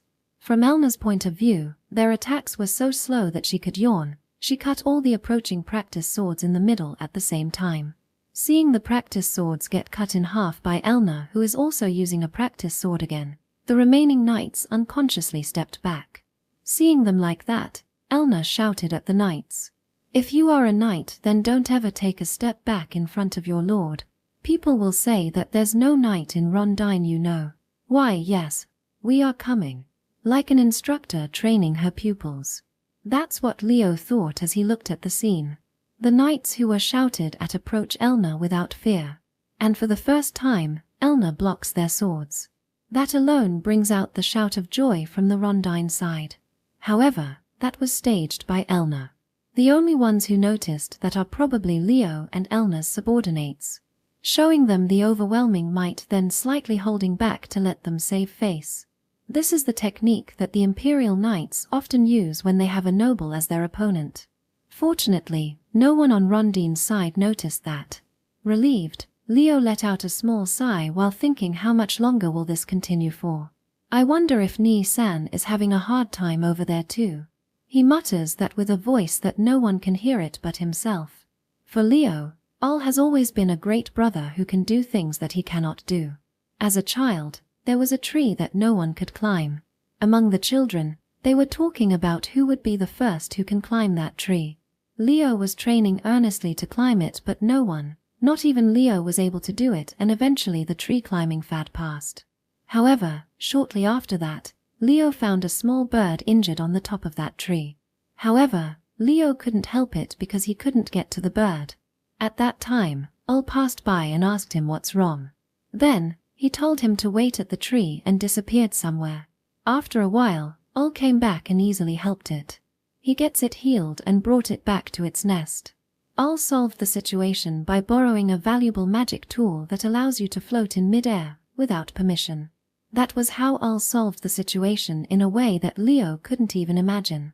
If it is that brother of his, then he would be able to easily act like him. Thinking so, Leo focuses on himself. He decided to act out this good-for-nothing role with all his power. Chapter 39. The Sea Route to Rondine. The next day, King Albatro finally decided to bridge the relationship between Albatro and Rondine. I'm glad that I have to think things over, but as a country, this decision was too slow. I understand that they have a long history of conflict with Rondine, but everything will be gone once their country is in ruin. I will leave it in your capable hand. Prince Leonard. Yes, Your Majesty, please leave it to me. But, are you really going to use the sea route? The king looks at the sea with a fearful expression. We are currently at the harbor. Upon receiving their request, I immediately ordered the ship to make preparations. The people of the Principality of Albatro all thought that I would be using the land route and acted like they were scared out of their minds. Even now, they are looking at me like they still couldn't believe it. It will be faster by sea. The capital of Rondine is also a port city, so I should arrive there within 2 days. I don't want to waste unnecessary time on this matter after all. But Leviathan is still lurking in there. I have the magic cannons your country lent me. And above all, if I don't provoke it, Leviathan shouldn't come to attack my ship either. Considering this from its perspective, the thing that it would be most cautious about should be the resealing. In other words, Leviathan is probably focusing its attention here. Please be careful. Mew. I'm sorry for everything. Please, we are in your care. Although my abilities are limited, please do leave it to me. Saying so, I was about to part way with the king, but someone called out to me. PR, Prince Leonard. Please wait a minute. If it isn't Prince Julio. Is your body already all right now? The person that appeared along with his escort was Julio. It would be better for him to stay still in his condition. Still, Julio walked up to me and deeply bowed his head. I wanted to say thank you before you leave. I am deeply grateful to you for saving many of my people. He didn't say it because I saved his and his sister's life. He expressed his gratitude because I saved the survivors. That idealist way of thinking was really similar to Leo. Julio is also a gentle person. I only saved the people who were looking for help in front of me. I did not do anything worthy of your praise. Even so, it doesn't change the fact that you saved us. I will never forget this debt of gratitude. You are exaggerating. But it doesn't feel bad at all. Very well, I will look forward to collecting that debt someday. Saying so, I smile like Leo would and turn my back to him. Still, Julio stopped me again. Prince Leonard. I want to become someone like you. What should I do to become such a wonderful prince like yourself? The answer to that question is quite difficult. I think of Leo as a great guy, but I never thought of him as a wonderful person. Leo has both strengths and weaknesses. Can't be helped then. Let's answer him honestly. Prince Julio. Leonard Lake's Adler isn't someone as great as you think. Some people may think of me as gentle, but there are also people who think that I am naive as well. Some people think that I am courageous, but there are people who think that I am reckless at the same time. I myself think that my idealistic thinking is a flaw for a position that needs to make realistic judgments like an emperor or a prince. You may idolize me as a hero, but I am not someone as heroic as you think. But, yes, I know. If you insist that you are fine with all that, then let me give you some advice. I never hesitate to do what I thought was right. This is something I take pride in. You can have your retainers compensate you for your other weaknesses, but making a decision is the loneliness of the king. That's why if it is something I think is right, I will never hesitate. The time I rescued the survivors was the same. I thought that I have to help them, so I did. Whatever the result may be, if I think it is right, I will immediately make that decision. If you want to be proud of yourself as a prince, then never second thought what you considered to be right. Why, yes, those words. I will carve it into my heart. Julio lowers his head. Those were my frank impressions of Leo. Honestly, Leo is not suitable to become an emperor. Our eldest brother, the crown prince, was also a gentle person, but he was also someone who doesn't let that affect his judgment. However, Leo is too naive in that regard. His judgment will definitely be affected by his feelings. However, Leo never hesitates. Being too naive or too idealistic can be compensated by his retainers. What's needed for an emperor is an ability to make a judgment call. He doesn't have to be perfect. What's important is to be strong. He doesn't need to come up with plots to undermine others. If he can simply make decisions with the benefit of the empire as his top priority, he would be a good emperor. That's why I push Leo to become the emperor. The other three also have the capability, but they are too egoistic. They put themselves before the empire. That's the kind of emperor they would become. They have to be stopped. Leo would say, if you put it like that, then isn't it fine if Ni-san becomes the emperor yourself, though? I muttered with a small voice and boarded the ship. I am not suitable to become the emperor. That was what my master as well as great-grandfather, who was once an emperor, judged. In his words, an emperor needs the will. As long as you don't have that, even if you have all of the other qualifications, you would still unsuited to be an emperor. Also, it seems, the will he meant was not something like the ambition to become the emperor. It was the willingness to do things. In other words, a person who hates troublesome things like me is not suitable to become an emperor. I wholeheartedly agree with him. Just a few days of pretending to be Leo already deteriorated so much of my mental health. I can't help but want to go back to being a good-for-nothing again. Set sail. Our destination is the Principality of Rondine. With that in mind, I give my order. If I can meet up with Leo, things will be a little easier. Calming down my restless mind, I set sail into the sea where the sea dragon is lurking in. Section. The day I departed from Albatro passed without any incident. Then come the second day. Leaving the Albatro's water, our ship entered Rondine's territory. That was when it happened. A roaring sound suddenly echoes from the bottom of the sea. What? The sea is roaring. Coup. All hands to battle stations. Everyone on board is getting restless. On the other hand, I calmly came out of my room and went up to the deck. I already erected a barrier around this ship. It's a barrier to cut our presence from outside perception. I chose the sea route because I have this magic. But to think that we would meet it here of all places. Everyone, calm down. It is already too late. There's nothing we can do but wait for it to pass. Why, Your Highness? It is already below us. I can't see it. It is probably moving deep in the depth. Still, if I haven't erected the presence concealment barrier, then our ship might already have been sunk. According to the legend in Albatro, its body should be well over 50 meters long with a pair of dragon wings and 4 legs, but I can't confirm that legend at all. However, I'm certain that it is directly below us. Not just me, it seems that everyone on board is also aware of this because of their human instinct. The fact that everyone is holding their breath is proof. They all felt the grave danger to their lives. Dragons are predators and humans are just their prey. That rule is almost an absolute certainty in this world. After a while, I confirmed that it had already passed us. However, I won't tell them. Eventually, after more than an hour passed with nobody moving a muscle, Mark says that it should be all right now and we continue heading toward Rondine. I thought that we were finished. Yeah, I didn't think that we would come across it in such a place. I was careless. Yes, but why was it there? For Leviathan, all human beings must be its enemy. It has no concept of a country, so it might have gone to do something in Rondine, or perhaps it was on its way back from doing that. Either way, it would be better for Rondine to see this as their problem as well. As if to back up my ominous words, a report came in. Your Highness, Rondine is currently being attacked by monsters, as I thought. Your Highness, can you refrain from speaking your mind next time? Isn't it better to be able to prepare in advance? It might become true exactly because you said it though. I don't have such a godlike ability, you know. With that said, I go up to the deck and look at the capital of Rondine in the distance. Certainly, they are being attacked by monsters of various sizes. Meanwhile, there was a single ship that was fighting off the monsters. It is bearing an imperial flag. As expected, his decision was fast.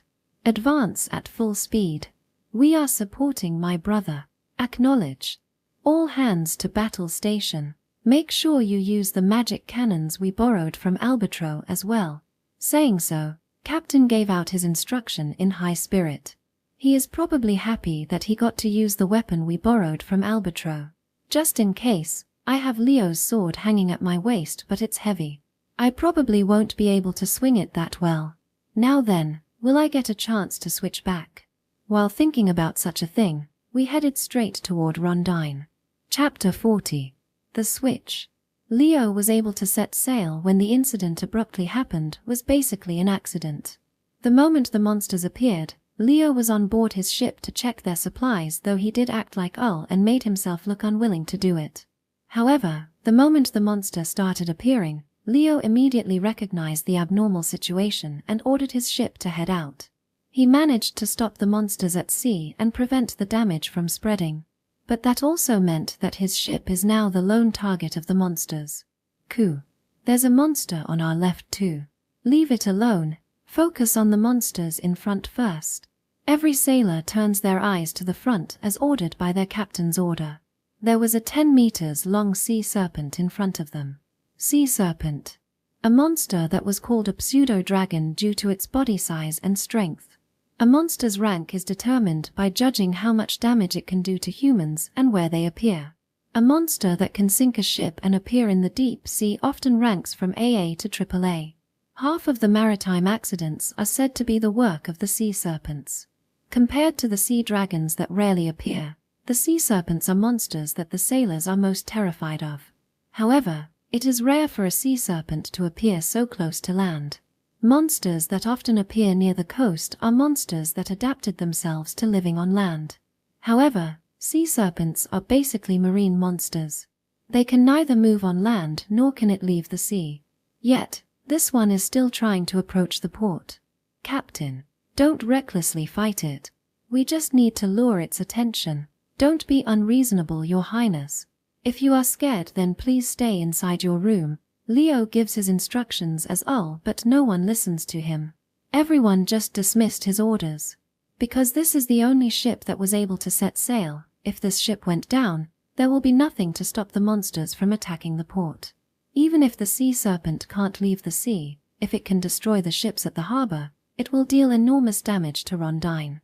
That's why he ordered them to lure the sea serpent's attention until they can get rid of all the monsters that can get on land, a decision made from a calm analysis of the battle. Still, the captain ignored it and started fighting against the sea serpent. Leo frowns at that. Just how does Ni-san normally get people to move? People don't listen to instructions from someone they don't trust. Especially during a battle. Confused at the unthinkable level of the people distrust in Arnold, Leo decided to do something. But at that time, a figure of a ship became visible on his right-hand side. The moment he saw that, Leo smiled and forcefully gave the captain an order. Captain, turn the sea serpent to the left. Your Highness, I told you not to be unreasonable. We are not that. Just do it. Leo is coming. We will turn it around and pincer the sea serpent.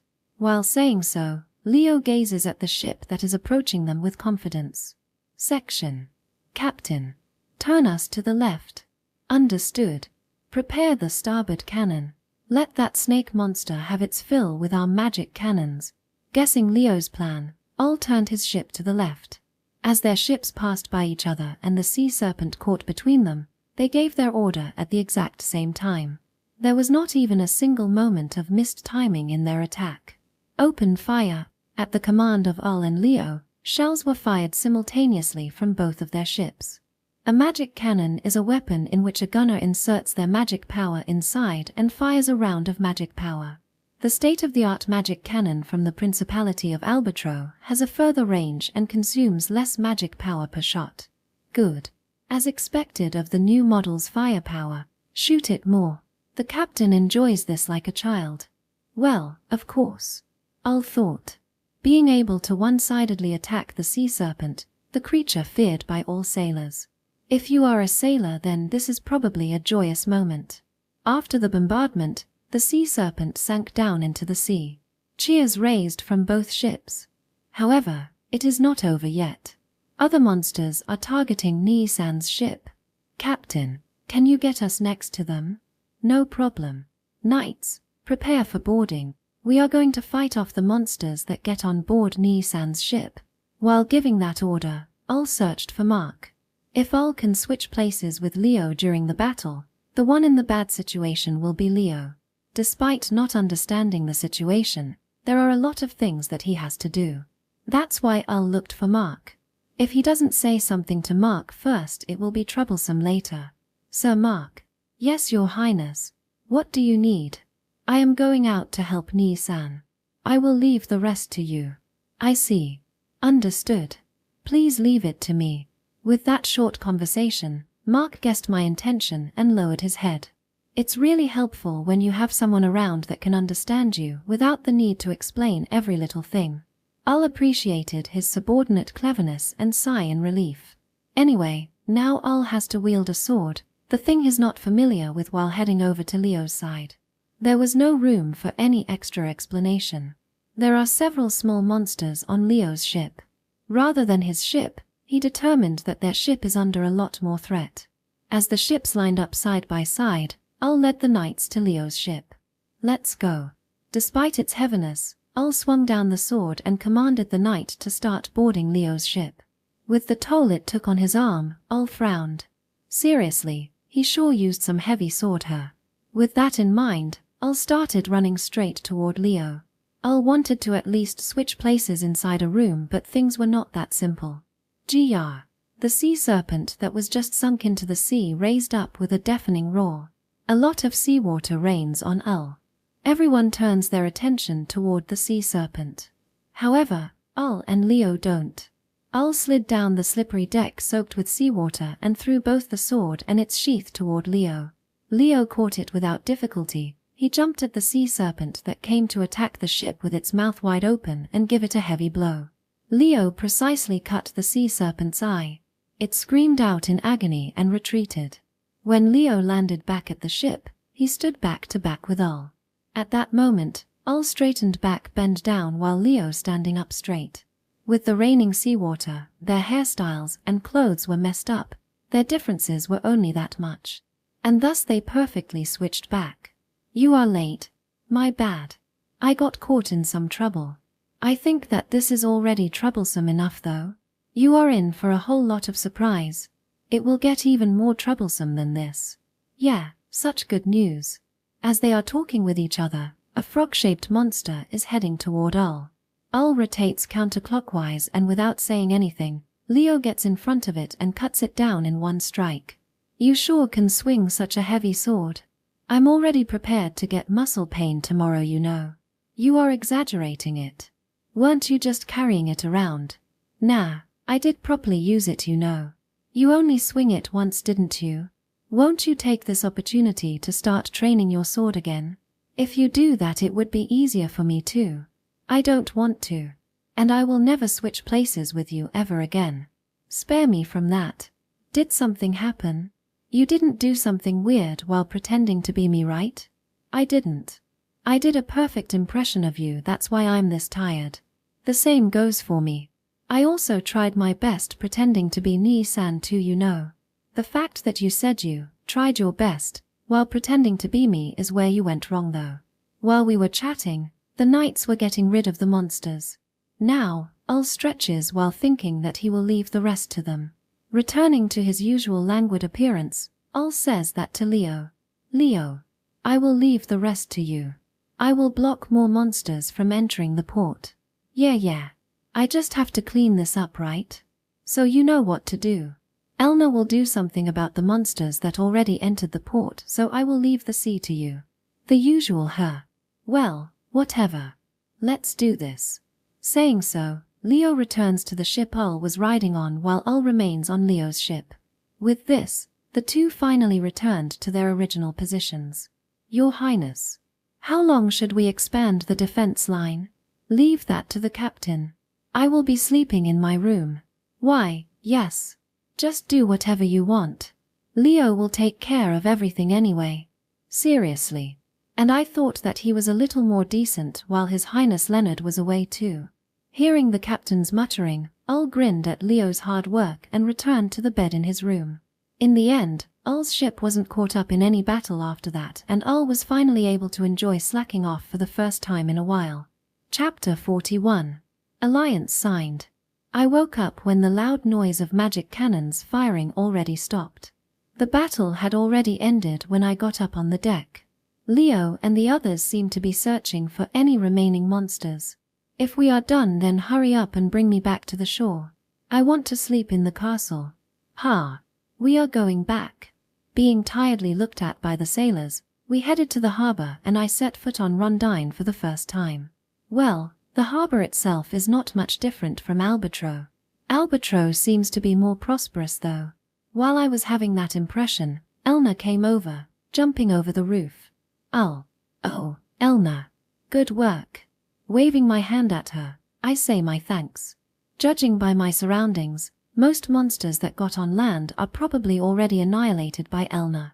Almost all of the remains of monsters that are rolling around here, and there looked like they were slain with only one blow. That's enough proof. I didn't really have a hard time, you know. The one who had it hard should be you, right? Yeah. I'm really tired right now. As expected of my childhood friend. She immediately noticed that I'm the real Ul. To be able to see through me so easily like that, I really can't underestimate her eyes. With that in mind, I look up. In doing so, my position was one that can peek under Elna's skirt. Of course, I can't see her underwear because of the black spat she is wearing. If it's Leo, he would be complaining that her appearance is improper though. Or, Elna. I don't think climbing to a high place like that is a good idea, you know. What? Are you pretending to be Leo now? That won't work on me, you know. No, well, if you don't mind it then there's no problem, I guess. Elna doesn't break her confident expression. It seems she has absolute confidence in herself. When she is that confident, it's only natural that I would want to break it, right? It's useless. I'm wearing it properly, all right. Ah, yeah. But it's tearing though. All expressions disappeared from Elna's face. Then she shouts back at me with her slightly red face. I won't fall for that, you know. That's why I told you that if you don't mind then there's no problem. But I got to say, your black spat makes your light-colored underwear stand out, you know. That was what decided the match. Elna turns back and peeks at her skirt. Elna basically prefers to wear white or light-colored underwear. I kept it vague to make her misunderstand on her own, but it seems she really fell for it.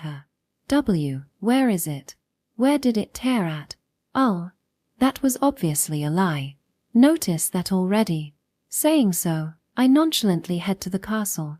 After this, Leo will greet the king again. He will probably ask to speak with me privately due to an emergency situation. Or rather, that's his only choice. I am free until then, so let's get some sleep at the castle. Oh, where do you think you are going? That would be the castle. You think I will just let you go? You are in the position that you can do nothing but let me go, right? This place was a battlefield until a moment ago. She has no way to know when the monsters will be back again. Leo is one thing, but I have to quickly evacuate. You will be safe if you stay by side, so just stay with me. Bring your hand up to your chest and ask yourself, have I ever been safe by your side? Until now I felt like I almost died several times though. It's because Ul always says something unnecessary. Seriously, why do you have to make a lie like that? It's that, you know. You seemed so confident, so I wanted to mess with you. That part about you is exactly like the Emperor. His Majesty often says the same thing too. He's my father after all. Well, sorry, it's my bad. But it would be better if you wear some adventurous underwear once in a while, you know. Mind your own business. She grabbed me by the collar and violently shook me back and forth. Oh, the world is shaking.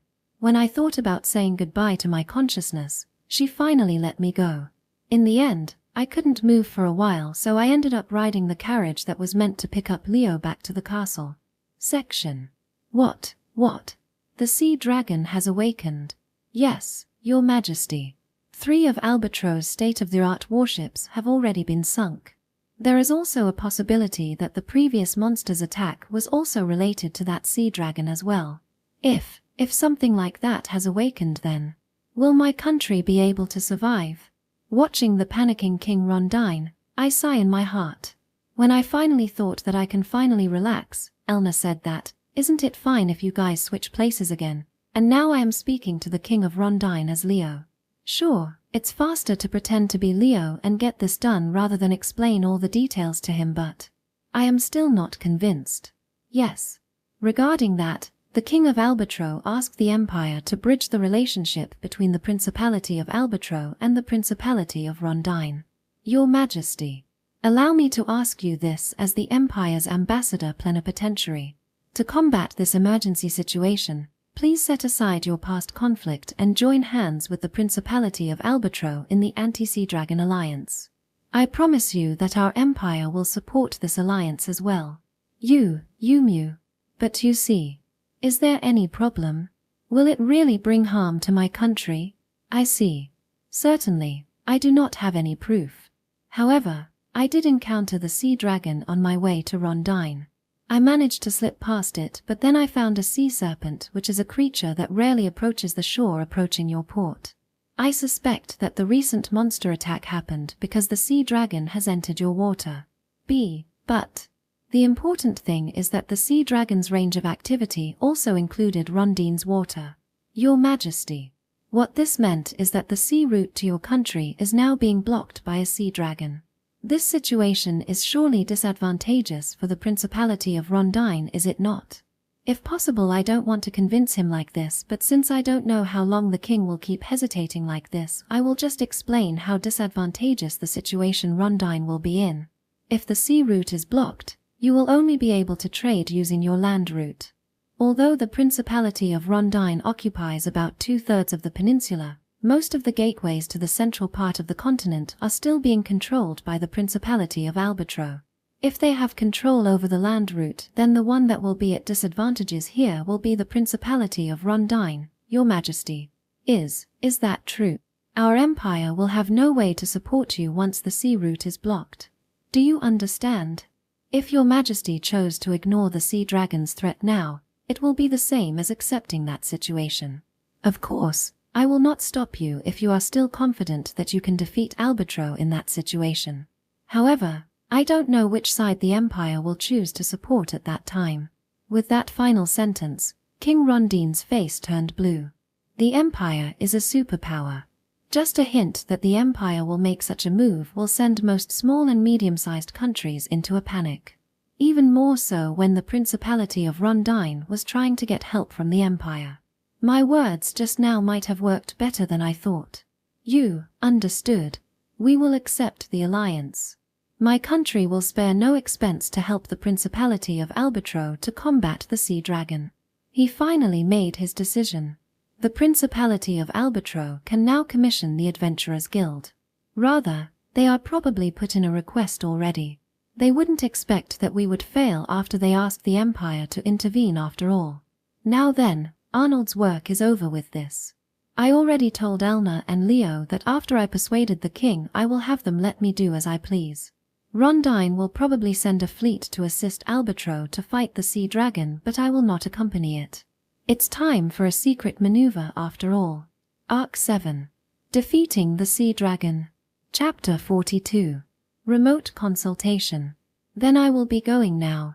Yeah, see you later. I say goodbye to Leo. King Rondine finished preparing his fleet on the next day after he agreed to the alliance. He worked fast. Such a difference in skill is probably the characteristic of the southern nations. This time, King Rondine himself will personally head out to form a formal alliance with the Principality of Albatro. Even with that said, he is probably thinking that it would be best to fight against the sea dragon while it is still in Albatro's territory. Oh, will you be fine by yourself? Elna asks with a worried expression. She stubbornly prevents herself from looking at the sea. So she still finds it scary from here. Mark will be joining Leo this time. There is only the minimum personnel at my side. But I don't need any talented person to stay with me in Rondine. As long as you enter Albatro water, the sea dragon's attention will be focused on the Principality of Albatro. I can rest easy here for a while. Rather, I am more worried about you. Hey, look. The sea is so pretty, right? I will be fine. If it's a battle then. Leave it to me. And like you said, the seashore is pretty. It's like I just jumped into a painting. Just by looking at the sea from the harbor, Elna's face gradually turned blue as she said that. Her eyes are already dead. I am almost certain that she will not really be that useful in battle. Elna is better to fight on land. Well, Leo should already be aware of this, so it will be fine even if I don't tell him myself. I will leave the rest to you. Follow up for Elna for me, alright? Yeah, leave it to me. Ni-san can rest easy here. Right. I will leave the battle to you. Bring this to an end for me. It will be hard to return to the Empire with a sea dragon lurking around after all. In that manner, I bid farewell to the two of them. When the fleet disappeared from view, I returned to the room that was given to me inside the castle. I want to go to sleep just like this, but as expected, I can't afford to do that. Just in case, I created an illusion of myself sleeping on the bed before I leave the room through the window. My destination is the Rondine branch of Adventurer Guild. Of course, I am not heading there as Arnold. I will be going there as Silver, using illusion magic to falsify my appearance. However, it will create a fuss if the general adventurers know that Silver is here, so I will make them sleep with magic before entering the branch's office. As every adventurer inside falls asleep, I head inside. The receptionist, which I left as an exception, was still awake. However, she's getting confused by what is happening around her. Who are you? I am Silver, an SS-class adventurer affiliated with the Imperial Capital Branch. I don't want to make a fuss, so I made all the adventurers here fall asleep. Sorry if that scared you. Silver. That famous adventurer? I don't know anything about being famous. Saying so, I showed my adventurer card to the receptionist. The receptionist scarily accepted it and confirmed its content while raising a startling voice. The real deal. That's what I told you. Sorry, but I want to use the remote communication room. Each branch of the Adventurer Guild has its own remote communication room. It is a room with a special barrier erected by a crystal located at the center of the room, which connects to another remote communication room in the Adventurer Guild headquarters and its other branches. It is the guild's hidden technique that allows the guild branches to quickly respond to monster threats across the continent. Understood. Please follow me this way. Only the guild staff or S-class or above adventurers are allowed to use the remote communication room. Adventurers of S-class or higher that can fight toe-to-toe with high-ranked monsters are treated exceptionally well among the guild members. The receptionist led me to the remote communication room and immediately connected the line to the headquarters. Then, this is SS-class adventurer Silver. Please connect me to the deputy guild chef. Certainly. As expected of the headquarters staff. They are used to this. Their responses are calm and composed. After waiting for a while, the face of a bearded man appeared on the crystal. Black hair and blue eyes. The name of this man, who is suited to be described as Nice Middle, is Clyde. Nice Middle is a JP slang for an attractive middle-aged man. He was once an S-class adventurer who fiercely roamed through the continent. He is now retired and acting as the Deputy Guild Chief at the Adventurer Guild headquarters. So, why are you calling me from the southern branch? I just came here to see an acquaintance. An acquaintance, huh? I'm surprised that you have someone you could call an acquaintance. I am a human too, after all. I do have a few acquaintances. Putting that aside, I've heard a strange rumor. Is it true? No use hiding it, huh? It's true. There's a formal request from the Principality of Albatro to subjugate a sea dragon. Right now the headquarter is in an uproar, you know. Supposed so. What rank did the headquarter assign it to? They are going to put it at S rank. But depending on how much destruction it will bring, its rank might rise to SS. If that's the case, then it will be turned into a top-level request that requires more than one SS-class adventurers. Don't do that. Even if they can defeat the sea dragon, the Principality of Albatro will be in ruin. Gathering multiple SS-class adventurers.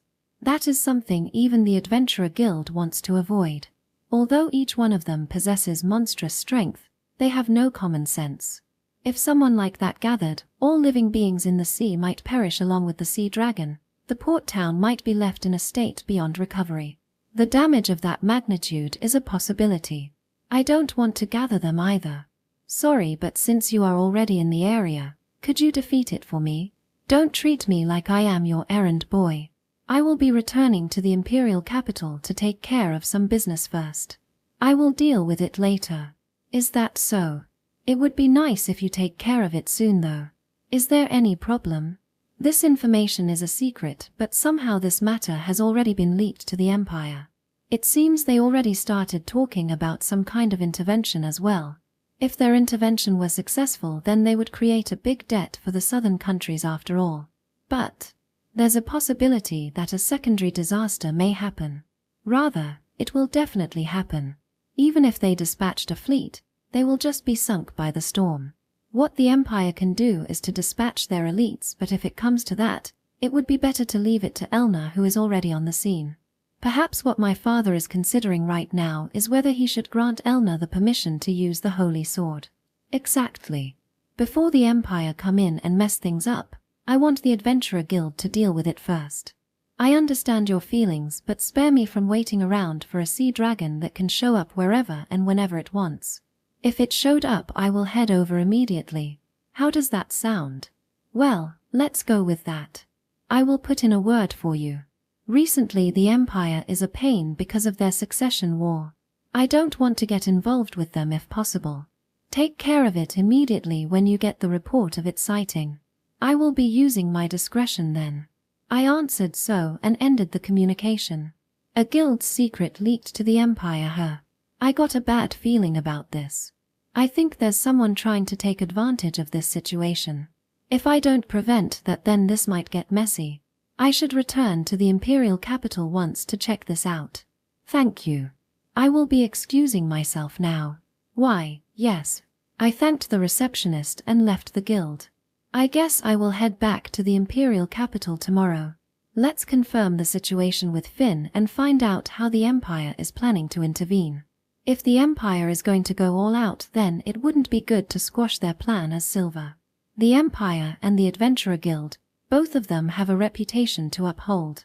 It would be best to resolve this while letting both of them save their faces. Well, I guess I will think about it after I return. I mutter so after I dispel the illusion and return to being Arnold. In the worst-case scenario, Finn and the other might already be cornered after all. As I thought, I can only find out for sure after I return and take a look myself. I hope that at least she didn't do anything crazy though. Even if she looked like that, Finn is quite reckless. When we were fighting against the vampires, she climbed up the clock tower without any hesitation. Even when she was falling, she prioritized the flute over herself. She has a point in her personality where she doesn't care about herself. It would be great if that side of her doesn't surface though. I returned to the castle while worrying about her. Chapter 43. The one and only sharer. Next morning, I told everyone that I was sick and held myself up in my room, leaving an illusion of myself on the bed. Now everyone who sees it will think that I am sleeping in my room. From there, I used transfer magic to move to a city near the southern border of the Empire and use it again to go directly from there to the Imperial capital. The place I transferred to is Gramps' hidden room. There is a familiar face waiting there for me. But that's not Gramps. He is probably resting in his book right now. He may only be in his thought form, but it doesn't mean that he stays awake all the time. If he doesn't take proper rest, then his spirit might collapse. Welcome back. Sebas her. How did you know that I will be coming back today? I do not. I just waited here every day. Every day. You are really diligent, her. You can't work as a butler unless you are diligent after all. Saying so, Sebas handed me a silver mask and a black robe. While putting on Silver's outfit, I asked Sebas about the current situation. How is it going? The faction war is going well. Lyfia was very excellent. Is that so? It seems I made the right choice, her. So it seems. But Finsama is a little. Did Finn do something? From the way he speaks, it doesn't look like something happened to Finn herself. If something happened to Finn, Sebas wouldn't be so composed like this. While calming myself down with that, Sebas gave me his answer. She had a meeting with the representative of the Ajin company on Lyfia's suggestion. Finsama was able to convince their representative to cooperate with us, but I thought I told you not to leave her side, right? I do trust Lyfia, but it's too early to put my full confidence in her. I am very sorry. I thought that if I go together with Lyfia, the other side would be more cautious of us. Whatever. So, how did Finn persuade their representative? She has made herself a bargaining chip. She offered the right to do as they please with her and asked them what they have in exchange. In the end, they folded without being able to present something of equal value and easily complied with our demands. In exchange for their cooperation, they only want to utilize Finsama's name, an obvious request if I may say so. Seriously. She sure did something reckless. I know that she was a child who doesn't value herself, but it is to that extent her. What would she do if they have something of equal value to offer? She's really a troublesome child, isn't she? That's rich coming from you. An old man with a slightly transparent body suddenly appeared. That's my master as well as my great-grandfather. Gramps. What do you mean by that, Gramps? You always put your reputation as a secondary concern. That self-abandoning part about yourself is the same as her, isn't it? Leave me alone. Having a position like this makes it easier for me to move. That girl is probably having a similar idea. I'm fine like this. It's better that way. The world sure is depressing, isn't it, Sebas? It is saddening when children can't just be children. Absolutely. The two old men sighed together. Somehow, this is making me feel awkward. It's like I am the bad one here. Don't mess with me. I would be able to live like a normal child forever if a certain someone changed the custom of the succession war when he was an emperor, though. Well, if a wise emperor naturally born, then it would be possible. But that will never happen. That's why the succession war exists. It was made for those with the ability to be able to become an emperor. It's rare to have so many excellent candidates after all. He imposed such a logic. The dissatisfaction that has accumulated inside me is about to explode, but since nothing will come out even if I let that out, so I just head to the door without saying anything. Oh. What? Don't reproach the girl. You understand that, right? You don't have to tell me. I have no qualification to lecture her. I muttered in my heart while concealing myself with illusion magic and left the room. Section. Leo's room. Even when I and Leo aren't here, it is still Finn and the others' base of operation. That's why I stood there, waiting for Finn. Perhaps they just finished talking with our supporters. Finn and Lyfia returned to the room. Silver-sama. Silver. Good day. Finn-sama. I have something to talk with you. Why, yes. I turn my gaze to Lyfia. Of course, Lyfia seems to be wanting to listen to the talk as well, but I can't allow that. Can you leave us alone for a moment? Adventurer woman, I met in Duke Kleinet's territory. I'm honored that you remembered me, but right now I am acting as this person's escort. I want to talk with her alone. Give me some time. I am not doubting you, but I can't just say, yes, alright, to this. Please forgive me. The never back down attitude of Lyfia is very dependable. I wouldn't entrust Finn to her if she is someone that would fold so easily. But right now she is in the way. While I was thinking that, Sebas threw me a lifeboat. Then allow me to stay here as her guard. Please don't worry, I will not disturb you. All right. Well then, Lyfia Dono. Can you remain standby in another room? If Sebas-san said so. With that said, Lyfia finally leaves the room. After confirming that Lyfia left, Sebas moved to an adjacent room. Now we are finally alone. Welcome back. Since you came back here, something must have happened over there, right? Well, a lot happened, but that's a story for another time. For another time? Surprised, Finn curiously tilted her head. She's probably thinking that there's nothing to talk about other than that. That is because the priority she set for herself is very low. I heard that you had a meeting with the representative of the Ajin company. Yes. The negotiation went smoothly. Representative San was also a good person as well. Saying so, Finn smiles. It's hard seeing her smile like that. The reason for the bitterness I felt is obvious. It is like I am looking at my twisted self in a mirror. I don't regret what I have done. It was necessary, and I will also do the same thing in the future as well. But I am feeling guilty that I made the people around me feel like this. Hey, Finn. I know that this is not something that you should be hearing from me. You might even hate me for this. Even so, I still want to say this to you. Yes. I want you to take better care of yourself. It's like throwing a boomerang. Just how many times did Leo tell that very same thing to me? But I was in such a position because I wanted to. I didn't try my best and sacrifice myself for something like Finn. How will Finn respond to that? I could easily imagine. But this is the thing I must say to her. While thinking that this is tough, I continue speaking. It's hard for me to see you put yourself so low like that, Finn. I know that you only wanted to be useful, but you don't have to try so hard. Even so. I want to be useful to Ulsama. Finn mutters. Her face is like she is about to cry. Seeing her like that, regret grew inside me. I was inconsiderate. I thought that if I don't complain or make a fuss about it, it would be all right. Finn has never been away from the Duke's territory. It's obvious that she will be lost when she comes to the capital with me. Even so, she desperately wants to be useful. I haven't done anything for her in that regard. How many times have I taken her outside? Have I ever let her have a break? My head was only filled with the thought of the succession war. To be honest, I don't have any such leeway either. The words of my mother crossed my mind. You are always like this. That's what my mother said when I left her at the inner palace. At that time, I lightly brushed it away, but maybe I have been reckless all this time. I didn't have time to rest, but I should still be making one. Had such a twisted situation continued, I might have lost Finn. Finn, you are special.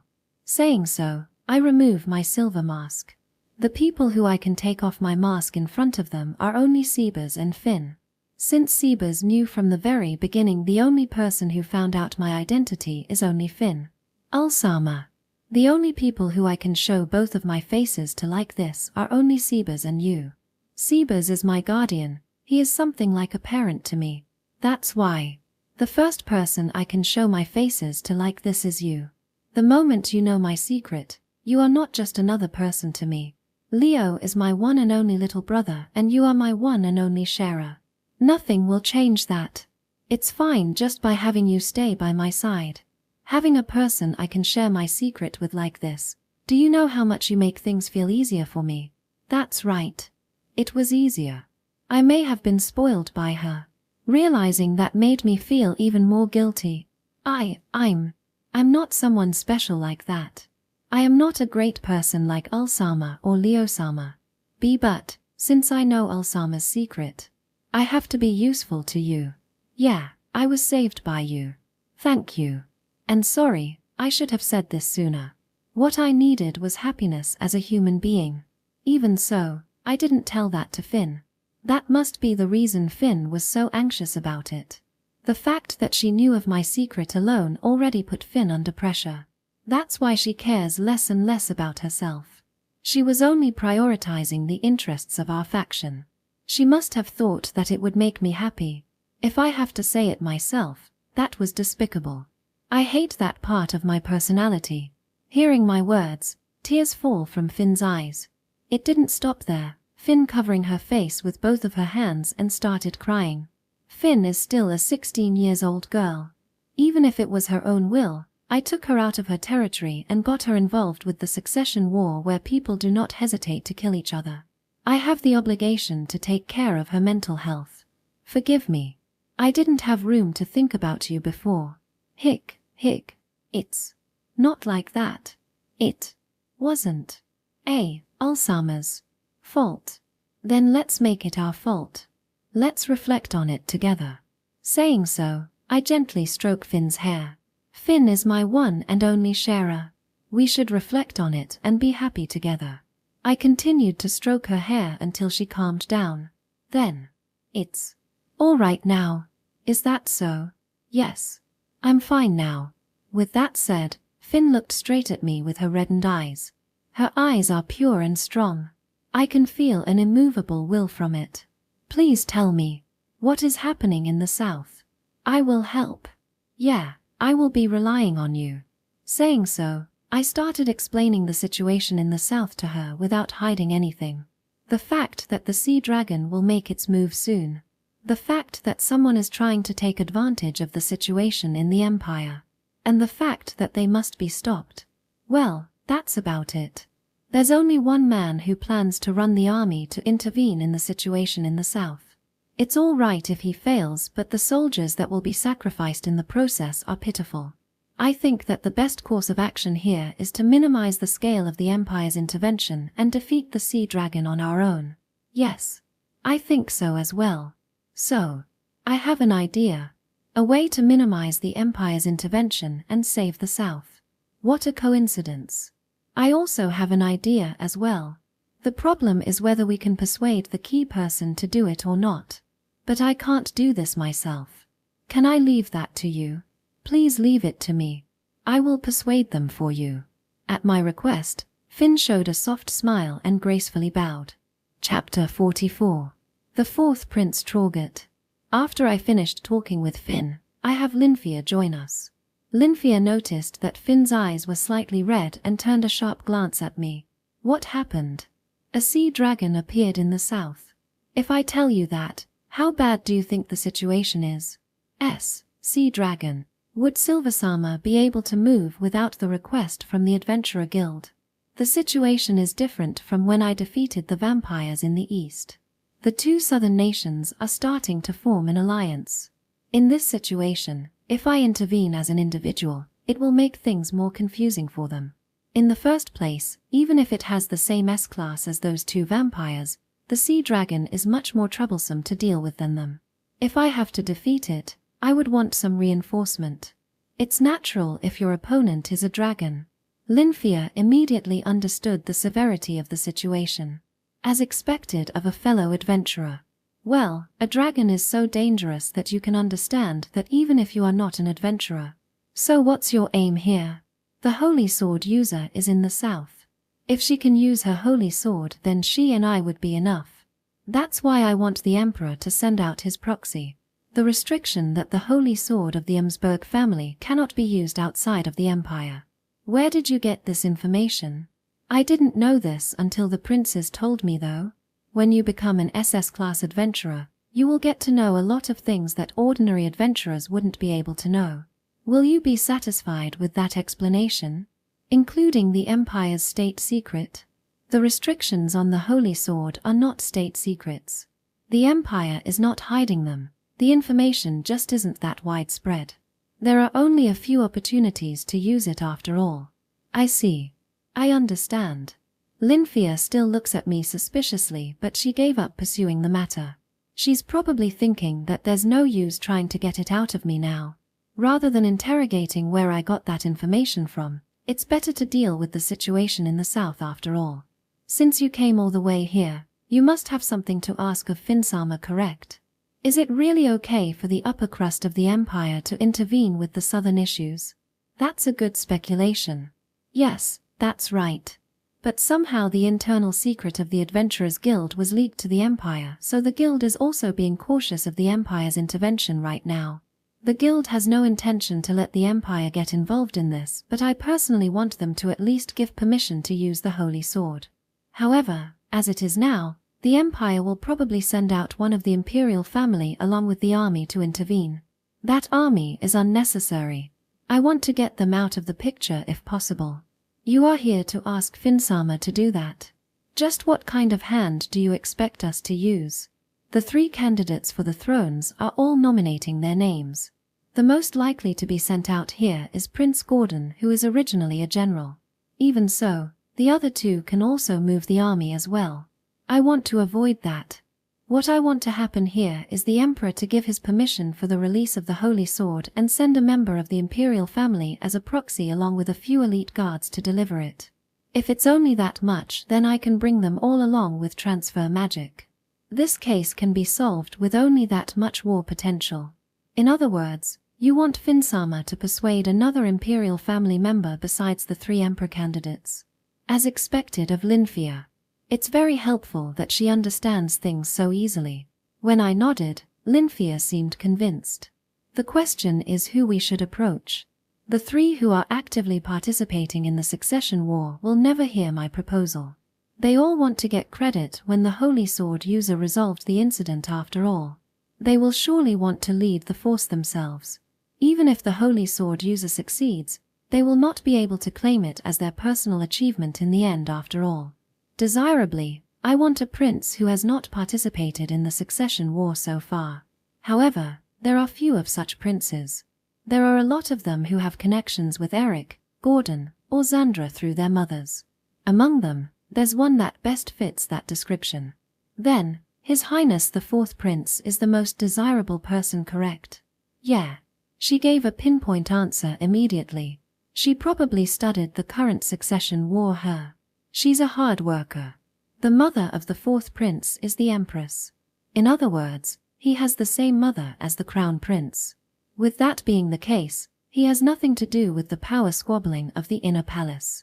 He himself only has an interest in writing his book, so he has no interest in the throne. This might be a bad way to put it, but he wouldn't object to doing a simple task of delivering the holy sword.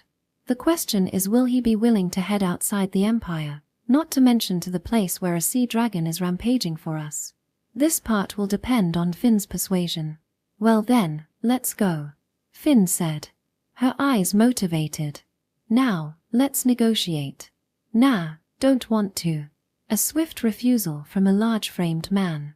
That said, his body isn't a healthy fit body like Gordon. Well, his body size is quite close to him, but his stomach is much bigger. He is the man with the biggest and the fattest body in the imperial family.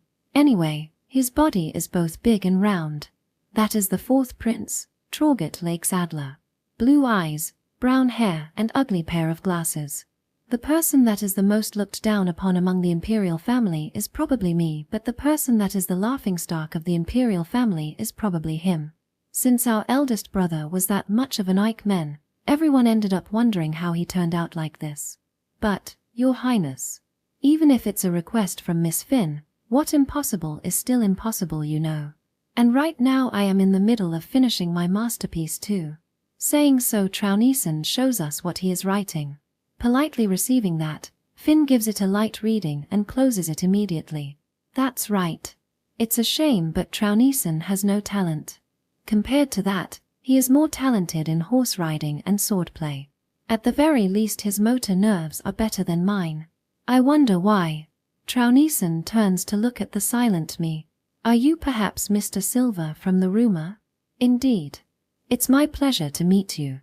The request this time is from Mr. Silver. Am I correct to assume that? Mostly. In the situation that a sea dragon emerged in the south, it will be troublesome if the Empire dispatch the army too after all. If it's you, you can act as the Emperor's proxy to deliver the holy sword and head to the south with only a few elite guards. I am exactly what you are looking for her. But right now I am working on this masterpiece, so please allow me to decline. Trounison might look like a fool, but that doesn't mean his mind is the same. Rather, he is the little brother of that eldest brother of mine. He is not that stupid. After fully seeing through my intentions, he used that stupid reason to turn me down. Why is that?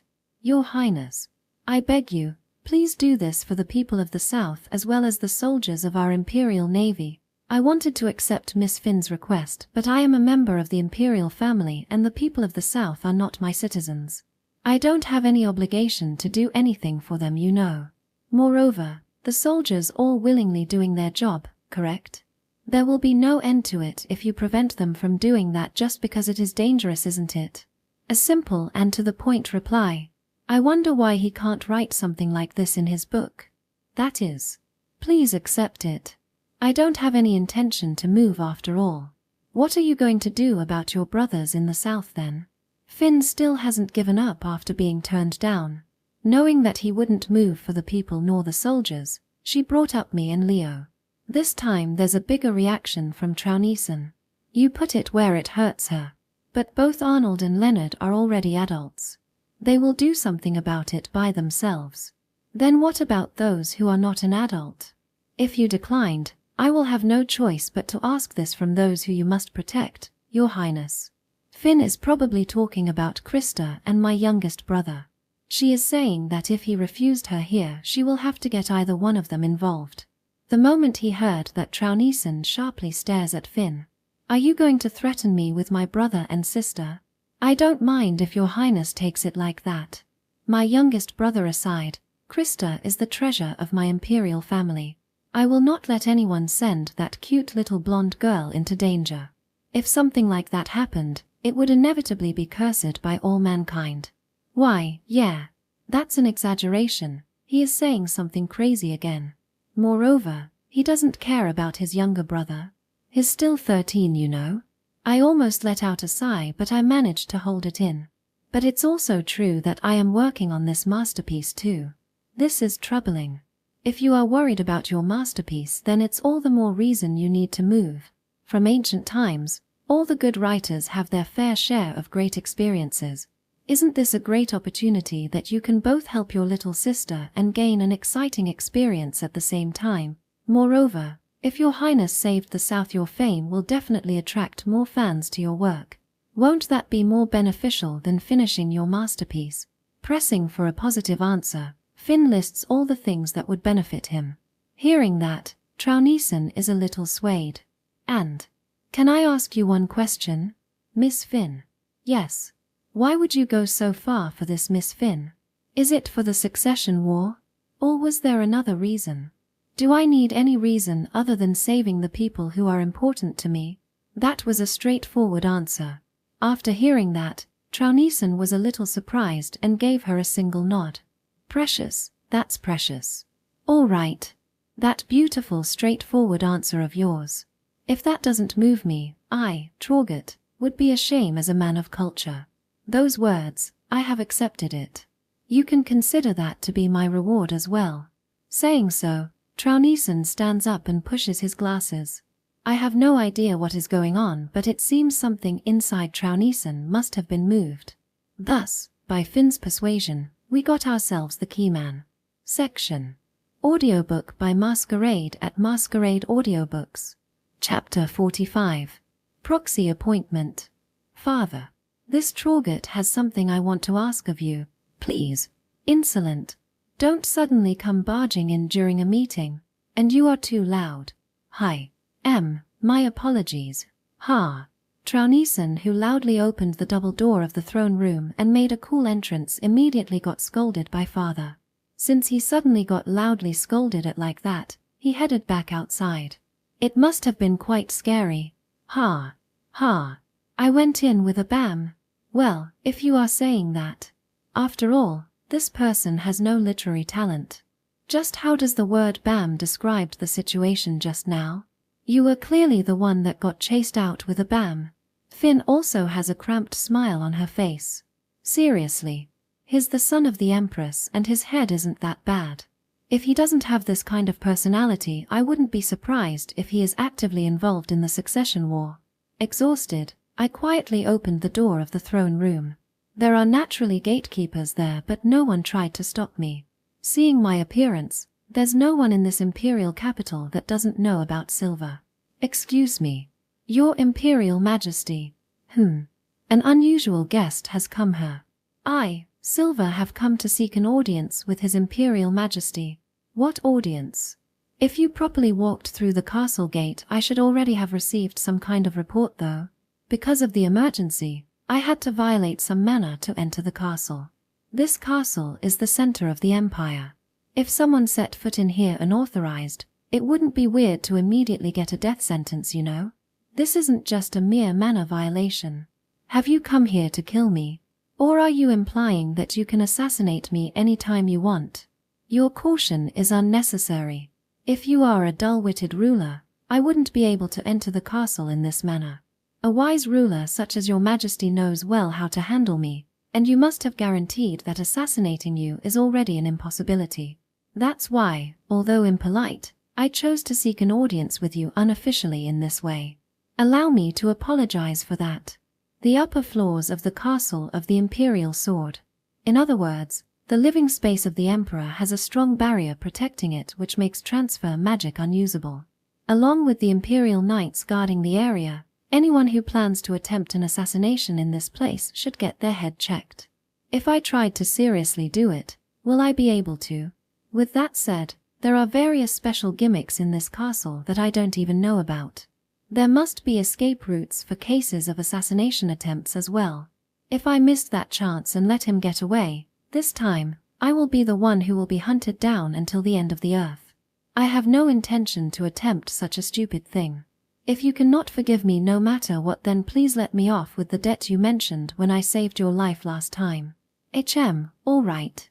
So, are you here to talk about the situation in the south? Yes.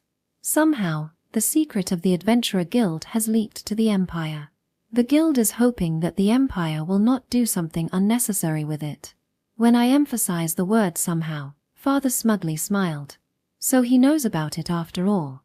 Right now, Eric, Gordon, and Xandra are in front of Father. One of these three must have presented him with the information. Putting it as something unnecessary is quite cruel, isn't it? Is it bad for us to try and help the South? I don't mind that. I don't know what the guild will say about this, but if you do the right thing, you will definitely be able to help a lot of people. What I am worried about is whether you will choose to make the wrong decision. As expected of an SS-class adventurer, you are quite arrogant. Who are you to decide what is right or wrong for the Empire? What decides that isn't me but the result? It is clear as day whether it is the wrong choice or not just by looking at it. I locked eyes with father for a while. It might be disrespectful, but it is still allowed because I am an SS-class adventurer. My presence keeps the Empire safe from the many monster threats. If something that is happening in the south right now happened inside the Empire, the people wouldn't immediately panic because of my presence. That's why some disrespect like locking eyes with him like this is allowed. Well, because of my father's personality, he wouldn't punish anyone just because they are only disrespectful in the first place. Then let's hear it. What is right and what is wrong? It's not my job to explain it. I've already acted enough like a messenger. From here on, it is the job of the two people behind me. Saying so, I take a step back. In my place, Trout and Finn stepped before father. Recognizing Finn, father's expression collapsed a little. You look fine. Finn. Yes, your majesty. Please forgive me for seeking an audience with you this way. It's all right. If it's you, then you can come to visit whenever you want. He looked like a father who his beloved daughter just visited. Nevertheless, Finn is not young enough to take his words at face value and come to visit him whenever she wants. I don't even think of using that to our advantage in the succession war. My father is an emperor who will definitely punish a person if that person committed a sin, no matter how much he favors them after all. Even if he favors Finn, he will not do anything in our favor just because of that. Thank you for your kind words. Father. It's your Imperial Majesty. Trow. Your Imperial Majesty. Allow me to be direct. Please appoint me as your proxy and dispatch me to the south. While Finn started by greeting him and making a good impression first, this fourth prince who can't read the mood at all immediately ruined it.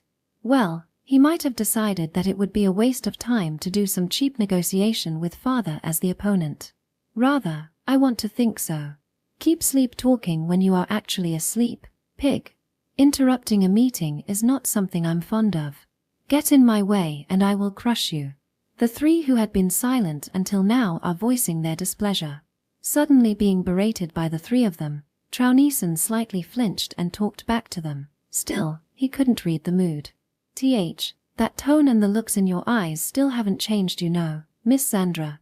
Maybe that's why you still couldn't get married. You want to get turned into minced meat and fed to a pig. Hi. They dare say that in front of father. Both of them. When the tension is gradually heating up, Finn coughs and draws the attention to her.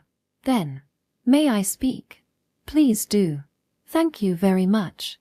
The person who persuaded His Highness Troit was me. The reason I did that is that the southern military intervention would not benefit the Empire. Who? Finn, speaking of military affairs. This might be only a woman's shallow thinking, but please hear me out. Even if the Empire sent troops to assist the situation in the south, it would still take days to arrive. If the Sea Dragon is defeated in the meantime, our military deployment will become pointless, and even if our troops arrived in time, their opponent is a Sea Dragon. I am afraid that even our fleet would be easily destroyed. We haven't deployed troops to exterminate a dragon since ancient times. This is simply because the quality is more important than quantity when combating a dragon. Therefore, I think it would be beneficial for the Empire to send His Highness Troit as His Majesty's proxy and allow Elna to use her holy sword to combat the dragon in the south. Finn's points were sound, but as expected, Finn didn't come up with it herself. Finn does have similar ideas, but she wouldn't be able to logically present her point like that. Before we came here, I told her that Finn has to be the one who explains this to the Emperor. So we have Lyfia thought up the points that she can use to convince the Emperor and have Finn delivers it. I see. That does make sense. But Finn, why is it that I must appoint Trout as my proxy? The other three princes and princess have too high a status. The role of the appointed person this time will only be delivering the holy sword. If we leave this to one of the other three princes and princess, This will no doubt damage their reputation. My apologies, but if we leave this in His Highness Troit's hands, we will not have to worry about that. Miss Finn's words are cruel. But since you are cute, I will forgive you. Cuteness is justice after all. Trow, quiet down a little bit. Enduring his headache, Father admonished Trounison while holding his forehead. Well, of course, he would have a headache. I have a headache myself too. Your Imperial Majesty, I have a question I would like to ask Miss Blaumo. I allow it. Blaumo, if we are going along with your reasoning, wouldn't we have the same result if I lead the army while bringing along the Holy Sword? Why don't you want us to utilize the army so stubbornly? Are you implying that the Holy Sword user and our Imperial army together would lose against the Sea Dragon? No, Your Highness Gordon. There is no doubt that our army will be victorious.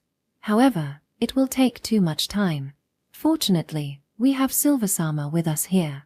If it's Silversama, then he can take both the proxy and his escorts immediately to the south with his transfer magic. This will be faster than sending out our army.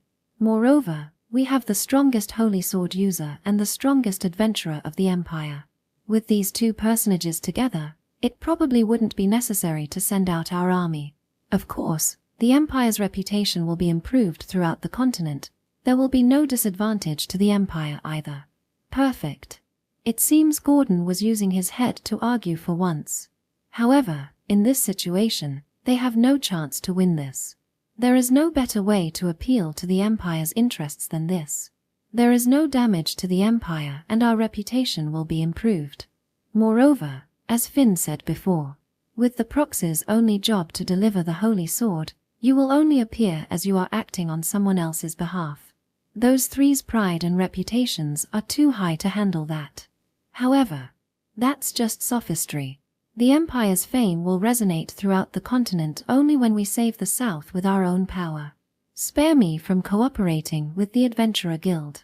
If it comes to that, then the Adventurer Guild can just handle this matter by itself. Eric. What do you think? I agree with Finn's opinion. This would be the most beneficial option for the Empire. If we do as Xandra says, we will worsen our relationship with the Adventurer Guild and also raise the rumor of Your Majesty's narrow-mindedness as well. As expected of Eric. He ascertained the situation and immediately hopped on the winning ship. Moreover, he used the opportunity to attack Xandra as well. Xandra sharply stares at Eric, but Eric simply ignored her. Meanwhile, Gordon looks straight at Father. Your Imperial Majesty, please leave everything to me. I will take this opportunity and take the southern region for you. His words were direct without concealing any of his intentions. Gordon said that he would take advantage of the opportunity and invade the south. In response, Father only makes a bitter smile. You really are honest, her. But I have no need for the south right now. If you want it, then you can take it when you become an emperor. We will go with Finn's proposal and conclude this matter. Right now, taking the south isn't that appealing and there's nothing to gain by dispatching our military either. But, Father, it's Your Imperial Majesty, Xandra. Your Imperial Majesty, we do not have any need to rely on the Adventurer Guild either. Last time, we learned a harsh lesson by antagonizing the Adventurer Guild. This time, we will use Silver's face and cooperate with the Adventurer Guild. He came all the way here to us after all. It would be easier if Elna is with you, right? Yeah, it would be bone-breaking if I were to do it alone. Then that's decided. Trow, come forward. Saying so, Father removes the ring he has on his finger. It is a magical ring that has been handed down from generation to generation of emperors. It doesn't have any effect when you are equipping it, but it can delegate some of the emperor's authority to others. In other words, it is an item used to designate a proxy. Troit Lakes Adler, hear my order. Head to the south and deliver the sword to the hero. Yes, Your Majesty. As expected, he doesn't start blurting out something weird here. I let out a sigh as I was a little nervous. Meanwhile, a messenger entered the throne room. Reporting. A sea dragon has been sighted in the Principality of Albatro. The Adventurer Guild is currently searching for silver right now. So it appeared. I will assign an Imperial Knight as a guard, but silver. take care of my son. Please rest assured. I will return him without any scratches. If I am going to have a guard, then it would be nice too if I got a beautiful girl. Your favorite Imperial Knight is currently in the south right now, so just be satisfied with her. A woman with monstrous strength like that is out of my field though. If Elna heard that, she will surely be pissed off. With that in mind, I and Traunison headed for the Imperial Capital branch of the Adventurer Guild. Chapter 46. Eva's Plea. Winding time back a little bit. Leo, who was accompanying Rondine's fleet, had arrived at the Principality of Albatro. To not unnecessarily raise their caution, only Leo and King Rondine's ships entered the port and were welcomed by King Albatro. I am glad that you came, King Rondine. I can't afford to stay still in this emergency situation, King Albatro. Saying so, they firmly shake hands. It was a historic moment for the kings of countries that have long been in conflict to shake hands with each other. The fleets of the two nations which were staying vigilant of one another also relaxed a little after their kings met without any incident. Leo and Elna, who met him for the first time, are also relieved that they cleared the first step. It seems we somehow cleared the first stage here. Yeah. It's about how we are going to fight the sea dragon from now on. Leo and Elna are following the kings to the castle while chatting with each other. However, Elna suddenly turned back to look at the sea. Her hand had already reached for her sword. She immediately pulled it out of the sheath. Elna, men, be on the lookout. Protect His Highness and His Majesties. It's coming. Hearing Elna's order, the Imperial Knights move in to escort them. Almost at the same time, a tornado formed out in the sea. It formed at the center between Rondine and Albatro fleets and swallowed a part of both fleets in. Everyone turned speechless at the sudden abnormal situation. After swallowing about 1/3 of both fleets and turning them into mere wreckages, the storm suddenly disappeared. Then it came. The sea dragon Leviathan. A dragon with a long body wrapped up in beautiful blue scales that looked like they were formed with clear water. It has a pair of wings and arms. Its feet are probably submerged underwater. A dragon that adapted to the sea. Its appearance was close to a snake, but too big to be one. Just the part that emerges from the water is already over 50 meters long. Everyone is shaken by its figure that was much larger and more terrifying than the legend. Uninterested in those people's reactions, Leviathan slowly opens its mouth and shoots out a giant water bullet. It was incomparable to what one can create using normal water magic. Immediately aware of the danger, Elna gave her order. Evasive maneuver. The captains trust in the Imperial Knight's judgment and evacuate the kings who are standing nearby. Elna also escaped with Leo. At almost the same time, the place where Elna and the others were standing was hit by a ginormous water bullet. Together with a loud noise, a huge crater was formed as if the place just got hit by a meteorite. Looking at that, Leo and Elna's faces turned pale. It was not because of the danger to their lives. It was because they realized what would happen to this city if they are going to fight against the sea dragon here. Elna, take command and evacuate the people. Leo, what are you going to do? I will get out there on a ship. I have to at least lure it away from the city or this city will be destroyed. Don't be reckless. What are you going to do with only one ship? I have to command the panicked fleets. They need a commander. They are not our fleets, you know. Moreover, they were people who have been fighting each other until recently. If you do it poorly you will get shot in the back from the confusion, you know. Nissan took my place and created this alliance for me. I will not just sit back and watch it collapse. After he said that, Leo started running. Elna tried to stop him but she couldn't do it. That is because the second water bullet from Leviathan is coming. The water bullet is flying over her head into the city center. Elna has to deflect it. The second water bullet landed near the first crater and created a new one. I wonder how long I can keep this up. Elna mutters while looking at her numb right arms and her beloved sword. If only she can use the holy sword while thinking, so Elna started giving out instructions and evacuate the kings and the citizens while defending them from the water bullet bombardment. Section. Captain. Start counterattacking. Against that big thing. Our cannons would only be like a pea shooter, you know. Do it. You are seriously an unreasonable person, you know. We are moving in. Prepare yourselves, you bastards. Receiving Leo's order, the captain bring Leo's ship into attacking position and fire their magic cannons. However, that doesn't even leave a scratch on the dragon's hard scales. Still, Leo ordered his crew to keep attacking. He then picked up the magic voice amplifier. To Rondine and Albatro fleets in the vicinity. I am the 8th Prince of the Empire, Leonard Lakes Adler. We are luring the attention of Leviathan by attacking it right now. If there are still ships in both of your fleets that are not afraid of the sea dragon, please follow our lead. Just a little bit is fine. We need to lure it away from the port.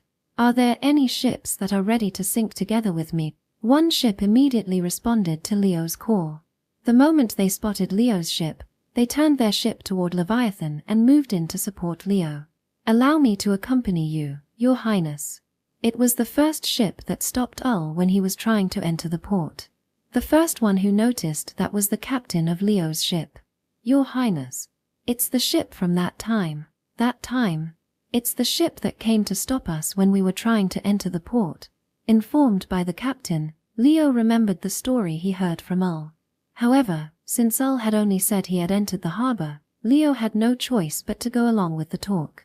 The ship from that time, If there were some special circumstances, then tell me sooner, Leo grumbled inside. Still, Leo also thinks that was just how his brother is. If did not tell him, then it must be something that he doesn't think that it is absolutely necessary to tell Leo. There's a lot he is not telling me, Muttering so, Leo is looking forward to hearing it from him. Has always been a great brother for Leo. That's why it was always a pleasure for Leo to hear of his amazing deeds. And tell them. See, my brother is amazing, right? While thinking so, the ships from the Principality of Albatro are gathering around him. As if to not lose against them, the ships from Rondine also started to join in. Looking at that, Leo let out a huge sigh and gave out his commands. Brave ships from both countries, you have my gratitude. Commence simultaneous attack. Bring Leviathan's attention toward us. Thus, an improvised fleet began firing at Leviathan. However, Leviathan's eyes remained on Albatro's capital. Leo managed to inspire the ships to lure its attention to them, but Leviathan continues to fire its water bullets without caring. At the port, Elna managed to change the bullet trajectory, but that doesn't mean that they just went away. The redirected water bullets land in deserted areas and terraform the building and the terrain in its landing spot. In that hellish picture, a girl wanders into the Adventurer Guild branch office. However, the branch had already been partially destroyed and the staff was long evacuated. Still, the girl heads into the branch office. The remote communication room was in there. It was the place that they used to report the sighting of the sea dragon a while ago. At that place, the girl, Eva, gets down on her knees. Please. I don't mind who it is. Please save my country. If this keeps going, my country will be destroyed. The sea dragon will devour our people whole. Anyone is fine. Please save our country. Please accept the request and defeat the sea dragon for us. Eva abandoned her escorts and separate from the other evacuating citizens and headed for this place. She knew that the Adventurer Guild had a remote communication room that can contact other branches. So Eva continues earnestly plead as if she is praying to God. The only one she can rely on right now is the adventurers. An SS-class adventurer from the guild should be able to do something about this situation. Thinking so, Eva keeps pleading for help. This act actually is leaps and bounds over Eva's expectation, as her pleas are being broadcast to all the Adventurer Guild throughout the continent. When the building was partially destroyed, the room has changed the broadcasting mode to the one that transmitted the communication to all of the Adventurer Guild branches. Originally, it was a mode used to make emergency reports of the occurrence of the highest rank crisis situation to all of the Adventurer Guild branches across the continent. Right now Eva's plea has been spread across the continent. Elva's plea was not only heard by the guild staff but to all of the adventurers inside each branch.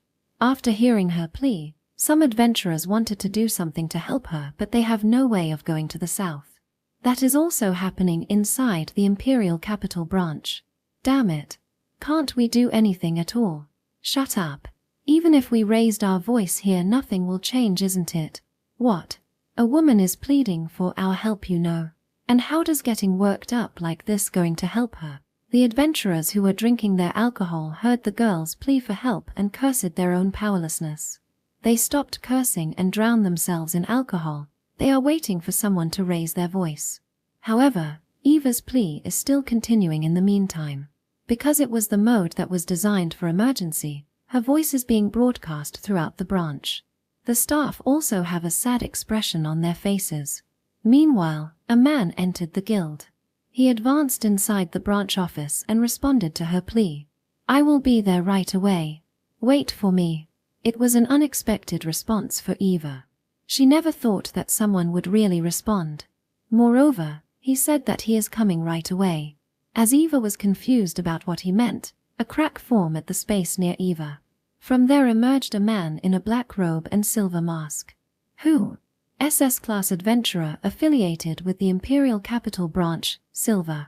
"I am here to answer your request." That voice was, of course, being broadcast to all the Adventurer Guild branches across the continent. At that moment, many adventurers cheered upon the arrival of their representatives. Chapter 47. I, Troit, command you. Note: Troit of the Rebellion. When we were leaving the castle, Finn stayed behind and sent us off. Perhaps she knew that she can't do anything more beyond this point. Instead, Finn muttered in a small voice that could only be heard by me. "Please take care. I am looking forward to your return." "Yeah, I'm going." After such a conversation, I took Trout along with his Imperial Knight escorts to the Imperial Capital Branch of the Adventurer Guild. When I entered the guild, a girl voice suddenly flowed into my ears. "Anyone is fine. Please save our country. Please accept the request and defeat the sea dragon for us." I immediately noticed that Eva is sending a message through the remote communication room of the guild's branch office. Moreover, this is an emergency broadcast for a continental crisis. It probably got activated for some reason. Knowing it or not, Eva is asking every adventurer in the continent for help. The adventurers in the guild are getting bitter, quarreling or pouring alcohol down their throats. Anyway, they are in a bad temper. A girl that is being attacked by a monster is asking for help, but they can't do anything to help her. As an adventurer, it is nothing but humiliation. It is the adventurer's mission to help those who seek to be helped. They are ashamed of their powerlessness and frustrations are stemming from that feeling. I was very relieved to see that. While there is a stupid family that is fighting among themselves for the throne, there are also those who felt bitter at their own powerlessness as a girl they don't even know is begging for help. This is a good feeling. That's why on their behalf, I entered the remote communication room and answered the girl's plea. "I will be there right away. Wait for me." At the same time, I make a transfer rift inside the guild. It is connected to the branch office in the south. We are going. Fourth Prince. All right. I cannot overlook a girl asking for help. Saying so, I enter the rift and arrive at the southern guild branch. Everyone looked scared at first, but they overcame their fear and immediately stepped through the rift and arrived at the Principality of Albatro. When I arrived at the collapsed guild building, I met eyes with Eva, who was kneeling on the floor. Who? SS-class adventurer affiliated with the Imperial Capital Branch, Silver. "I am here to answer your request." Eva's eyes opened wide, but tears immediately accumulated in her eyes afterward. Looking at her, I understand how much distress she felt. "You did great. Evacuate immediately." "Why, yes. But, my brother is." "Your brother?" "He said that he wanted to do what he can and headed to the castle." I somehow have a bad feeling about this. A little later, Trout caught up with me. From the look on his face, the transfer magic must have piqued his interest. Hoo. So we arrived at the South Her. Transfer magic really is wonderful, isn't it, Mr. Silver? Leaving being impressed aside, please give the permission to use the Holy Sword, Fourth Prince. It's not that simple, you know. There's no point unless Miss Elna can hear it, you know. Then how about we head to a more conspicuous place? With that in mind, we head outside the partially collapsed guild. The outside scenery is a huge mess. The buildings near the harbor were heavily destroyed and there was a huge dragon in the sea. It sure is big, isn't it? Can you really defeat it? It would be hard to do it alone. While saying that, a water bullet shot out from the sea dragon's mouth. But it's really big. Why is it that big? It's even bigger than before. Hearing Eva's words, I begin preparing defense magic. If that thing hits the city, it won't end with just a disaster. Many people are still haven't evacuated yet. I should lure its attention away somehow. While considering that, I heard a voice coming from the top floor of the castle. This way. Leviathan. That voice was Julio's. He is probably using a voice amplifier to make his voice louder. In his hand was a staff that once sealed Leviathan. Perhaps Leviathan is attacking the Principality of Albatro because it was afraid that it would be resealed, or perhaps this is just its revenge for making it fall asleep for such a long time. Understanding that Julio took it upon himself to make himself the target. Even though he knew that he might die from this, he wanted to protect the people in the city. Leviathan's eyes moved and locked on to Julio. There it is, that hated staff that made me sleep. It seems that it has already lost its power, but it might be used to make me fall asleep again. I will have it disappear here. With that said, Leviathan transforms the originally ginormous water bullet into a larger one. That's bad. I create a transfer rift while preparing a defense magic. Reckless little child. To acknowledge your courage, I will let you die a painless death. Saying so, Leviathan fired a giant water bullet at the top of the castle. At the same time, I dived through the rift and appeared in front of Julio. Please forgive me. Father, Mother, Nasan. Save your apologies for when you actually meet them. I said that to Julep, who shut his eyes and prepared for death while deploying a large-scale defense magic. It was a shield. The giant shield of blue and silver emerges in front of the castle and faces Leviathan's water bullet. This is the Great Shield of God. Its name is known by all. Its name represents protection. It was created to protect the weak. Therefore, it is unable to be broken even by gods. Hence this shield is undefeated and unrivaled. Its name is Aegis. The moment I called the name of the shield, it started glowing. The enormous water bullet that Leviathan fired was effortlessly destroyed. Julio is surprised at the sight before him and loses his balance. Perhaps she is worried about him. Eva jumped through the rift and came over. Julio. Nasan. I'm glad. I'm really glad. I thought that we were already finished. It's all right now. He came. This person has come to save us. Save us. I assume that you are the twin prince and princess of Albatro, correct? Why, yes. I am Julio.The Albatro. I am an SS-class adventurer from the Adventurer Guild, Silver. And this is... I am Troit, the fourth prince of the Empire. Trout came over through the transfer rift and introduced himself. He may look dignified, but his eyes are always gluing on Eva. It seems that a tearful beautiful girl raked in a lot of points from Trout. I thought of hitting him once, but since my current standing couldn't allow it, I decided to use my words instead. Fourth prince. Get to work already. Surely we do have some time left to appreciate this beautiful girl, no? Aren't you confident in the durability of your shield, Mr. Silver? I can just throw you outside, you know. That's troubling. Couldn't be helped. I will do my job as a royalty for once then. Saying so, Trout grabs the magic voice amplifier Julio has and pulls it toward himself. At that time, Trout saw Julio for the first time. And, speaking of which, Prince Julio, what you did just now was praiseworthy. I know only one person who would go so far to protect his people, and that was my late brother. Therefore, right now I will act with the same quality you just demonstrated. A royalty that his people can be proud of.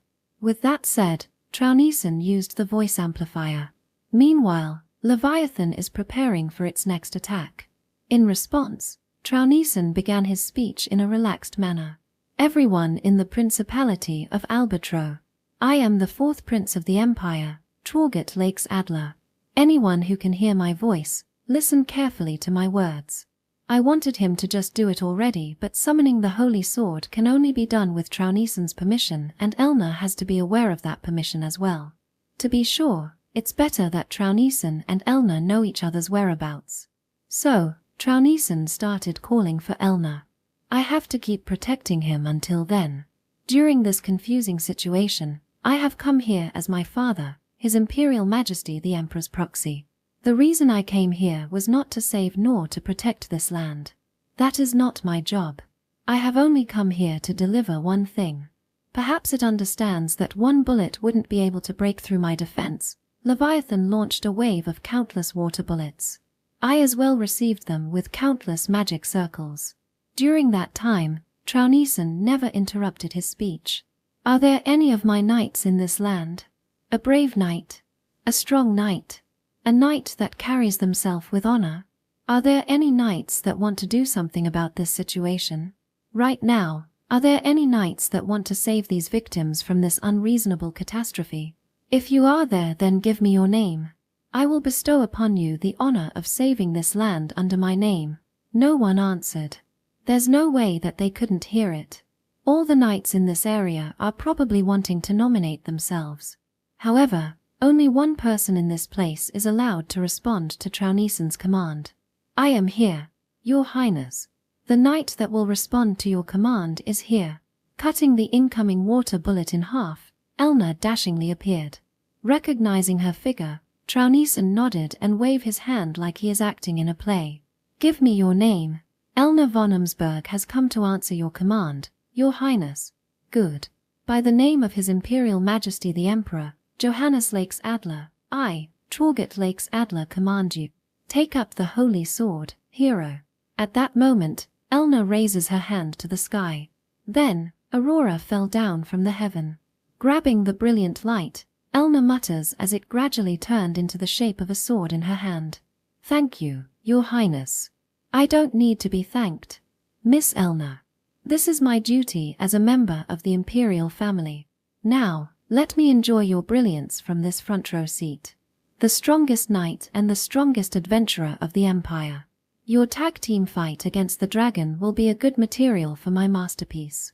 Having said that, Traunison shows his usual slightly creepy smile. Bitterly smiling at such Traunison, I float to the sky while looking at Julio. Now, Prince Julio, my client is you, so let me confirm this. You don't mind me killing that sea dragon, correct? Why, yes. Please beat it up as much as you want. Hearing Julio's reply, I turned around and faced Leviathan together with Elna. Chapter 48. The Hero and the Masked Adventurer. Don't be a deadweight now, alright? Masked Adventurer. That's my line, hero woman. Huh. There's no way I would be a deadweight, right? Is that so? You seem to be struggling a lot just now, though. How about you being honest and thank me for bringing the Emperor's proxy here for once? Elna's shoulders shook at my provocative words. Oh, she's angry, she's angry. While enjoying such a reaction from Elna, I erected a defensive barrier and healing barrier to cover the whole Albatro's capital city. Through Elna's struggle, it seems that the area where the citizens were concentrated didn't receive any damage. However, there are still many injured people and those who are still haven't evacuated yet. But right now they are calmer than before. Because of Traunison's exaggerated speech when he gave Elna the permission to use her holy sword, the people in the capital have been informed that rescue has arrived. He probably didn't aim for this to happen. Half of the reason for his speech was his hobby and the other half was a performance to give his permission to Elna. It was Traunison's role to be as exaggerated as possible and show the Empire's prestige and presence, so he just did it that way. Still, it's thanks to Traunison that the confusion in the capital has been eased. If he doesn't have such a disappointing personality, I would definitely want to support him to become the Emperor. Are you listening? Silver. NN. What? Did you say something? Ara, I see. You want to say that my words aren't worth listening to, aren't you? Elna smiles while her vein is popping up on her head. I bitterly smile at her and ask her a question. Sorry about that. I was thinking about other things. So about that. Are you perhaps asking for the way to defeat that sea dragon? If you understand, then give me an answer already. Do you have any plans? If you have none then, we will go with mine, all right? Well, it's not like I don't have one, but let's see what kind of plan a hero came up with, shall we? What do you want me to do? For now, you can focus on defending the capital and lure its attention to you. I will cut that dragon down myself. So I am the decoy her. That strategy is so like you. While saying so, I step a little forward. Perhaps she received that as my acknowledgement. Elna moves away from me. To think that there would actually be a human who can receive my water bullet. I'm surprised. The same goes for me. Dragons are smart monsters. Why did you choose to come into direct conflict with humans like this? They forced me to fall asleep. If I can't get them back for this humiliation, then I will lose my pride as a dragon. I am a dragon that reigns over at the top of all living beings. Do you think I will tolerate being looked down by humans? Pride her. Worthless. Is that pride of yours more important than your life? You are saying that as if you can defeat me? I can. Don't underestimate humans. At that moment, a large number of water bullets emerged in front of Leviathan. It is not just 100 or 2. Is it meaning to say that it wasn't being serious before? Let me say it again. I won't tolerate being looked down by the like of humans. Then let me repeat my answer. Don't look down on humans. With that said, I deployed the same number of magic circles behind me. Since it can't beat me with a single blow, perhaps it is thinking that it can beat me in number. Don't think you can defeat me with numbers now, aren't you? You damn human. Countless water bullets and magic collide in the sky above the capital. It's like a battlefield. A battle of attrition that lacks the decisive blow to finish each other off. If those are not enough, then Leviathan will add more water bullets and I will add more and more magic to keep up this exchange. There are many colorful sparks scattered in the sky. If seen by those who don't know the situation, they might think that this is some kind of fireworks show. Don't get cocky. Leviathan opens its mouth wide. The water bullets so far were only something created using its power. They are not the special attack of the dragons, the dragon breath. So it finally decided to use its trump card, her. As those words came up in my mind, more and more water is being compressed inside Leviathan's mouth. It was compressed into a small ball, and from there, a water breath fired out like a beam. I tried to stack up my defensive magic to deflect it away, but the water breath treated it like it was non-existent as the water breath pierced through everything and continued toward me. Seriously. After I quickly moved out of the way, the water breath passed through the place I was standing on and easily pierced the mountain behind the capital. That was close. Looking at that scenery, cold sweat started to form on me. Piercing through my stacked-up defense magic like that, isn't that firepower too absurd? Was it something like a super compressed water cutter? So that's Leviathan's version of the holy sword, her. It can cut and pierce through anything like butter. If that's the case, then it would be a disadvantage to remain on the defensive. It's better to go ahead and finish this. But as expected, that move can't be fire repeatedly, her. Leviathan starts to bombard me with water bullets again. I look up at the sky while defending against it. Elna is focusing her mind up there. Looks like she is really intending to cut a dragon down, her. It's been a while since I last saw Elna being that focused. But, hurry it up, will you? I complain while deflecting a ginormous water bullet that was incomparable to the one that was used to aim at Trout. However, such a voice cannot enter Elna's ear now. When Leviathan and I ceased our attack for a moment, Elna dives down from the sky. Her target is, of course, Leviathan. Don't get carried away. Leviathan fires a water bullet at Elna, but she just avoided it with minimal movement. She then swings down her holy sword at Leviathan's head. Seeing the shining holy sword, Leviathan judged it as a threat. Leviathan twists its body to avoid the approaching blade. However, with Leviathan's ginormous body, it couldn't completely avoid it. A chunk of its body was severely cut off along with its left wing. With pain and surprise, Leviathan sank into the sea. With the biggest opening, she should immediately do a follow-up attack to finish it off, but that woman.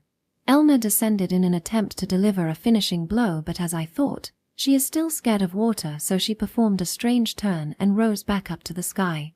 I head to Elna's side. So you really are useless at sea, huh? Shut up. Scary things are scary, right?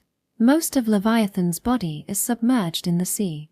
The finishing blow can only be delivered from up close.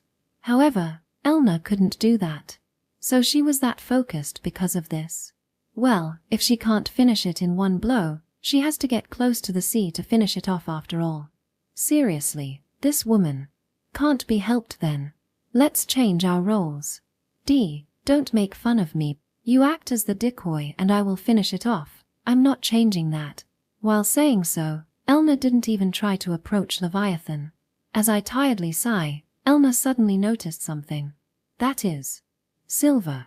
Why do you know that I'm not good around water? Ah. I accidentally talk with her casually like usual.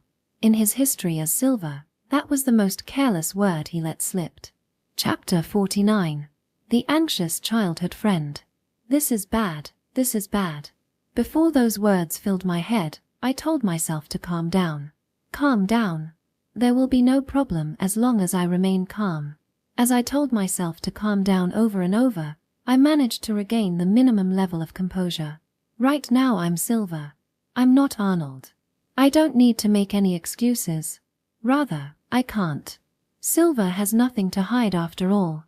You want to know? Isn't that obvious? Who did you hear that from? I have no obligation or any reason to tell you. While trying to act carefree around her, I remind myself to act like Silver. The battle mode Elna is dangerous. She can even notice the most trivial thing. It will be over if she felt something unnatural from me. Given Elna's personality, I can't afford to let her find out that I am Silver right now. What did you say?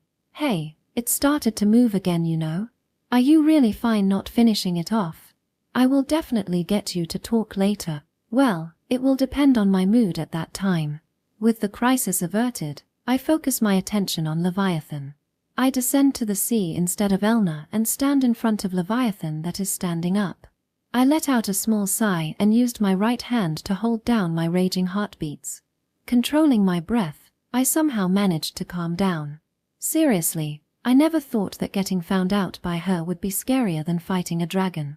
As expected of my strongest childhood friend. Well, I was being careless though. It will be fine after this. There's no need to stay here and answer her question. I can just use transfer magic to run away or make something up too. With my personal crisis gone, the rest is just how to deal with the sea dragon in front of me. You bastard. This is the first time I received such a grave wound. And to think that the one who inflicted is a human too. That's why I told you not to underestimate a human. I understand from that attack. That girl, she is the descendant of the one who cut down the Demon King, right? To think that she can use that hated sword. What then? You want to withdraw now? Don't make me laugh. No dragon would run away from humans. Saying so, Leviathan opened its mouth and roared. Dragon roar. It is something that can scare any being. It is something that can crush the mind of their enemy. The weak-willed will faint. In fact, the fleets surrounding Leviathan were sent into a panic. It will be bad to leave it like this here. I want them to quickly evacuate, but there are still many ships left in the area. I will have you pay for wounding this body of mine. Selfishly decided things by yourself her. As expected of a dragon. Saying so, I slowly rise up to the sky. I need to buy more time. Hero woman. Lend me an ear. What? Why are you taking your distance? You might suddenly drop me into the sea, right? Like a cat on guard, Elna shakes her body while increasing the distance between us. This is a serious affair, so can you not act like a cat that is afraid to take a bath? Seriously. I wouldn't do that. I'm not confident that I can take on both the sea dragon and a hero at the same time after all. What did you say? While she is talking with me, Elna still doesn't let down her guard against Leviathan. Leviathan opened its mouth and shot out its water breath. While deploying defense magic to slow it down, we get away from that place. Leviathan's breath shot up to the sky and tears through the clouds. If it hit us directly, there would probably be nothing left. If that thing hits the town area, then everything will be over. Do you have any plans? Can you cut it down again? Impossible. It is already on guard against me. I can't use the same move twice. If it's not in the sea, then I would be able to manage it somehow though. Elna fired up a little, but when she looked at the sea she immediately recoiled and dropped her shoulders. Meanwhile, Leviathan releases a large number of water bullets toward us. While defending against them, I propose something to Elna. Then, you can do something about it if it isn't in the sea, correct? What are you planning? Splitting the sea. Ha. Elna shouts in disbelief, but unfortunately, I was serious. I thought about capturing it in a barrier and dragging it up to the sky, but it would be troublesome when I have to get away from it. I will isolate a part of the sea with a barrier. If I do that, you can fight it without any problems, right? Are you planning to make an empty space in the middle of the sea? Something like that. What if the barrier collapsed? The sea would come crashing down on you. With that obvious reply, Elna's expression instantly turned fearful. She unintentionally imagines what it's like her. No way. You might break the barrier after the fight is over, right? I have no intention to do something that would turn the Empire into my enemy. Moreover, I think an Imperial Knight like you should understand that this is no time to say something selfish like that, right? That is. I can't give it a decisive blow. It will try to disrupt me while I try to cast a spell after all. If we take our time, there will be more victims as well. I think this plan benefits both of us though. You are asking me to trust you? That's right. Trust me. How can I trust someone who can't even show his face? Elna bitterly stares at me. Stop that. It's not my fault.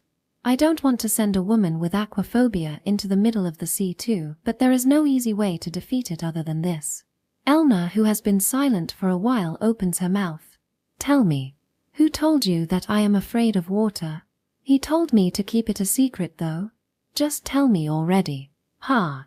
It's Prince Arnold. I exchanged information with him back in Rondine. That's when he told me. Oh. He told you that. Let me say this first. Al is not someone that easily trusts others, you know. He will never entrust someone with important information unless he trusts that person. If you are lying to me, then I will never forgive you, you know? That's a mean thing to say. Well, it's not like she's wrong though. I'm not lying. What should I do to get you to trust me? What did Al say? When he told you about my weakness? I stay silent for a while. What would I say when I tell others about Elna's weakness? What reason could I have to reveal her weakness to others? When I thought so, words suddenly poured out of my mouth. She's an annoying childhood friend, but please take care of her for me. He said something like that. He was probably worried about your aquaphobia in his own way. For a moment, Elna cast her eyes down as her face turned red. Then, he is such a worrywart. Seriously. Stupid Ul. After a few words, Elna sighed and slowly began to lower her altitude. I assume that you agree to follow my plan? Yeah, but I still don't trust you. I only do this because Ul trusted you. If Ul judged that he can tell my weakness to you, then, well, whatever. I don't like it, but I will forgive you this once for Ul's sake. Saying so, Elna descends toward Leviathan. Even if it is lying on its side, it is still big. Even when she approached its head, there are still some distances between her and the sea. However, to Elna, that must seem like the land of the dead. Let's start this already, shall we? I form a square barrier with Leviathan and Elna at the center and steadily expanding it. The sea is being pushed out by the barrier while the ships in the vicinity also move away from the area. As the barrier reached the bottom of the sea, the ocean floor became visible. Compete. Forming a barrier to have a one-on-one with me. You are quite cheeky, her. Are you that confident in yourself? Little girl. I'm not. But I can say this. This is the worst possible place I can set my foot into. It's not like I don't know what Elna was talking about. Although water can't enter the barrier, she is still being surrounded by water on all sides. From Elna's point of view, it would be no different from hell. However, Elna still holds up her holy sword. But, even so, I will fight. I can't allow my childhood friend to worry about me any more than this. Saying so, Elna inserts magic power into the holy sword. The holy sword turns magic power into shining holy particles as it shines brighter and brighter. Nah. This is, O holy sword of the star, release your power. Destroy the enemy before me. As she said that, the light is converging on the blade of her holy sword. An overwhelming amount of light gathered on the blade of the holy sword. That blade is almost as bright as the sun. With her sword in hands, Elna charges straight at Leviathan. Don't look down on me. Leviathan tried to intercept her with its water breath.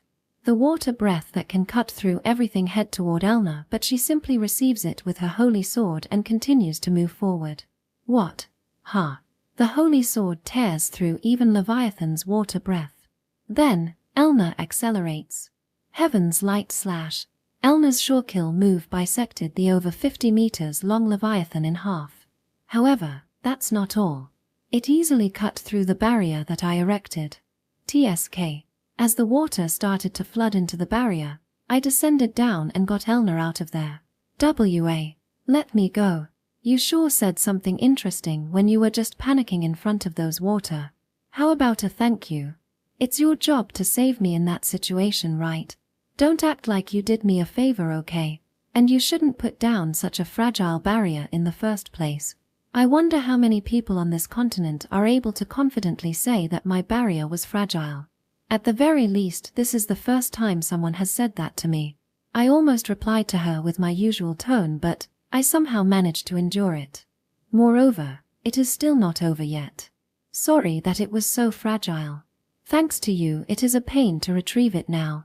Saying so, I plug the hole in the barrier, pull it out of the sea, and open a small hole in it to drain the water out. Elna suspiciously stares at me. What are you doing? A dragon corpse can fetch a high price. Moreover, it was a dragon that got designated with S rank. The money from this should be enough to reconstruct the city. Ara, I thought that you were going to take it for yourself because you defeated it, but it seems like I am wrong here. Usually, a monster corpse belongs to the person that defeated it, but this time is a special case. It should be used for the reparation of the victim countries. My image of you improved a little bit. So you also think about something like that, huh? I'm not like a certain hero who only knows how to swing her sword after all. What? Elna's shoulders shake with anger. Meanwhile, I gently place Leviathan's corpse at the collapsed port. It will be fine if I have Elna explain my intention to them later. Now, I guess it's time to leave her.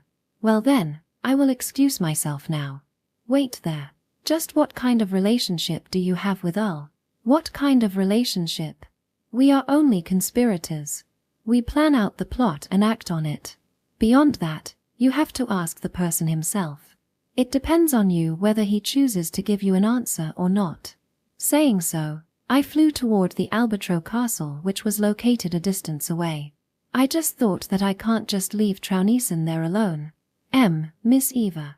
C. Can you become my new model? And if possible you can treat me like your elder brother and call me Nisama too. My work will surely improve that way. Alright, let's leave. I gave up the idea and transferred back to my room in Rondine. Swiftly changing my clothes, I cast illusion magic on Silver's outfit and put it in my luggage. After eliminating all traces that connect me to Silver, I lie down on the bed. It's really tiring this time. I fell asleep while muttering such a thing. I think I forgot something important, but I don't have enough strength or energy to think about it anymore. Chapter 50. Oath of the Childhood Friend. This is bad. This is real bad. It was a few days after we defeated the sea dragon. After they contacted me, I set sail from Rondine to Albatro port. However, I had something that I am extremely worried about. How could I forget to tell him such an important thing? That's right, I forgot to tell something to Leo. It was the fact that Eva fell in love with him. There was too much to deal with at the time, so I completely forgot about such a personal matter. It's Leo, so I think he will somehow manage it, but this is a love affair between a man and a woman. This might be more troublesome than I thought. Moreover, Eva is a princess. Apparently Leviathan appeared shortly after Rondine's fleet arrived at the port. That means Leo and Eva didn't have the chance to talk at that point. However, It has been a few days since then. Given Eva's personality, there's no way that she doesn't make a move yet. I hope he kept a safe attitude somehow. With that in mind, I landed at the Principality of Albatro. Since the setting is that this is my first time here, I act like I am curiously looking around.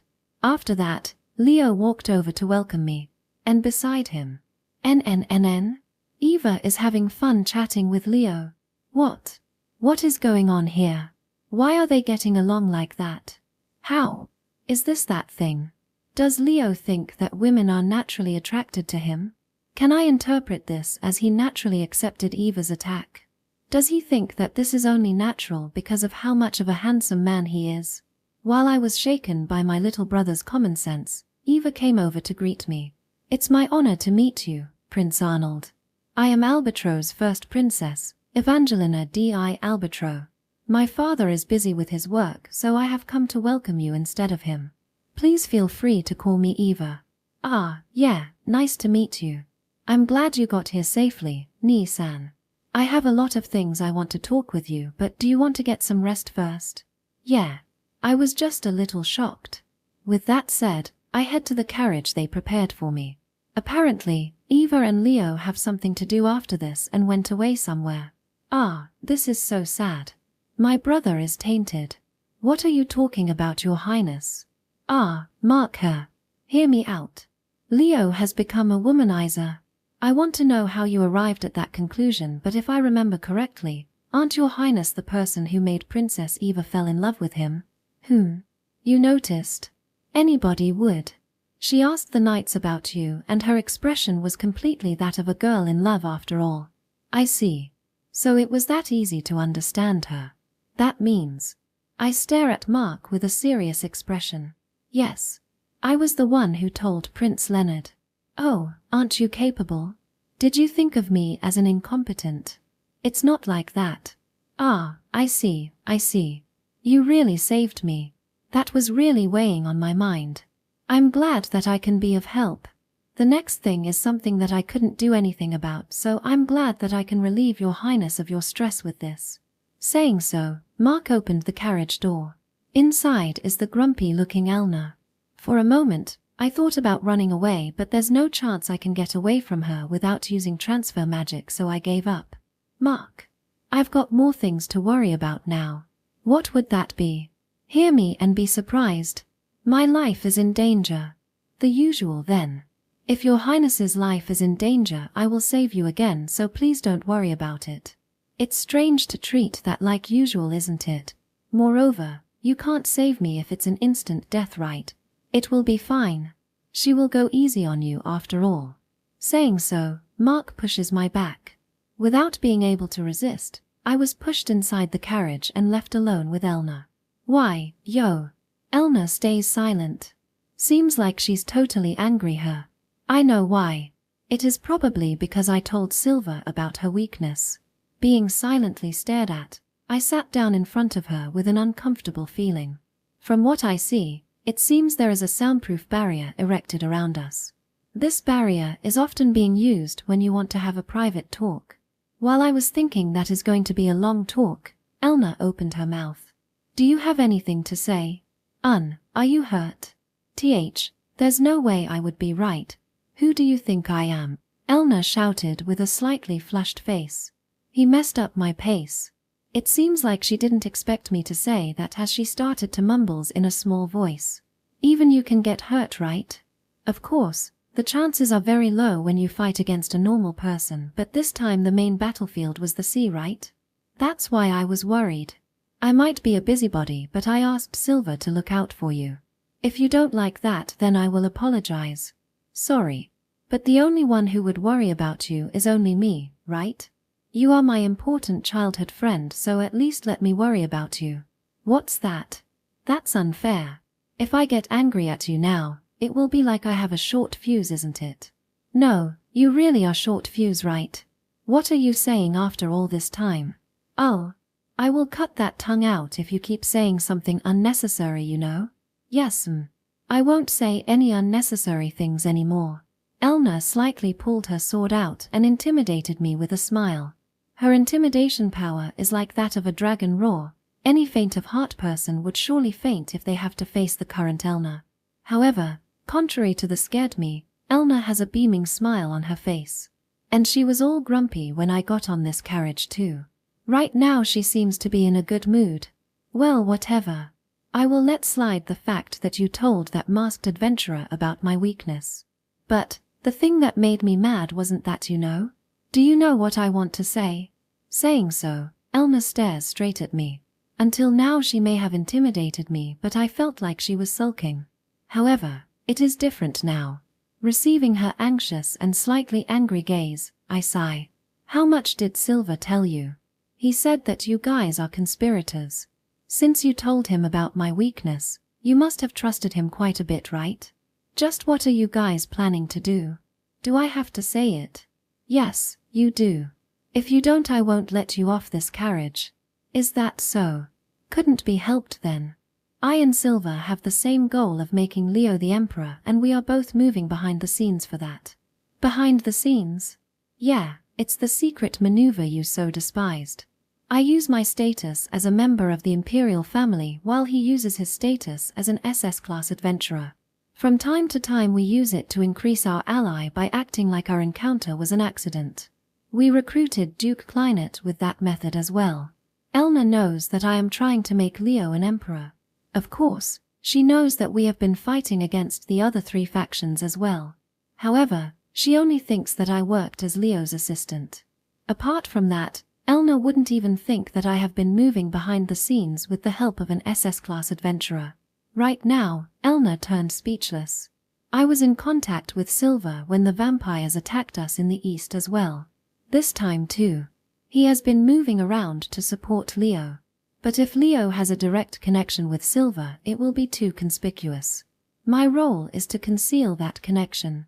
Does Leo know about that?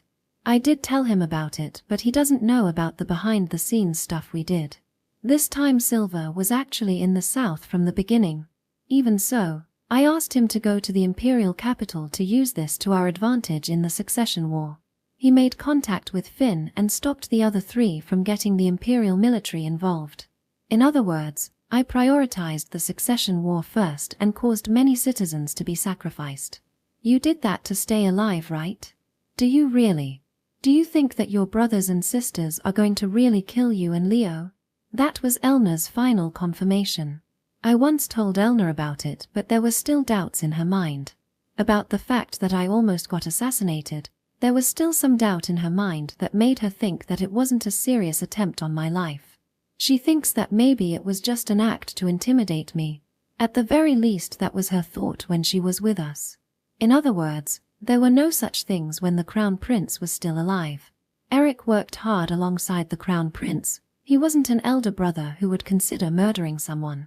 Gordon was an honest man, a straight-laced warrior. Xandra also worked hard as a mage as well. That's right. That time, things were peaceful. However, the throne was freed when the Crown Prince died. The ambitions of the 3 who had been held down by a giant lid called the Crown Prince overflowed. After years of fighting among each other, they all lost their kindness. I can affirm it. They will definitely kill both me and Leo. Everyone around us too.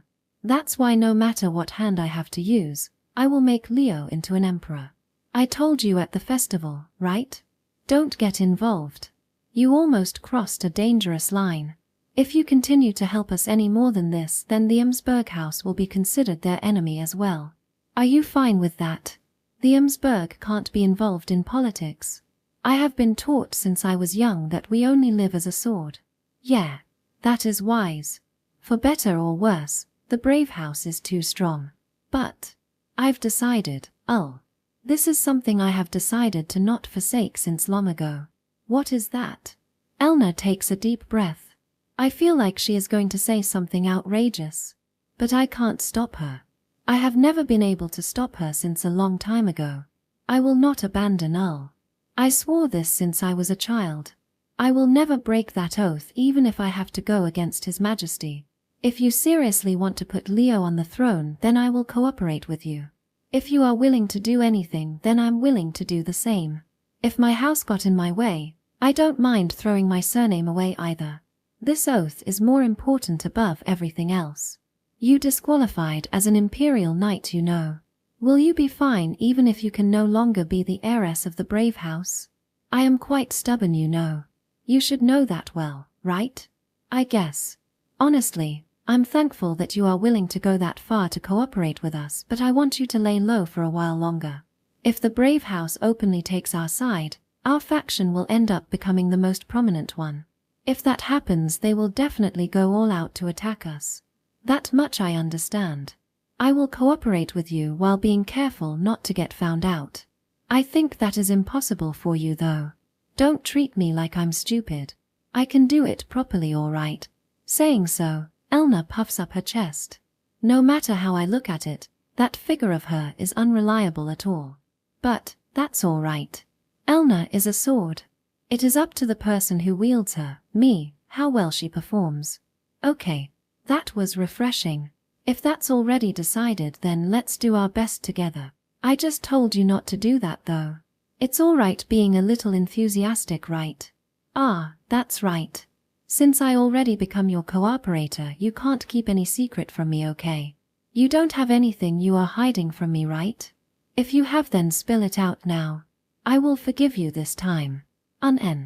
Ah, I did give you a pearl when you became an imperial knight, right? Yeah, you were running around all over the place to buy it for me, weren't you? Actually, it was a pain, so I made Leo buy it for Go-ho. You are the worst. Being punched in the gut, I fainted inside the carriage. Didn't you said that you would forgive me? I can't put those words to my mouth. While frowning at the pain, I am relieved that I managed to hide the important part from her. Somehow, I managed to hide the fact that Silver and I are the same person and gained her full cooperation. End of Volume 2.